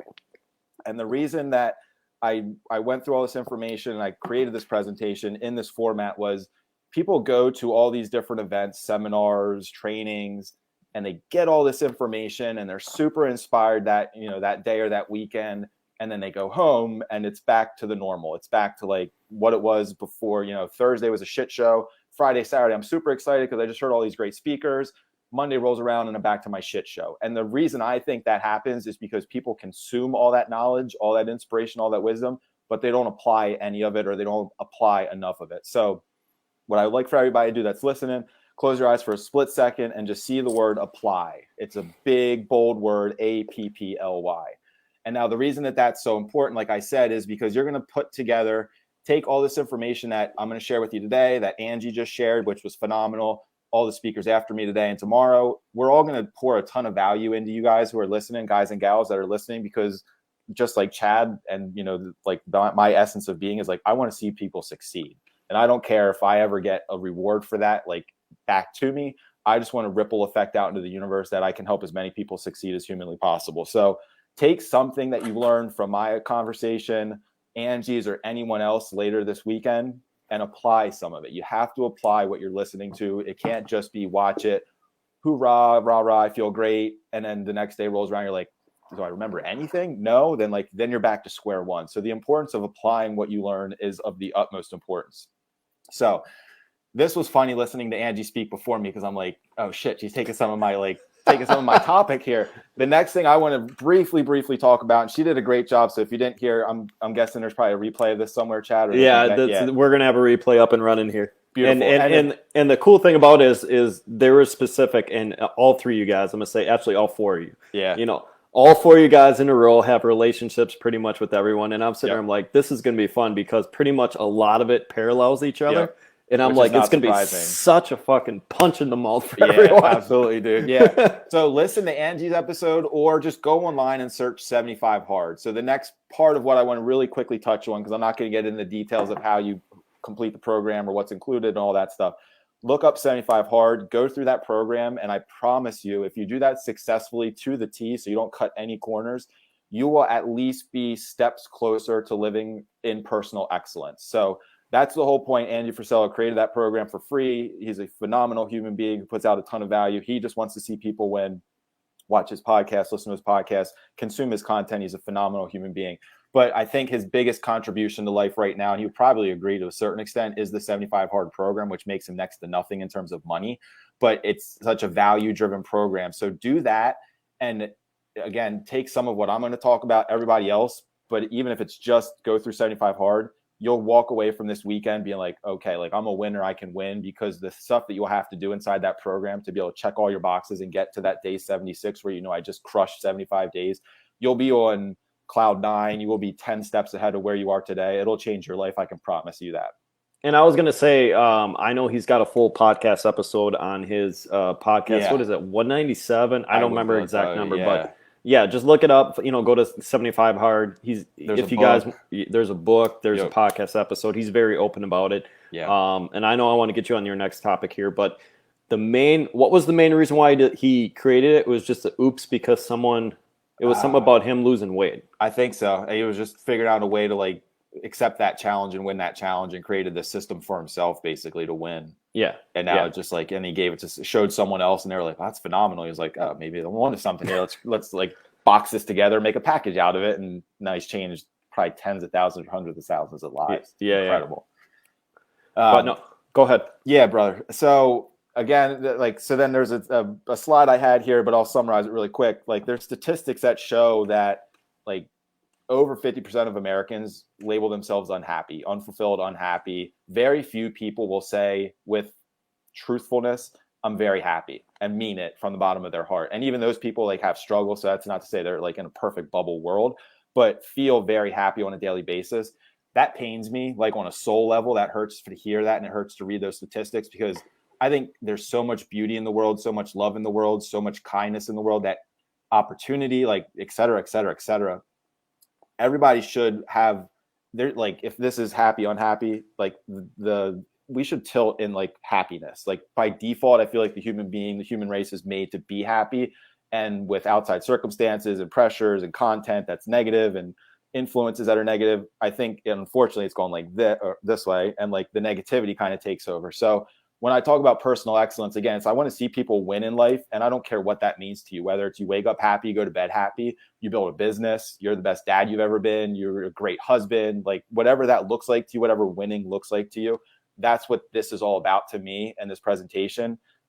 Because I just want people to be happy. Like I said, like as altruistic as that sounds, I'm like, man, I just want people to be happy and like fulfilled in life. So, all right. So personal excellence, again, to me, and I'll read it here. It's a specific definition I wrote. It's a never-ending process in which we focus on constant development and improvement in all areas of our lives. Again, I mentioned at the beginning, it's constant and it's in all areas and it's never ending. So those are the three things I want you to take away from this. It's not, you set a goal, you reach the goal, you hit personal excellence, and now you're done. Like that's not the point here. The point is really like, and this is how I look at my life. Like until I'm on my deathbed and taking that final breath, I want that last moment of my time on this earth to feel like personal excellence, whether it's I'm pouring into my family, I'm doing something to touch strangers. Like I want that last second of my soul still being here to radiate some kind of personal excellence. So it's not a goal line that I'm striving for. It's not, I want to lift 400 pounds on the bench press and then I'm I hit personal excellence, or I want to build a business that's 3 million in revenue a year. Then I've hit personal excellence. None of the above. It's a never ending constant journey for improvement. And you got to look at it like that. Like this is a lifelong game. And if you don't accept that, don't listen to what I'm about to say, because you're never going to get to that state of personal excellence, which is all it is. It's a state that you carry with you on a day-to-day, day-to-day basis, basically.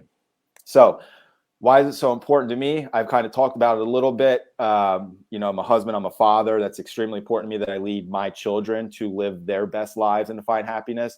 And the one slide I showed on the presentation in October was a picture of me. And actually, I don't know if you kind of see it, the other side up there. Yeah, in that corner, my dad. Yeah, it's a picture of my dad. He was my baseball coach, and he was super involved in all of our sports when I was growing up. And he passed away 2 Augusts ago. And growing up, you don't know these things as a kid, but like I was surrounded by personal excellence, and it was my dad. My dad was a beautiful example of personal excellence. He worked super hard for his family. He was at all of our events. He loved his wife, set the perfect example, was just always there when you needed him, and yet worked 2 jobs to like provide a good life for us growing up and like, good education, all that stuff. So being able to look back on him, like how blessed was I? And it pains me that I made so many bad decisions, like in my, teenage years going forward, in that picture, like he's looking at me with a huge smile on his face. And then if you would like retake that photo when I was like 16, 17, he would have been like, what are you doing, dude? Like it would have been a totally different vibe, but he was an example of personal excellence to me. And then the next slide shows a photo of me with an afro, like a look on my face, like bent over, like packing my car to go to college. That was me at the exact opposite spectrum of personal excellence. That was me lost, dazed, confused, no clarity, no purpose, hurting other people. I was leading by example, but I was leading in the totally wrong direction. So I've always said, now that, not always, actually, in the last probably 3-6 months, I've come to the conclusion and realization that being a leader has always been extremely important to me. And I've always been a leader in some realm. When I was growing up, when I was little, I was a team captain. I was leading people in a very good way to strive to be better, win these games, win the tournaments, be a great teammate, et cetera, all those kind of good things. I was still a leader through high school and college because I was the guy that would get the drugs and know where to go and bring the drug friends together in a circle and this is what we're going to do. And I was kind of just, I hate to say it, but the leader of that group as well. So I've always had a leadership characteristic to me. And for first 10, 13 years, I used it for good. Then 15, 20 years, I used it for bad, not really, really, really bad, but bad, not productive and kind of just in life. And now the last 7 years, I've been using it for good again on a much bigger scale than what I used it when I was, 1 to 13 years. And the feeling that it gives you, it's phenomenal. There's no real, in my world, there's no better feeling than people reaching out to me and being like, well, because of you, I did this. And it's just and people I don't even know, I have Facebook friends, but I've never had a real connection with or real conversations with. And I'm like, holy shit, that's the reason I do what I do, is so people out there can use anything that I share, whether again, it's fitness, as a family guy, whatever, business owner, and pull some little lessons or just inspiration from what I'm doing to improve their lives, I'm like, this is beautiful. Like, this is what I've been put on this earth to do. So fast forward to the next final picture that I shared. It was a picture of me and my wife on our wedding day.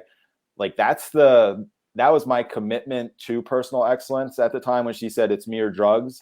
And like, she has been like, she's my, like an angel that came down and graced me with her presence and like saved me in many ways. Definitely my like guardian angel here on this earth. But that was like an immediate gift from God that was like, okay, you've chosen now to go down this correct path. Here's your reward for it. And like, and now that I've given you this reward, you know, and that that's not meant to sound like whatever controlling male. Yeah, and exactly. No, I know what you mean. Yeah, reward is in like a blessing. In a good way. Yep. Yeah, exactly. Yep. Don't fuck this up. Basically, is like I mean, if you know Helen, like, never touched a drug, like, beautiful woman, beautiful mother, wonderful wife. Like, she checks all the boxes, and I'm like, again, like, what did I do to deserve that again? Like, okay, must be something. Super like, patient. Yeah, it's super patient. Yeah, like understanding and like, yeah, like exactly, dude.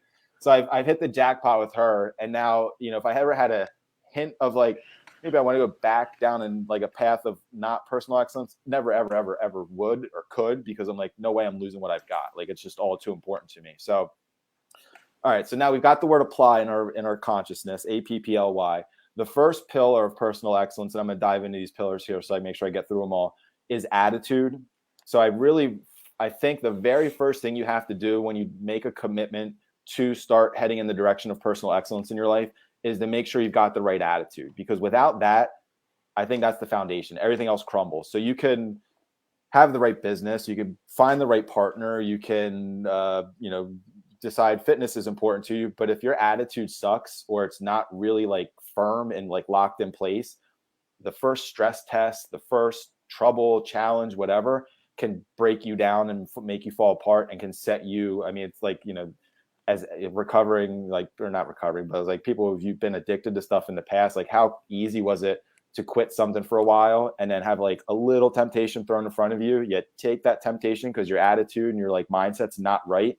And now you did it. And now you're like, whoop, back 10 years to who I used to be. And like, it's another 3 years of like downward spiraling because I made that one decision not to stay really focused on what I was like, I should have been doing.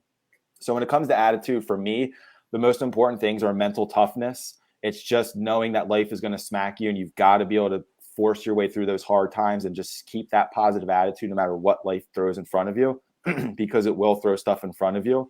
For me, being an eternal optimist is at the top of my list of how I constantly remain, I don't know how to put, like, in a happy, like living a happy life. Like I find the silver lining and the optimism in everything. Like my dad dying and going through Alzheimer's, it was, okay, he's been diagnosed with Alzheimer's. He still remembers who we are. Okay. Like he could still, and that, you know, towards the end, it was like, well, he doesn't really remember who we are anymore. He's switching up names and calling us strangers' names. Like, okay, but like he's still here on this earth with me. Like I'm good with it. Like I still have my dad. Someone else, you know, lost their dad when they were 10. Like, you know, they would kill to have their dad laying there, even though he's kind of like out of it, and just be able to see him still. So, and then he, you know, he passed, and it was like, okay, the silver lining is that my mom is now free of that, like, prison, I hate to say it like that she was living in, taking care of him, because she couldn't leave the house, because you couldn't leave the house with my dad still there because he couldn't do anything for himself. So there's always a silver lining in every situation. I don't care how bad anything is, there is a silver lining in it if you look hard enough. And then the last part of having the right attitude is just accepting the fact that you have to do the work. Like it's the mental toughness is mixed in with that, but you really have to just come to a quick realization. You got to do work. Like you can't wake up and hope for the best and hope to have a good attitude. You got to read the books. You got to talk to the right people. You got to surround yourself with the right people. You got to, you know, consume the right content on TV, etc., to keep that attitude where it needs to be. Real quick quote: positive thinking will let you do everything better than negative thinking. To me, it's as simple as that. Like a negative mind creates negative scenarios. It creates a negative life. You know, positive thinking, you can do anything you want because you constantly see the good in stuff.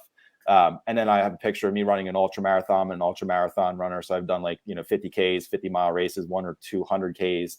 And when you're out there, like you better have a positive fucking attitude, because if you have a bad attitude, like You need to get your ass kicked. it's going to be either the worst day of your life or you're going to quit. Like period. There's no really ifs, ands, or buts about it. Like the mind out there is way more powerful and in control than your body is. Well, and I want to tap into that because my first ultra is this October. Beautiful. And it is, and you guys that live in Wisconsin understand it's Granite Peak. It's a huge ski hill. You actually are going to run it twice. So it's a 16-mile race circle. So it's going to be a 32-mile race. Yep. Up and down the Black Diamonds, up the ridges, and you know exactly what it is. And people are like, why did you sign up? And I'm sitting there because we're in this industry, like with you, with Cameron, Goggins, all them. Yep. We know ahead of time before we sign up that it's a challenge. Yep. And it's not the, hey, I got to be first on this. Hell no. We just need to finish. Yep.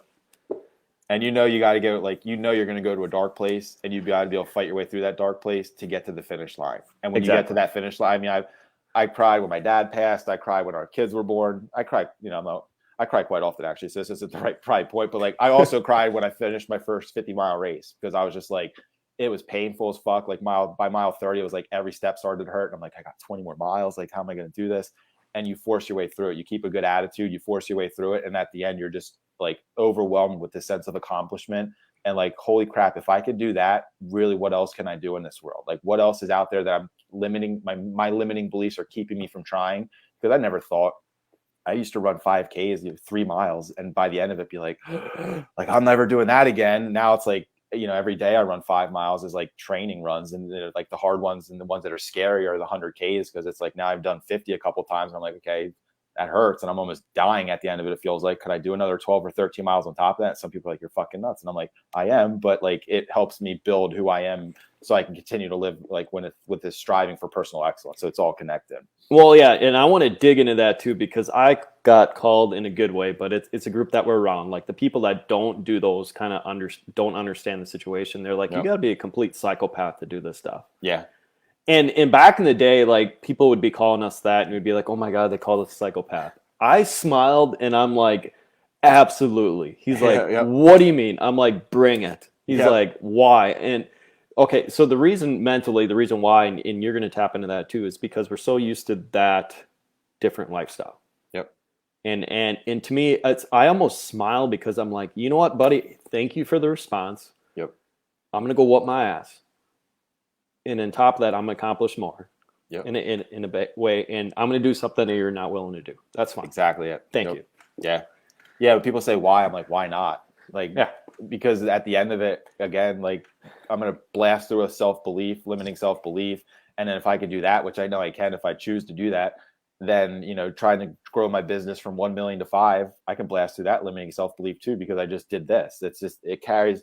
I can be the best husband possible. I can be like present with my kids at all times and like put down my phone and be right there in that moment. Why? Because like I'm constantly blasted through my limiting self-beliefs, and you got to put yourself in those situations to blast through that. You're not going to wake up one day and just like have a really big challenge ahead of you that day that you're going to blast through. Like you got to set your goal, which I'll get to in a couple minutes, and then you got to blast your way through it. And then when you do, it just becomes a lifestyle. It's a cycle. It's momentum. It's that snowball rolling down the hill and all of a sudden becoming this gigantic snowball that's unstoppable, because you've taken the time and dedicated the energy to crush that goal and to set your sights high. All right, so we got attitude. The next pillar is purpose. I think you got to know your why. Without that in life, it's really hard to wake up and fight every day. And when I say fight, it's not physical fight. It's not even a hard fight, like fight for good, fight for your future, fight for your dreams, all those things. And this, I'm going to challenge people, and I'm going to try to do this as well as I can. And I would recommend, if someone's listening to this and they hear me speak and they're like, I want to do that. There's my buddy Clay helped me figure out my purpose, and he like rocked my world, because I knew he was going to call me. He was in our mastermind call, and he was like, why don't we just go through this together? And I'm like, please don't pick me. Please don't pick me. He's like, Matt. I'm like, shit. I'm like, I knew he was going to pick me. He's like, what's your purpose? And I'm like, fuck, dude. I'm like, I knew you were going to ask me. And like, I feel like I'm pretty successful in life with a lot of things. But I'm like, I don't know if I know my purpose. So right away, he stopped me. He was like, don't say to be a good dad and a husband. I'm like, shit, man. I'm like, that's literally what I was going to say. He's like, I knew it was what you were going to say, man. He's like, that's why you can't say it, because that's not your purpose. And I'm like, oh, man. I was like, I don't know. So I'm not going to go through like the questions he asked to get me to the result that he got me to. But he got me to a result, which is 4 different things. And I write them down every single morning as part of my like Bible reading, devotional reading. I write down my purpose, and I read 10 pages of a personal development book, within like a 45-minute span when I first wake up. It is to lead by example, lift others up, live surrounded by love, and to love my story. And those things cover everything. So lead by example is to be the best husband, is to be the best father that I can be. So in that role, that's part of my purpose. Same with business, same with fitness and mindset and nutrition. All those things fall into those 4 categories for me on some different level. So I think that has changed my life drastically and given me so much inner peace over the last 2 or 3 months since he's taught me that and given me that gift. And the one thing he was saying when we were talking about it, I said, help me, like, are you going to help me find my purpose? And he stopped me. He was like, no, I'm not going to help you find your purpose because it's never been lost. It's not out there like to find. He said, it's in you. You have to reveal your purpose. So even if, again, that's a little nugget that someone takes away from this call, is it's not about finding your purpose. It's about revealing it. You've already got it inside you. I can promise you that. You just have to unfold the layers to get to it where you can see it, feel it, and like breathe it. And then when you do, I mean, I can't tell you how powerful it feels on a daily basis to wake up, write those 4 things. It takes 15 seconds of my day, but everything I do on a daily basis, every interaction, every decision I make, pretty much like everything I do goes through those filters. Does it at least check some of those purpose boxes? If it checks none of them, I'm not doing it. If it checks 2 or 3 of them, yeah, I'll do it because it checks some of them. But like the things that really bring me the most joy in life are the things that check all 4 without a question. And those are like, you know, fatherhood, being a husband, being a successful business owner with teammates, and being like in the fitness and nutrition and trying to inspire people to live better lives and to improve themselves. So purpose is big, but it's also something that's, I think it's a gray matter subject for a lot of people. And they, you know, what's your purpose? Oh, to build a big business. No, wrong. Like, I hate to, like, not to be a dick, but like, wrong. To be a great husband. Wrong. Like, and it, not wrong in the way of like, you're wrong, like shame on you, more like it's bigger than that. You got to dig. He asked me like 6 or 7 questions to finally get me to the point where I had my aha moment, and he had me connect without even trying. He had me connect the lead by example and lift others up, went all the way back to my childhood where I was like, holy shit, when I was in like grade school and I was the all-star athlete, I was leading by example and I was lifting others up. And then I was like, oh my God, when I was in high school, I was leading by example, but I was not lifting others up. I was bringing people down. And I'm like, whew, like it was like mind blown that. And like, I told him, and I've said it to him multiple times since, I'm like, dude, you changed my life. Like, I had a really good life and I've been blessed, and like everything seemed like it was on the right path, and it was in a lot of ways, but he helped me narrow it down and focus it so much more that I'm like a fucking laser beam now, that like it penetrates me on such a deep soul level that I'm like, okay, I know I can't screw anything up in this life, because as long as I keep those 4 things as like my guiding light, my North Star, everything will work out and everything will work in my favor. So purpose is huge. And like I was going to say, you know, Chad, if anyone listens to this and they reach out and they're like, how do I find my purpose? I would, it's not a sell for me at all. I don't know what he charges for like a coaching session, but I would beyond recommend talking to my buddy Clay, who like lives and breathes this stuff. And he'll do like a purpose session with you, it's called, where like he'll spend 60 minutes with you and ask all the right questions, peel layers back for you and help you get to that point. I think it's probably the money. It's not much, a couple $100 maybe or whatever, like the best money you could spend, because once you have your purpose figured out, it's just like there's no stopping you from moving forward. Yeah, and I was going to say, I haven't had that call yet, but I had a shorter call with him, and I agree with it 100%, dude. Yeah. Like, he puts you on the spot, and it's a loving, caring thing about brothers. So like, Yep. you know, Absolutely. the group that you're part of and we're all part of, it's about brothers lifting brothers up. Yep. And it's such a, you know, as he would say, I think he's a gym coach or something. No, he was a high teacher. school teacher. Yes. Yeah. Yep. And it's a fun conversation, but also you don't realize how much it starts, like he starts challenging you to be a better Yeah. person during that conversation. Absolutely, dude. Yep, it's phenomenal. Yeah. So real quick, a quote on purpose: all excellence involves discipline and tenacity of purpose. So that ties it all. Like, you know, to be personally excellent, you got to have tenacity, you got to have purpose. I don't really care about who said these quotes. I'm not going to share the authors. Figure it out if you want. And then I have a picture of my family. So, you know, for the attitude, I had the ultra running, and say, you know, like you got to have the right attitude to actually go through an ultra and complete an ultra. For purpose, you know, even though I said to be a great dad and, you know, husband is you're wrong. It's not wrong. It's just a piece of a bigger picture. But for me, when I look at like on a human level, like really, if I had to pick where I serve my purpose on this earth, it's 100% my family. Like, it is to raise little warriors. It's to raise little spiritual beings. It's to raise a little awareness, you know, ask the right questions, be kind. And with my wife, all the same thing, to give that to her and to get that back from her. That is absolutely my purpose on this earth, way more than building any businesses or inspiring people with my fitness and nutrition. Like, that's all cool. And I love all that. But if you had to peel all of it away and say you have to keep one thing that you do in this life, you have to pry my family out of my dead, dying hands, because I would hold on to them with all my life. Pillar 3. So go ahead. Do you want? Well, I was going to say, I know your 2 oldest daughters are actually in with you working out. They're not working out with you with the weights you're lifting. They're watching. They're watching, and you could just see the grit in their face of going, "Hey, yeah. This is my thing." I love it, dude. They came this morning. I was actually out there with them, and I have like 5 pound, I think they're 5 or maybe 2.5 pound like little metal plates, and most of mine are like the bumper plates. And they both just decided to pick these little 2.5 pound plates up. Like, look, Daddy, we can hold it. And I'm like, that's awesome. Like, but just don't drop it. And like, as I'm saying, don't drop. They drop them. It's like cling, cling, cling. And like the twins are sleeping upstairs. I'm like, oh, Helen's going to yell at me. Like, they shouldn't be playing with these things. But luckily they slept through. So I'm like, okay, we're good. But yeah, that's one of my, I used to work out at the gym, and COVID hit. And I was like, I'm going to build my own home gym, so I can continue to work out because all the gyms closed down. I wouldn't go back to a gym now I missed some machines, and I know I get a better workout there, et cetera. And I could probably build my physique even like slightly better if I did all that stuff. But I'm like, man, the amount of happiness that I have going out there, and half the times they're like doing chalk on the driveway, or like, I have resistance bands and I put one around, like they bounce up and down on the resist. Like they're not working out at all, but they're absorbing a healthy lifestyle, and they're spending quality time with their dad. Wouldn't trade it for the world. Like, I don't care what you tempt me with, what machines are out there. I have some of the most basic things to do my workouts with, and I'm cloud 9 with all of it because my family's there by my side. All right. So we got attitude, we got purpose. So AP, now we got a third P, which is passion. So I put passion after purpose for a specific reason. I think if you find your passion, but you live without purpose, you're screwed, because that passion can change. You can be swayed from it.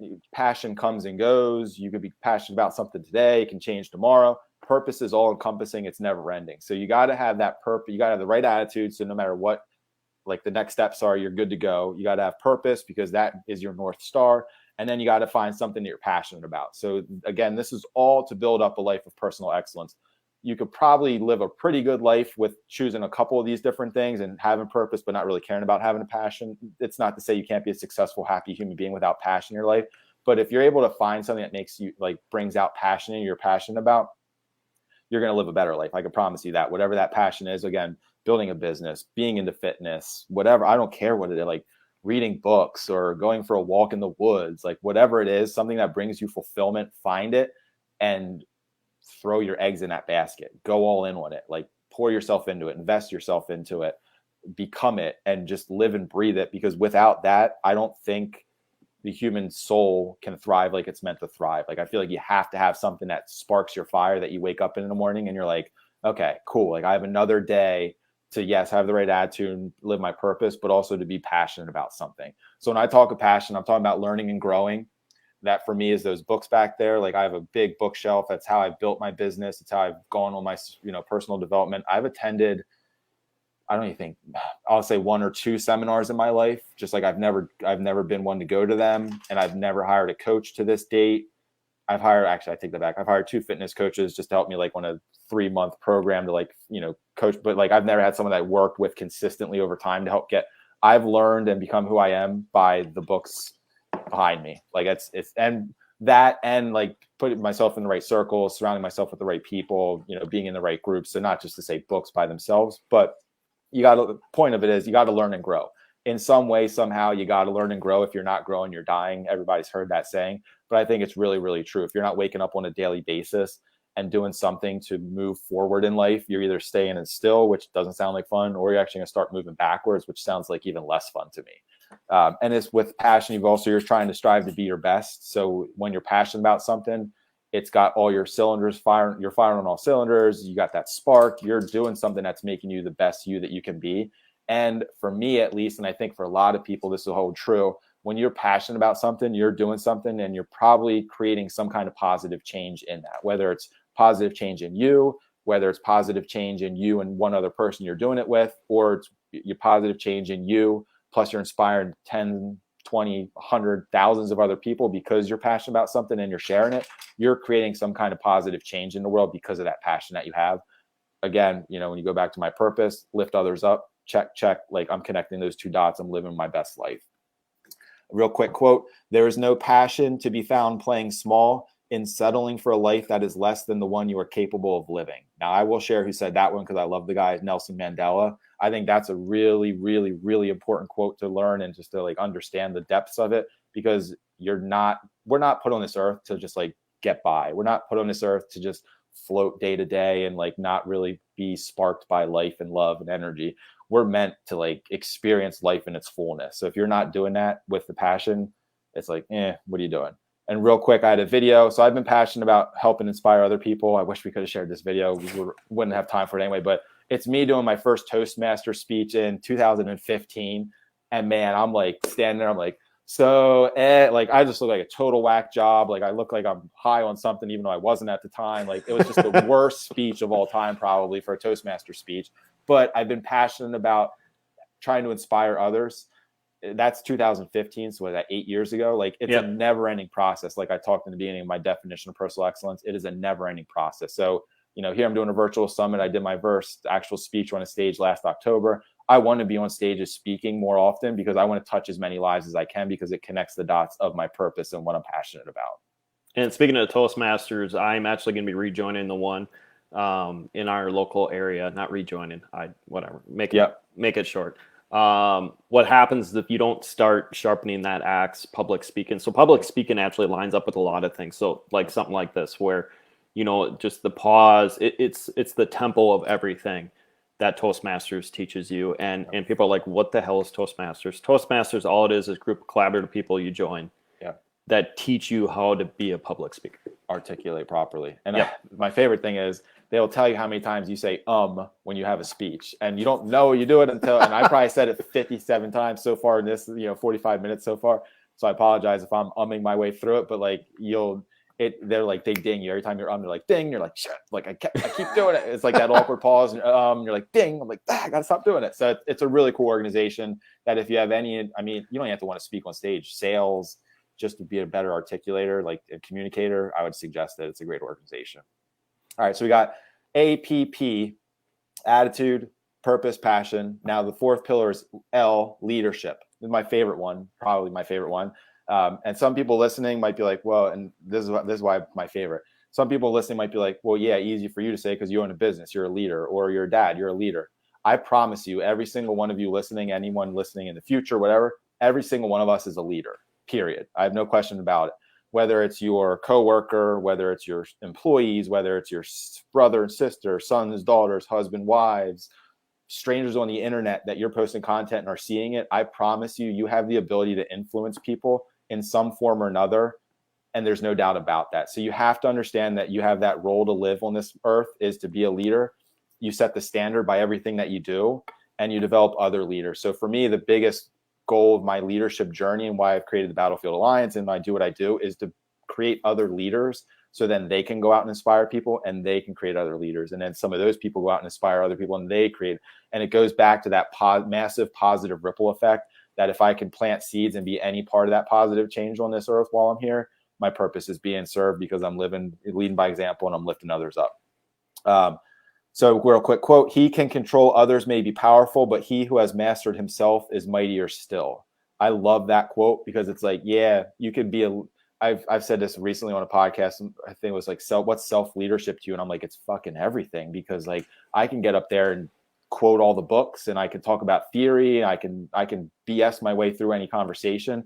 But if I'm not living and breathing it, like shame on me for like wearing that leadership hat and feeling like I'm a true leader. Like you have to do what you want others to do. You have to lead by example. Going back to my purpose, number one, lead by example. And the last pillar here, so we got attitude, we got purpose, we got passion, we got leadership. And the last pillar, number 5, is you. And I say that because it is on you. Like it is 100% your responsibility to achieve your goals. It is 100% your responsibility to make the right decisions, to set the right habits. Your responsibility to surround yourself with the right people, to choose the right circles, to consume the right content. And ultimately, at the end of the day, it's your life. Like you have the decision to hear this speech and go, yeah, I want to live a life of personal excellence or striving for personal excellence. Or you have the choice to listen to this talk and go, sounds like a whole lot of fucking work. I'm not into it. Like I just want to wake up, go to my 9 to 5, come home, put on Netflix and chill, and rinse and repeat. And on the weekends, watch football and drink and Monday, do the same thing, and do that for the next 30 years. And if you're content, kudos to you. Like, I'm not knocking that. Like, everybody has their own path. I say, enjoy it. I hope you find fulfillment in it. But if you want to live a better, I should say better, if you want to live what I would consider a more fulfilled life and a life of vibrancy, you got to have an understanding that you're in control of it all. You can't play the victim. You can't put blame on other people. You can't think, woe is me. Why is God doing this to me? Because there's a silver lining in everything. There's a blessing in everything. You got to tie all this together to help achieve that personal excellence life. Last quote I'll leave with you is, growth is never by mere chance. It is the result of forces working together. So this is the quote that I use to sum this all up, because you're not going to accidentally achieve personal excellence in your life at all. It's got to be intentional, and you got to have a desire to achieve it. If you do that and you put all these pieces together and you struggle with some, but you excel in others, and then all of a sudden you're excelling in others and struggle on a different one, as long as you're trying and you're moving forward with growth in your mind and in your heart, you'll live a life of personal excellence, because it's a never-ending process of self-improvement that just you keep going and going and going. So this is where when I did this fucking presentation, dude, at the seminar, and they showed the last thing, and I went A, attitude, and I had P, purpose, P, passion, L, leadership, Y, U, and it spelled the word apply, and they were like, holy, I heard oohs and ahs, and I was like, yeah, I was like, people get it. Hey, let's do it. Ooh, yeah, ooh. So yeah, if you spell those 5 things out and you remember those 5 things, just remember the word apply, and then remember those 5 pillars. All, first letter spells the word apply. I'm hoping I'm able to create something that's memorable enough that you can cherry pick some or remember all and apply those things in your life on a daily basis. Keep going, man. That's all I've got, man. The last thing I had was apply yourself. Here we go. So last quote, and this is from Aristotle. So he's one of my favorite philosophers. If not, well, second, because my dog Socrates, who's also probably back there somewhere, that little dude in the back. Give him a little shout out. Where am I going? Here we go. Nope, this Socrates down there. Yeah. Behind the plane. He was my first dog, my best friend. I love him. He's gone now, but he was my homeboy. So that's why I named him Socrates. Anyway, quote, Aristotle: "We are what we repeatedly do. Excellence then is not an act, but a habit. So find a way to create daily habits that will support those 5 pillars, and then repeat those habits on a daily basis, make them a lifestyle, live and breathe it, know that you're inspiring yourself to live a better life, but more importantly, you're inspiring other people to live a better life. And if you do those things, you're planting seeds and creating positive ripple effects in the world.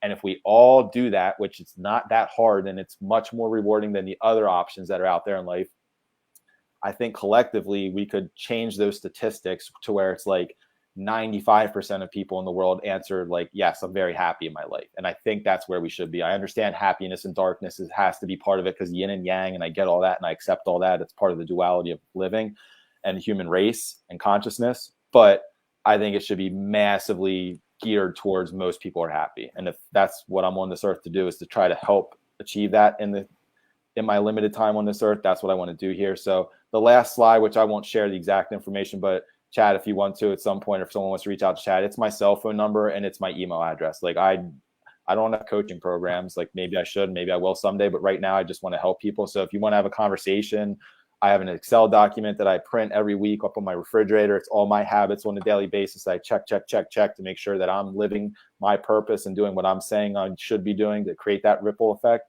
Happy to share it with you. Whatever I can do to help anyone out there on a journey towards personal excellence, please consider me an ally, because I want to see you win. Awesome, man. I was going to say, we let you roll along a little bit thing, and I'm sitting there, I'm like, this is a beautiful presentation. So I want to take a little bit of break here, get ready for our 3 o'clock, but thank you very much. I know we're going to be doing stuff in the future, because we're in the same circle. And like I said, for the last 2 years, it's been a blast to work with you. So thank you very much. You, brother. My pleasure, everybody. Thank you. Yeah. All right, guys. Hey, welcome. I would say welcome, but we're going to take a little quick 5-minute pause, and we will get back to this event here at 3 o'clock here, guys. So go take a quick 8 minutes. And for this next speaker, I actually see up here, we're gonna have a little fun with this one. So 8-minute break here, guys, and we'll be right back.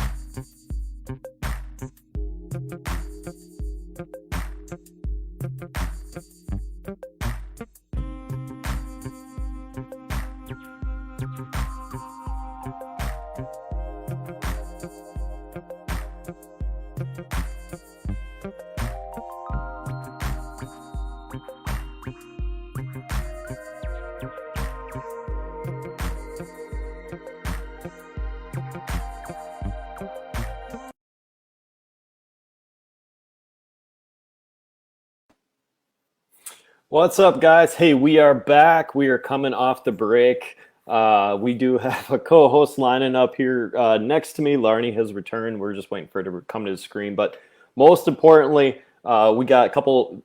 Hey, she's back. We'll add her to the show here. So hold on. Welcome. Hello. Good afternoon. Absolutely. Hey, guys. We have our next guest. Well, first and foremost, I'm not going to introduce myself. Like I said, we're co-hosting. So Larnie is back. She had important things to take care of here before this event. Let's explain. And I want Dustin to come up here. Let's explain. So go ahead. No, I was like, do you want me to say? So, so I am Larnie Mulvey. I am a strongman competitor, a novice masters strongman competitor, and the past two events that I took place in, I took first. And so now I got invited to nationals in Dallas. And so I am training for that. So I couldn't be on this morning because I had important training things to do this morning. And not that I didn't want to be on the summit, but I had to pick and choose, and I chose training. Well, and there's two things here, and there's two parallels, because whose idea was it to put this on? I don't know. Was it yours? Was it mine? Was it yours? Did I convince you to do this? It could have been all of that. And secondly, the DFW area, there's going to be a theme with all three of us here, and I'm going to count three, because someone who's coming on next just moved away from the DFW area to his new home out in Flagstaff, Arizona. And a lot of us here have a lot of magic that's going to be occurring from the DFW area. And I'm just saying DFW because Dustin's coming up here. He knows exactly what it is when you deal with anyone that's down in that area. Dallas is Dallas, Fort Worth is all close to each other. We just all call it DFW. So that's what it is. But no, we are going to welcome. I'm going to just throw you in the fire right away. We're going to see if we can have three people gone. What, right? It is what it is. But yeah, no, guys, I apologize. There's been a lot of fun, great slides and all that stuff everyone had. Unfortunately, like we had Chrome crashed at the beginning. A lot of things we worked through. It is what it is. These events come and sometimes stuff happens. But we have a phenomenal guest that's coming up here next. And I do want to give a little intro of it because he's just rocking and killing his brand new apparel line that got launched here. I'm probably gonna butcher the day, but I'm thinking Tuesday or Wednesday, somewhere in there. He's shaking his head. He's in the waiting room. But I'm not screw it. Let's just have him. Bring him on. What's up, brother? Here he is. Speaking of that, let's look at the shirt because I want you to zoom down a little bit. When did you launch that? So we launched Wednesday morning at 6 a.m. Mountain Standard Time. Burn the Boats Apparel came online, and it's I'm super excited about it, man. We did really good on opening day, and we got some really good support so far. And I'll just attribute it to a lot of what I'm going to talk about today, and hopefully some people can get some good stuff out of it. Absolutely. And I don't need to know the numbers. I don't know, but I know it was a huge launch, and I know you guys are all excited, especially the people are buying from you. So congrats, man. I know a little bit of your story, just a little bit, not all of it. Yeah. But welcome to the summit, man. Hey, thank you. And for me personally, like, honor is a big thing for me. So I just honor both of you for having me on, putting this together. Like, to have people that are willing to help people in this day and age is the most important part. So whether anybody's watching or a million people are watching, like, I just honor you guys and thank you for putting this on and giving me the opportunity to share a little bit about the stuff I've learned along my path. Absolutely. And guys, let's tap into the theme of the DFW, because didn't you literally just moved from there, right? Yeah, so I lived in Frisco, and it's funny that you said strongman competition. So the gym that I used to train at, I left November 20th. I trained out of there. Mark Z Fitness, a really good friend of mine, partner. I do all the online nutrition and a lot of programming and stuff for us still to this day. But they are in the strongman stuff. And we actually had one of our clients, he's going to nationals as well. So they've been training their butts off for that. And more people at the gym are getting into it because once one person does it, the next person wants to do it. And it's just really, really cool. So honor to you for being that person and doing the work and keep it up, man. It's super cool that you're doing that. Thank you. It's been a journey for me for strongman, and I love seeing the connection with all, especially when it comes to business and leadership.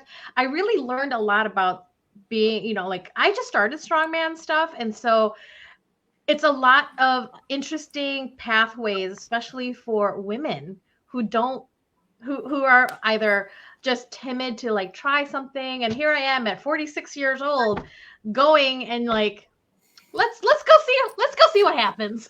Let's go. But yeah, anyways, long story short, I was coaching in Frisco, Texas. I lived in Frisco for right at a year.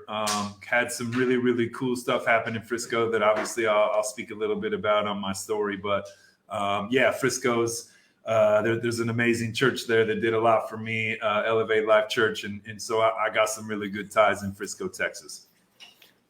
Awesome. That is amazing. And guys, any of you guys that are not from local, but Frisco is Dallas and the DFW area. So I want to tap into, I was going to say a lot of magic because I'm going to be returning in June. Funny thing, someone's going to be in the same town at the same time, June 3rd, Larney, for the national convention. And we're going to laugh a little bit here for 2 seconds. I'm like, hey, I'm going to Dallas. And all of a sudden you're like, hey, I have a national championship. I'm like, what do you mean? You're like, I'm in Dallas. I'm like, what? And it's the same time for the Great American Summit I'll be attending. That's super awesome. I don't even know what building you're going to be in, but you're going to be at the same time. So us two, she's up on top, actually other side, whatever. We'll just leave it at that. We'll be together once again in June.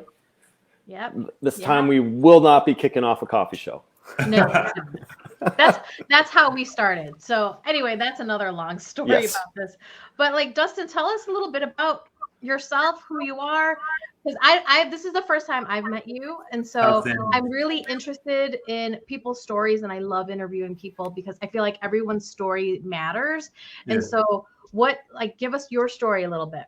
Yeah, so my goal today is to really help people bridge the gap from who and where they are right now to who and where they're trying to go. And in order for me to do that, I first have to tell you who and where I was, tell you a little bit about who and where I am today. And then I think what's missed the most in a lot of these things is the how. We miss out on how did you do that? And so I got a Bible verse revelation that I want to share today. And I think it's really going to help people get some tools to figure out how they can bridge that gap from who they are and where they are right now to who they want to be and where they're going. So with that, for starters, my name is Dustin Johnson. I'm honored to be here. And I thank you guys for inviting me to be on here. I grew up in Nebraska playing sports my whole life. I got to listen to a little bit of Matt's story, and it's funny how me and him have kind of connected and been a really big part of each other's lives. But at the same time, like our stories are very similar. So I played sports. I was very, very athletic, very good in sports. Always had a curiosity for the things, drugs, alcohol, women, that type of stuff. So at 12 years old, I smoked my first marijuana. And at 15, I actually had a situation with some coaches and teams and all this stuff. And as a sophomore, I actually decided to quit sports and kind of put my foot down and do my own thing. And whether it was good or bad, it was a life learning lesson for me. And it kind of plummeted into me headed downhill. So from there, I got more into drugs, more into alcohol, more into women. And at 19 years old, I actually got my then girlfriend pregnant. And she ended up having an abortion, which only turned it up even more. So now I was working for a railroad, traveling all across the country, making too much money with no supervision and running wild and free at 100 miles an hour. At the age of I think I was 22 when I met my wife, and she has been nothing short of a blessing. But on the first day that we met, she actually said, I just want to let you know, I've just been diagnosed with endometriosis, and it is probably, or could end up me not being able to have kids. And right there, I said, listen, it's probably just punishment for me. I've already had an abortion, so it's probably just how things are supposed to work. We're probably just not supposed to have kids. And the second that I met my wife, I knew that she was the one. And so within 3 years, we had to deal with some endometriosis and deal with all the stuff. But back up 1 second. In like 12 and a half months, we went from meeting each other to married, bought a house, living together, doing the whole thing. Like I said, when I knew, man, I knew it was the real deal right away. So from basically 2009 to 2012, we were married. She was battling with endometriosis. I think she had 4 or 5 surgeries in those 3 years, and they were devastating. Like, it was hard. Her life was struggling. I mean, I would come home with her being balled up on the floor. She was writhing in pain. It was a very, very hard deal. And I didn't realize how much it was affecting me. I went to play in a volleyball tournament, bent my elbow backwards, and was a little banged up. And she said, listen, I got a couple of these pain pills. Take a couple of these and it'll all be good. And the second I took them pain pills, my life changed forever. In the next 3 years, I was really big in motorcycles and hot rods and doing all these things, and ultimately ended up getting twisted up in some of the motorcycle world. We were running and gunning as fast as we could for those 3 years. I actually ended up being the president of a motorcycle group, and things were pretty wild in our lives. In 2012, our life sort of turned upside down. My wife ended up having a hysterectomy on our 3rd wedding anniversary at the age of 26. And from that point forward, we were unable to have children. 3 months later, I said that the drugs had kind of taken over. I was 260 pounds. I was smoking 3 packs of cigarettes a day, and I was taking 6,000 milligrams of prescription pills every single day. Wow. So I actually, about 3 months after my wife had a hysterectomy, I checked into a treatment center in Knoxville, Tennessee. And when I checked in, you have to speak to a psychiatrist because they want to make sure that you're not going to hurt yourself or hurt someone else. He said, tell me your story. And I told him I've been taking 6,000 milligrams of prescription pills. And he said, man, let me tell you, there's not a lot of you people left. And I said, what does that mean? And he said, man, everybody else is dead. And I said, well, good thing I'm not like everybody else.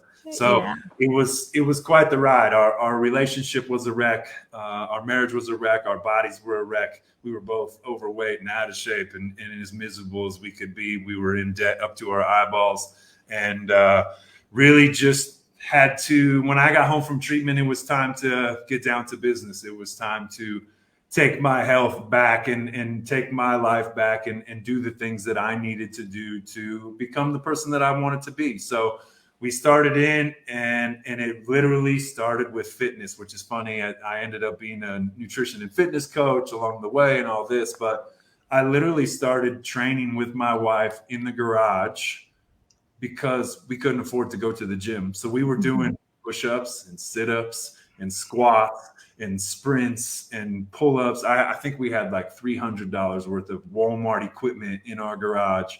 And every day we went out and we did some work together, and we did it together. So it allowed us to work on our marriage at the same time. Both of us were, working full-time jobs and taking care of our finances and paying our bills down. And it was just a real big time for us to really get down to business and kind of clean some stuff back up. So ultimately, for the next 3 or 4 years, that was all we focused on. And somewhere in there, fitness became a real big thing. We started learning about macros and micros and different weights and all this stuff. And so I ultimately ended up becoming certified in nutrition and obviously doing a ton of fitness and stuff like that. So I started our first company. It was called Sunrise Nutrition and Fitness. And it was, real simple online stuff. But along the way, my wife and I had some troubles. We had some struggles, and we needed to get back to the basics, get down to ourselves. So in the spring of 2017, my wife and I looked at each other and said, what happens if we sell all of our stuff and I just travel with you? Because I was working for the railroad. The railroad was having me travel all over the country. And she said, I want to travel with you. So we literally sold everything that we owned. We got down to 6 totes worth of stuff. And all of 2018, my wife and I traveled all across the country. We were doing, every national park, we went to 25 different states and like 21 national parks just in 2018. It was absolutely That's awesome. Yeah. And that's where that's really what I'm going to get to. When we talk about burn the boats, a lot of people assume that when I say we sold all our stuff, they mean like, oh, you put it in storage units so you could go back. Like, there's no go back. There's never retreat, never settle. It's like we literally got down to 6 totes worth of stuff and we sold it all. We don't have, or we didn't have anything outside of that. And so we're traveling 2018. We're running our first online nutrition and fitness company, literally just kind of winging it from the side. I've got a great job, so it wasn't something that was like first and foremost. So 2019 rolls around and we decided that we wanted to travel a little bit differently. So we had this $35,000 truck that was all jacked up and it was super nice. And I literally traded it in for a $10,000 school bus. And I mean school bus. Like, Nice. we traded it in for our first school bus. My wife and I tore all the seats out. We fixed it up. What we realized was working for the railroad, they took us where we needed to go. But then on the weekends, we were just like running around all over the place. And to be able to run around, we wanted a vehicle that we could like stay out for the whole weekend and enjoy where we were. So we fixed this bus into like a weekend RV warrior rig, man. And we took that thing everywhere. Halfway through 2019, my wife and I decided, hey, maybe we could do this more full time. We were doing good with nutrition and fitness, and we decided to buy another bus. So I bought the bus that we literally just moved out of. A lot of people have seen it. If anybody has any questions, I'm sure you can follow me or find them on the internet or along the way or whatever. But so we bought the second bus and we actually built it into a home. So I'm talking queen size bed, kitchen table, stove, oven, fridge, bathroom. Like, we built it into a home. And we decided December 31st, 2020 was the last time that I worked in the corporate world. From there, we've either been entrepreneurs or intrapreneurs, running all over the country in our school bus or staying planted to build some roots. We've got the opportunity to help some really cool businesses get up and moving, as well as grow some pretty big numbers. We've got, I think now we're at like 38 states and 25 or 26 different national parks that we've been able to go to and experience. And it's just really been excellent for us to be able to do. Like I said, along the way, we stopped in Salt Lake City for a year in the middle of the coronavirus because things were super funky. So we ended up getting an apartment there and helping a company do massive numbers and do some really cool stuff. And so from there, my wife and I actually went on a fitness and nutrition tour. I got tired of all of the pandemic and everybody telling us that health was like stay home and do nothing. And I'm like, listen, I'm a nutrition and fitness coach.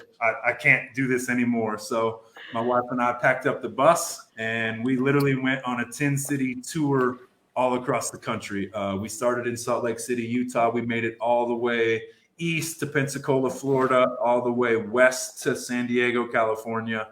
And along that journey, we stopped at 10 different cities. We did free nutrition seminars, free workouts in parks. And in we had some masterminds and stuff with some people, and just really had a good time bringing fitness and health back to the forefront of the country in the way that I believe health and fitness is supposed to be, not the way we had been doing it for. Did you come through Chicagoland area? So, we don't have any national parks here, so yeah. So we were in Chicago in 2018. And here's the crazy thing: in 36 hours, my wife and I went to the super high Sears Tower, the Bean, the Navy Pier. We rode the Ferris wheel. It was the 4th of July, so we got to do the fireworks show. Oh, nice. We paddleboarded in that huge lake. We got our first Airbnb. We went to a Chicago Cubs game. Like, it was insane. Like, crazy amount of time what we did in 36 hours. But yeah, Chicago was awesome. I'm actually speaking at a church there on June 1st in Chicago. Oh, where at?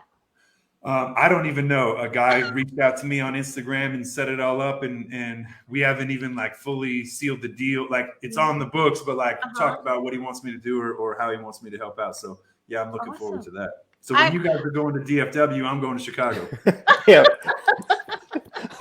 He's returning to our area, and we're going to his old area. Yeah. It is what it is. We will eventually connect somehow. Yeah, for someplace, sure. Somewhere. For sure. So, you said something that I thought was very, very powerful. Bring it. You said, never retreat, never settle. Yeah. So that's actually give me a little juice about that. That's a great, powerful statement. Yeah. So my apparel company is called Burn the Boats, and that's like go all in, burn it down. Don't leave. There was a man in the 1500s. His name was Cortez, and he went into battle, and it was like 1 to 77. So like one person would have had to wipe out 77 people. Like they were completely outnumbered.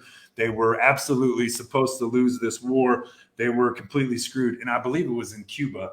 But so Cortez gets all the dudes off the boats. They get onto the freaking shore. He looks back and tells his homies like, hey, go out there and light the boats on fire. And they're like, what are you talking about? He said, the only way we're going to win, we're either going to die or we're going to win, because I'm not leaving any way for us to go back. So these guys go back, start the boats on fire while Cortez is marching his troops, and they all turn around and they realize like, oh man, we're not going nowhere. The boats are on fire. We got to go forward or we're going to die. And so they ended up going forward, winning and continuing on, ended up taking over all kinds of stuff. But the moral of the story, never retreat, never settle, is like, don't back up. Don't stop what you're doing. Keep pushing forward. Keep doing what you're doing. Keep getting better every single day. And ultimately, don't freaking go backwards. Don't stop. Go all in on yourself. Like, burn the freaking boats, man. Let's go. I love that energy that comes out of your company. That I love that. I think that's a great quality to have, especially when you can't go back now. Right. We're here. We're here. We're here. You might as well move forward and that's how I think about like this training stuff. I've only been doing this for a strongman for like maybe a year or two. Yeah. And I can't go back to not doing anything else. Right. And that's the beauty. My coach makes me run, and it's the hardest thing I could ever do, but I do it. Yep. And I appreciate it after. Yep. And that's the key is doing it even when you don't want to do it, getting up even when you don't want to get up, showing up even when you don't have nothing to say or you don't know how to show up. Like that's the whole goal behind all of it, is to freaking show up for you, right? Like, and that's, I'm going to get to a little bit later, but like the idea is show up for you. We've all been told by the government or our parents or the church or the whatever, like you got to do this and you got to do that. And the truth is, like, you're the only one that knows. You're the one that knows what you're supposed to do. You're the one that knows what's in your heart. You're the one that knows what your dreams are. And it's like, we have to go after what's on our hearts, what our dreams are, or they will never get accomplished. You will never get there if you don't ever go after it. 100%. 100%. I agree with that.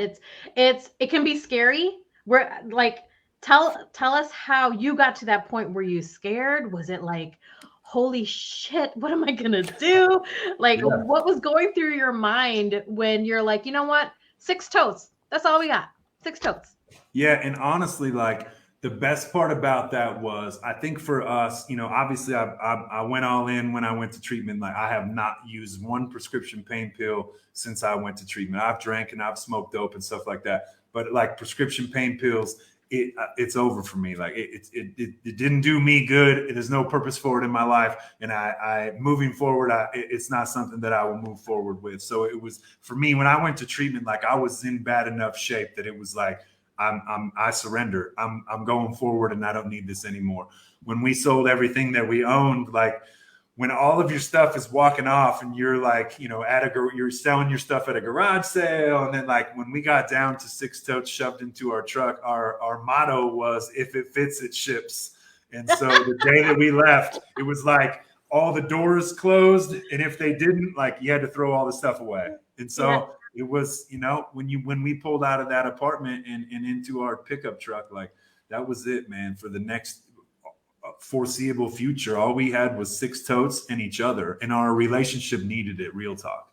So when we got into a motel room of 150 square feet motel room, like it was me and her, and that was all that was left. So we didn't have, you know, all kinds of stuff to distract us. We didn't have all kinds of things to be concerned with. We didn't have a ton of bills. Like, so we were merely like, it's me and you now. Let's get down to who we are. And I had been traveling for 10 or 12 years. So it was an actual opportunity for us to get to know each other, because our entire relationship, I had traveled full time. So I was only home on the weekends. And so it allowed me and my wife to really figure out who we were as individuals. It allowed us to figure out who we were as a couple. And it allowed us to really, like, we got to experience life. Like we went to national parks, we went out on date nights, we went and had fun and really did life up. And so it's just been, when I say like go all in or burn the boats, it's like, if you leave a plan B, if there's something you can back, you will always go back to that. You will always go back to that. So for me, I got to this point today, my health, like cigarettes and stuff, I haven't used nicotine since February 25th, 2018. Drugs and alcohol aren't a thing. It's merely like moving forward every day. And I think a lot of people assume that like, it's just, that's where it's easy. That's where and it's not, man. Like becoming your best self, you know, everybody talks about that, but like, what does that even mean? Like, first off, what's the matter with me? Right.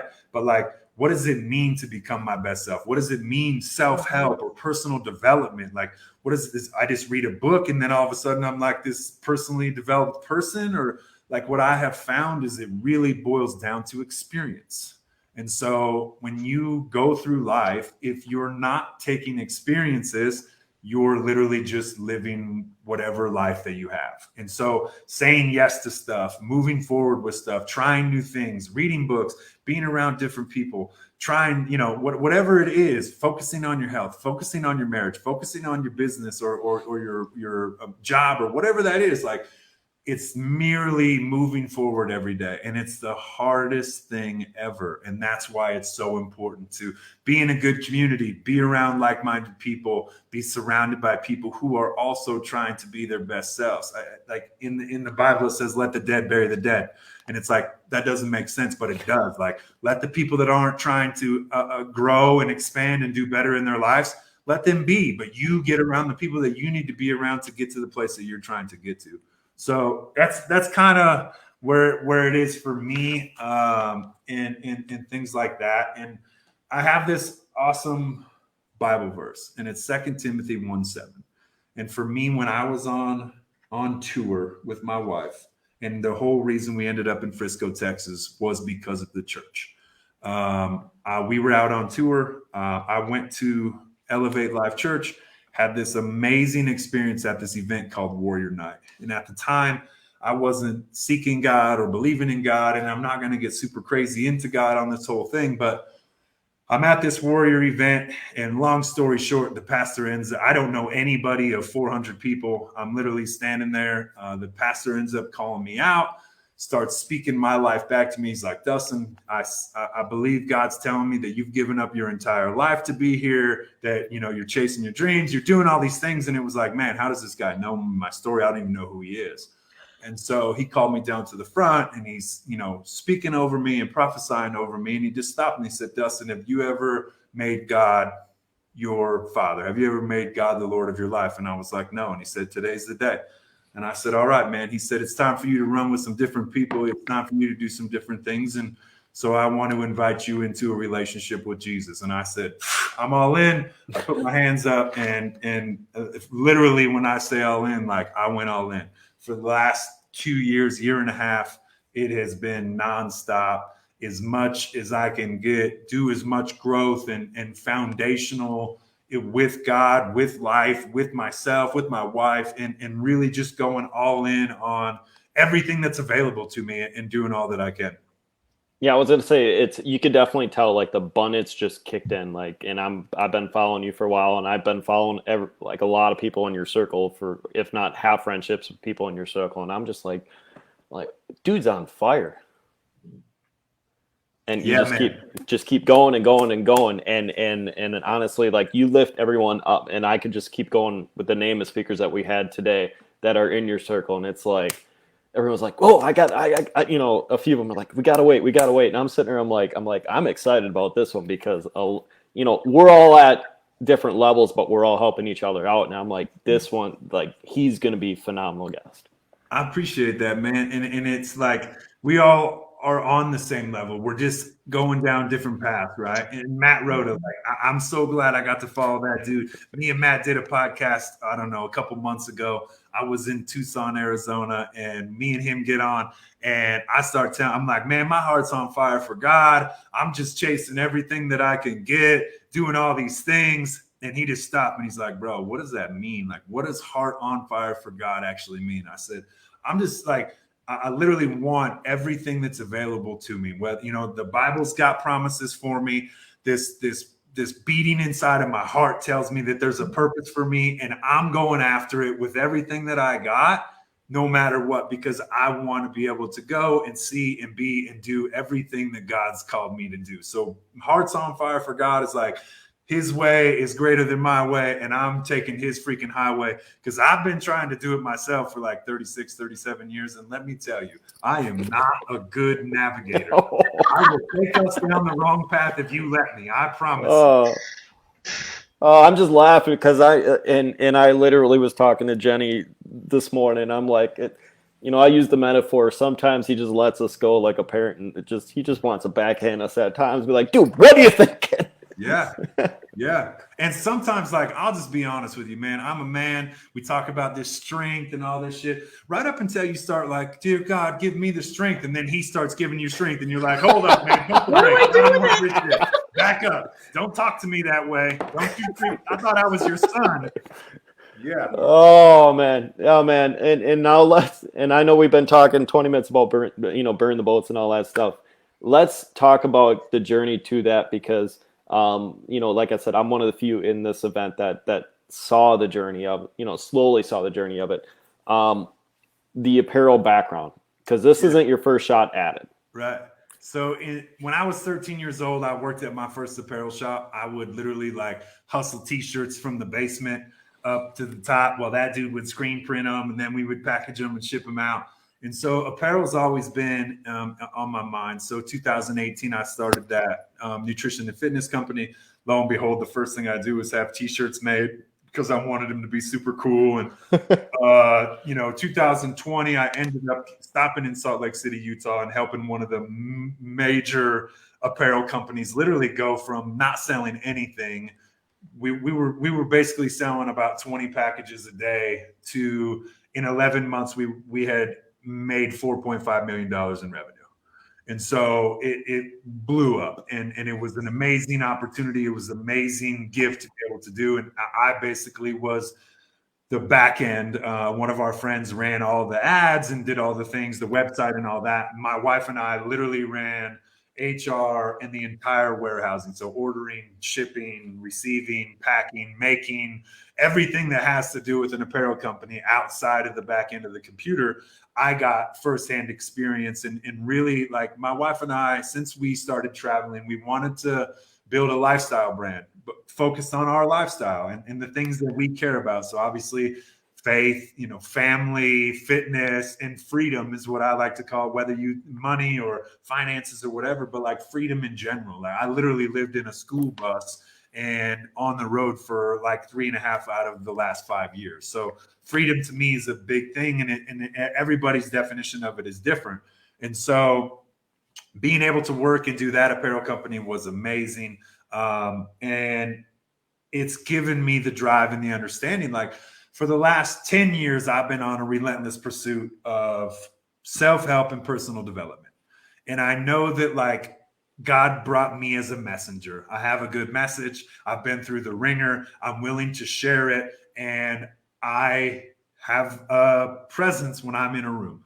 So I know that I am a messenger. So for the last 5 years, I have dedicated 5 years of my life to social media. I literally post every day, stories, doing all this thing, right? And you don't get paid for that. Like it's a pursuit of nothing really. Like it doesn't ever, like, you don't get a paycheck from Instagram. You don't get a paycheck from Facebook. Actually, I just got my first paycheck from Instagram like a month ago because I made 5 reels on some deal. But like at the end of the day, 5 years, I have relentlessly shared my story and my piece. It ended up being, I've written 2 best-selling books. I've wrote my story. It's called Strength Through Struggle. You can find it on Amazon. But before that, my wife and I wrote a book called How to Live a Healthy Lifestyle. Both of them became Amazon bestsellers. And in that pursuit, I realized that like we're all messengers. And for me, like I've shared my message. Now I'm speaking on stages. You know, I've done like 30 some podcast guests. And now I'm getting more and more opportunities to speak and share my message, spread my testimony, which is beautiful. So for me, the next piece is business. I've built an amazing marriage. My wife and I are like so freaking dope. I couldn't fathom a relationship like this. I've literally had a 6-pack for like the last 5 years and been in great shape. We did a bodybuilding show in 2021. And so like my body's great, you know, faith is second to none.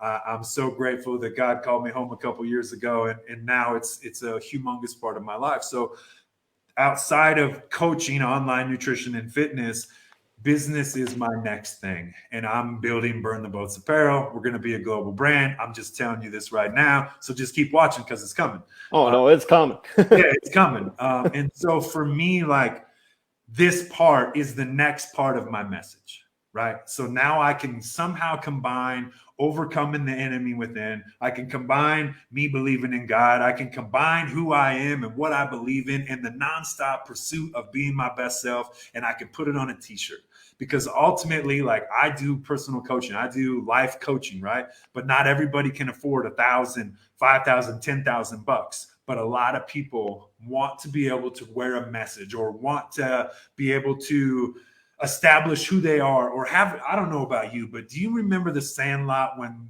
Rodriguez put the PF Flyers on and he was a different person? Like he knew he could outrun that dog, but if he just put the new shoes on, like he knew for sure that he would outrun. That's how I see apparel. For me, like when I was growing up, I always saved my favorite t-shirt for Friday because it helped you get through school a little bit easier, or it helped you get through your work a little. Like you put your favorite t-shirt on and it was like you could go a little longer, you could, you know, try a little harder, you could stay a little later, and it was like you just felt good. And if you feel good, man, you look good. If you look good, you perform good. And so it's like my message now, put it on a t-shirt, spread it across the world, spread it across everywhere we can reach and literally help people through a message. And does it bring them back to me? Now I'm at a speaking convention or somebody's reading my book or, you know, I've had more messages than you. I got chills right now. But like people that literally, hey, man, I didn't kill myself last night because I read your book. Or, hey, man, I was reading your book. And it's like when you're getting stuff like that, I got chills like crazy. But when you start having that, it's like, what's next? And so for me, what's next is Burn the Boats Apparel. And that is like, my wife and I have been in the apparel. Like we were selling Road Trip Adventure was what we called ourselves when we first started traveling. We were selling t-shirts back then. And so this is really big for me. I'm really passionate about it. I never got to do the front end stuff. So I built the website, man. I hooked everything up to Shopify. I got a great friend, Justin Wagner. He actually runs another apparel company that's very successful called Backbone Swag. And he's been helping me, man. So it's just really, really cool. And so being able to bring this to the forefront and help people, it's really my dream. And everything's kind of like coming together right now for me. Absolutely. And I want to give another shout out to, I don't think he's watching it right now, but another one that's in my circle. He might be in your circle or not, but he's a real quiet one. It's Cody Neer, and he used to run Bucks of America back in the day with Shopify. So he has a couple of apparel brands now on Shopify, and I'm going to say it this way, but like you did the number one thing that a lot of people, you know, like even myself wish it would do at the time. Like you went to the people that had the results. Yeah. And you're like, hey, what do I need to do to make myself better. Like you Yeah. took the selfish part and you went selfless. Yeah. And that's the thing, man. Self-help, it's ultimately the hardest thing you'll ever do is become your best self, because it's super easy to sit on the couch. It's super easy to do nothing, right? Like it sucks. Yeah, you get tired of it, whatever. But like that's the easy part. The hard part's like going after it and really signing yourself up for it and getting after it. Signing up for your first freaking strongman competition. You're like, yeah, right. I ain't doing that. So you sign up. And then it's like your coach tells you to run, and it's like, okay, I guess I could maybe do that. Like that's important to me. And so I just believe that number one, the people you surround yourself with is extremely important. And I think even before that, though, is you have to be willing, and I'm going to say burn the boats only because that's what, but you have to be willing to take chances. You have to be willing to take, like I'm not going to sit here and lie to you. My entire life is on the line right now with this apparel company, with moving to Flagstaff, Arizona. Right. I'm all in. And they're like, it's easy to say there's no way out, but like there's always a way out. Like God's always going to provide for you, whether it's you have to go through some more stuff. I've already been through stuff. I made it all the way through all that. We're going to make it through the next stuff. But if you don't take that first step, you're never going to get there. Absolutely. And I was going to say, since we're wrapping up here, we got 5 more minutes for 3:45 rolling, 3:45 break. Yes, but man, where can everyone find you on your social media, your website? I know you have a whole long list of stuff that's amazing. Let's just give them a good punch. Where can they find you? Yeah, so Dustin G. Johnson on Instagram is about the best way to follow me right now. Shoot me messages. I'm always like, I'll always answer the questions. I'm always a person that is willing to help people out. Obviously, the apparel is burntheboatsapparel.com if you would like to support that. But really, I just, like I said earlier, I'm grateful to be on here. And my heart is to truly help people. So if you need anything, if I can help in any way, if I can point you in the right direction for whatever that is, I just pray that you find what it is. And if I can help, I would love to do that. Absolutely. And I was going to say one more time, when is number 2 coming? Because I know number 1 sold out. When is number 2 t-shirt coming? So I don't know if I'm going to continue on with the like limited drops. I literally have a drop coming on the 15th with some different stuff. The limited one turned out really well. It was never retreat, never settle. I think I have 8 left right now. I need one of those. I need one of those shirts. Yeah. I would love to get you one. But yeah, I'm looking to drop on the 15th and the 1st of every month moving forward, some form or fashion in different designs and stuff. I've already got the 15th.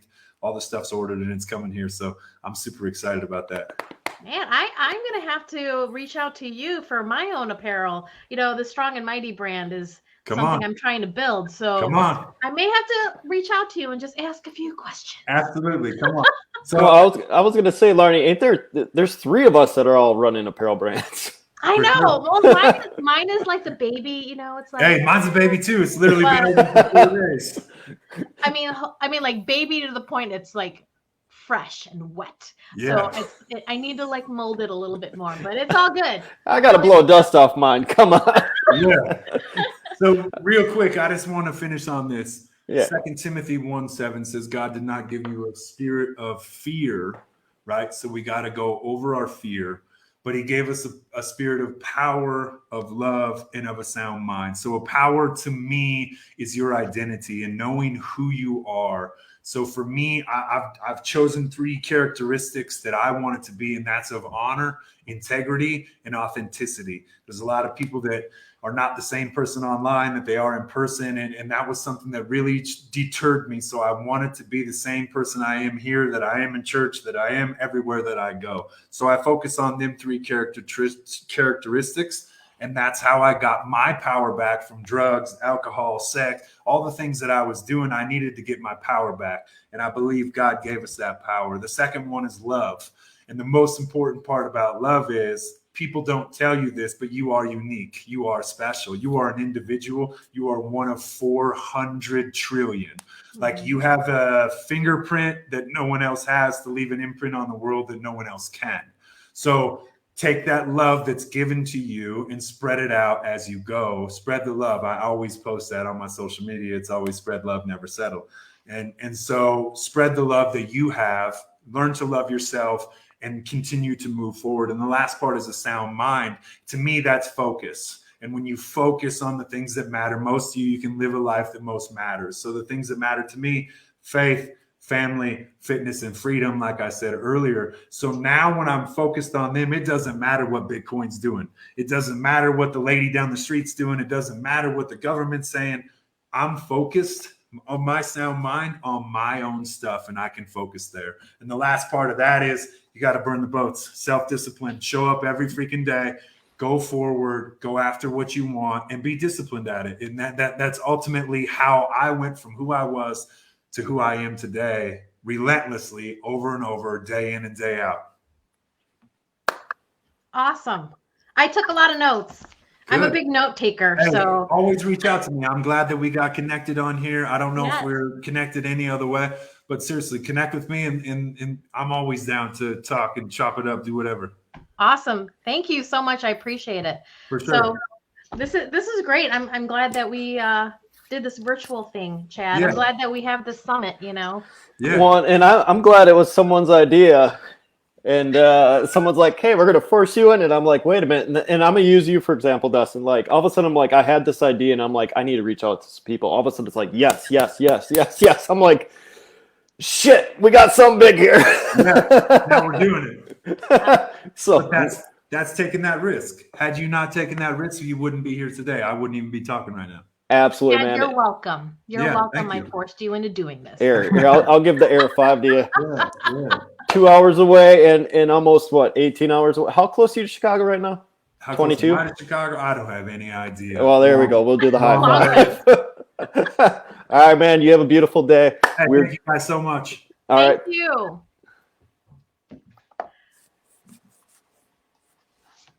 Holy cow. I have like a bajillion notes. I have like 2 pages of notes from him. Larney.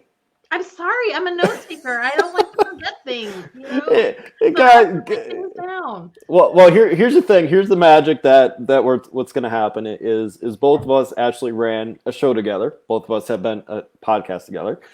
Both of us started both podcasts together, and someone I know did 5.5 hours worth of podcast episodes to make sure that had a book done. So there's a punch that just comes from someone that is actually, she's on the right side of me, but I'm gonna point the opposite way because that's just how the cameras roll right here. And but no, guys, we are rolling into one final speaker at the end here. I know it says on the game plan here is the final roundtable talk. But I'm going to be slided. Jonathan, he in pretty quick here, but guys, just go take a quick 5, come back. I will get a hold of Jonathan. He'll jump up. And then it is the final last talk of the day here. Thank you guys very much. We are on 7.5 hours worth of live up in the corner here. And like I said, I came back at 9 o'clock because we were having technical difficulties. So we've been on this since 8 o'clock this morning. It's been a fun, long ride, amazing speakers. My brain is just blown away on how everything is, and we could do a recap at the end after Jonathan's done here.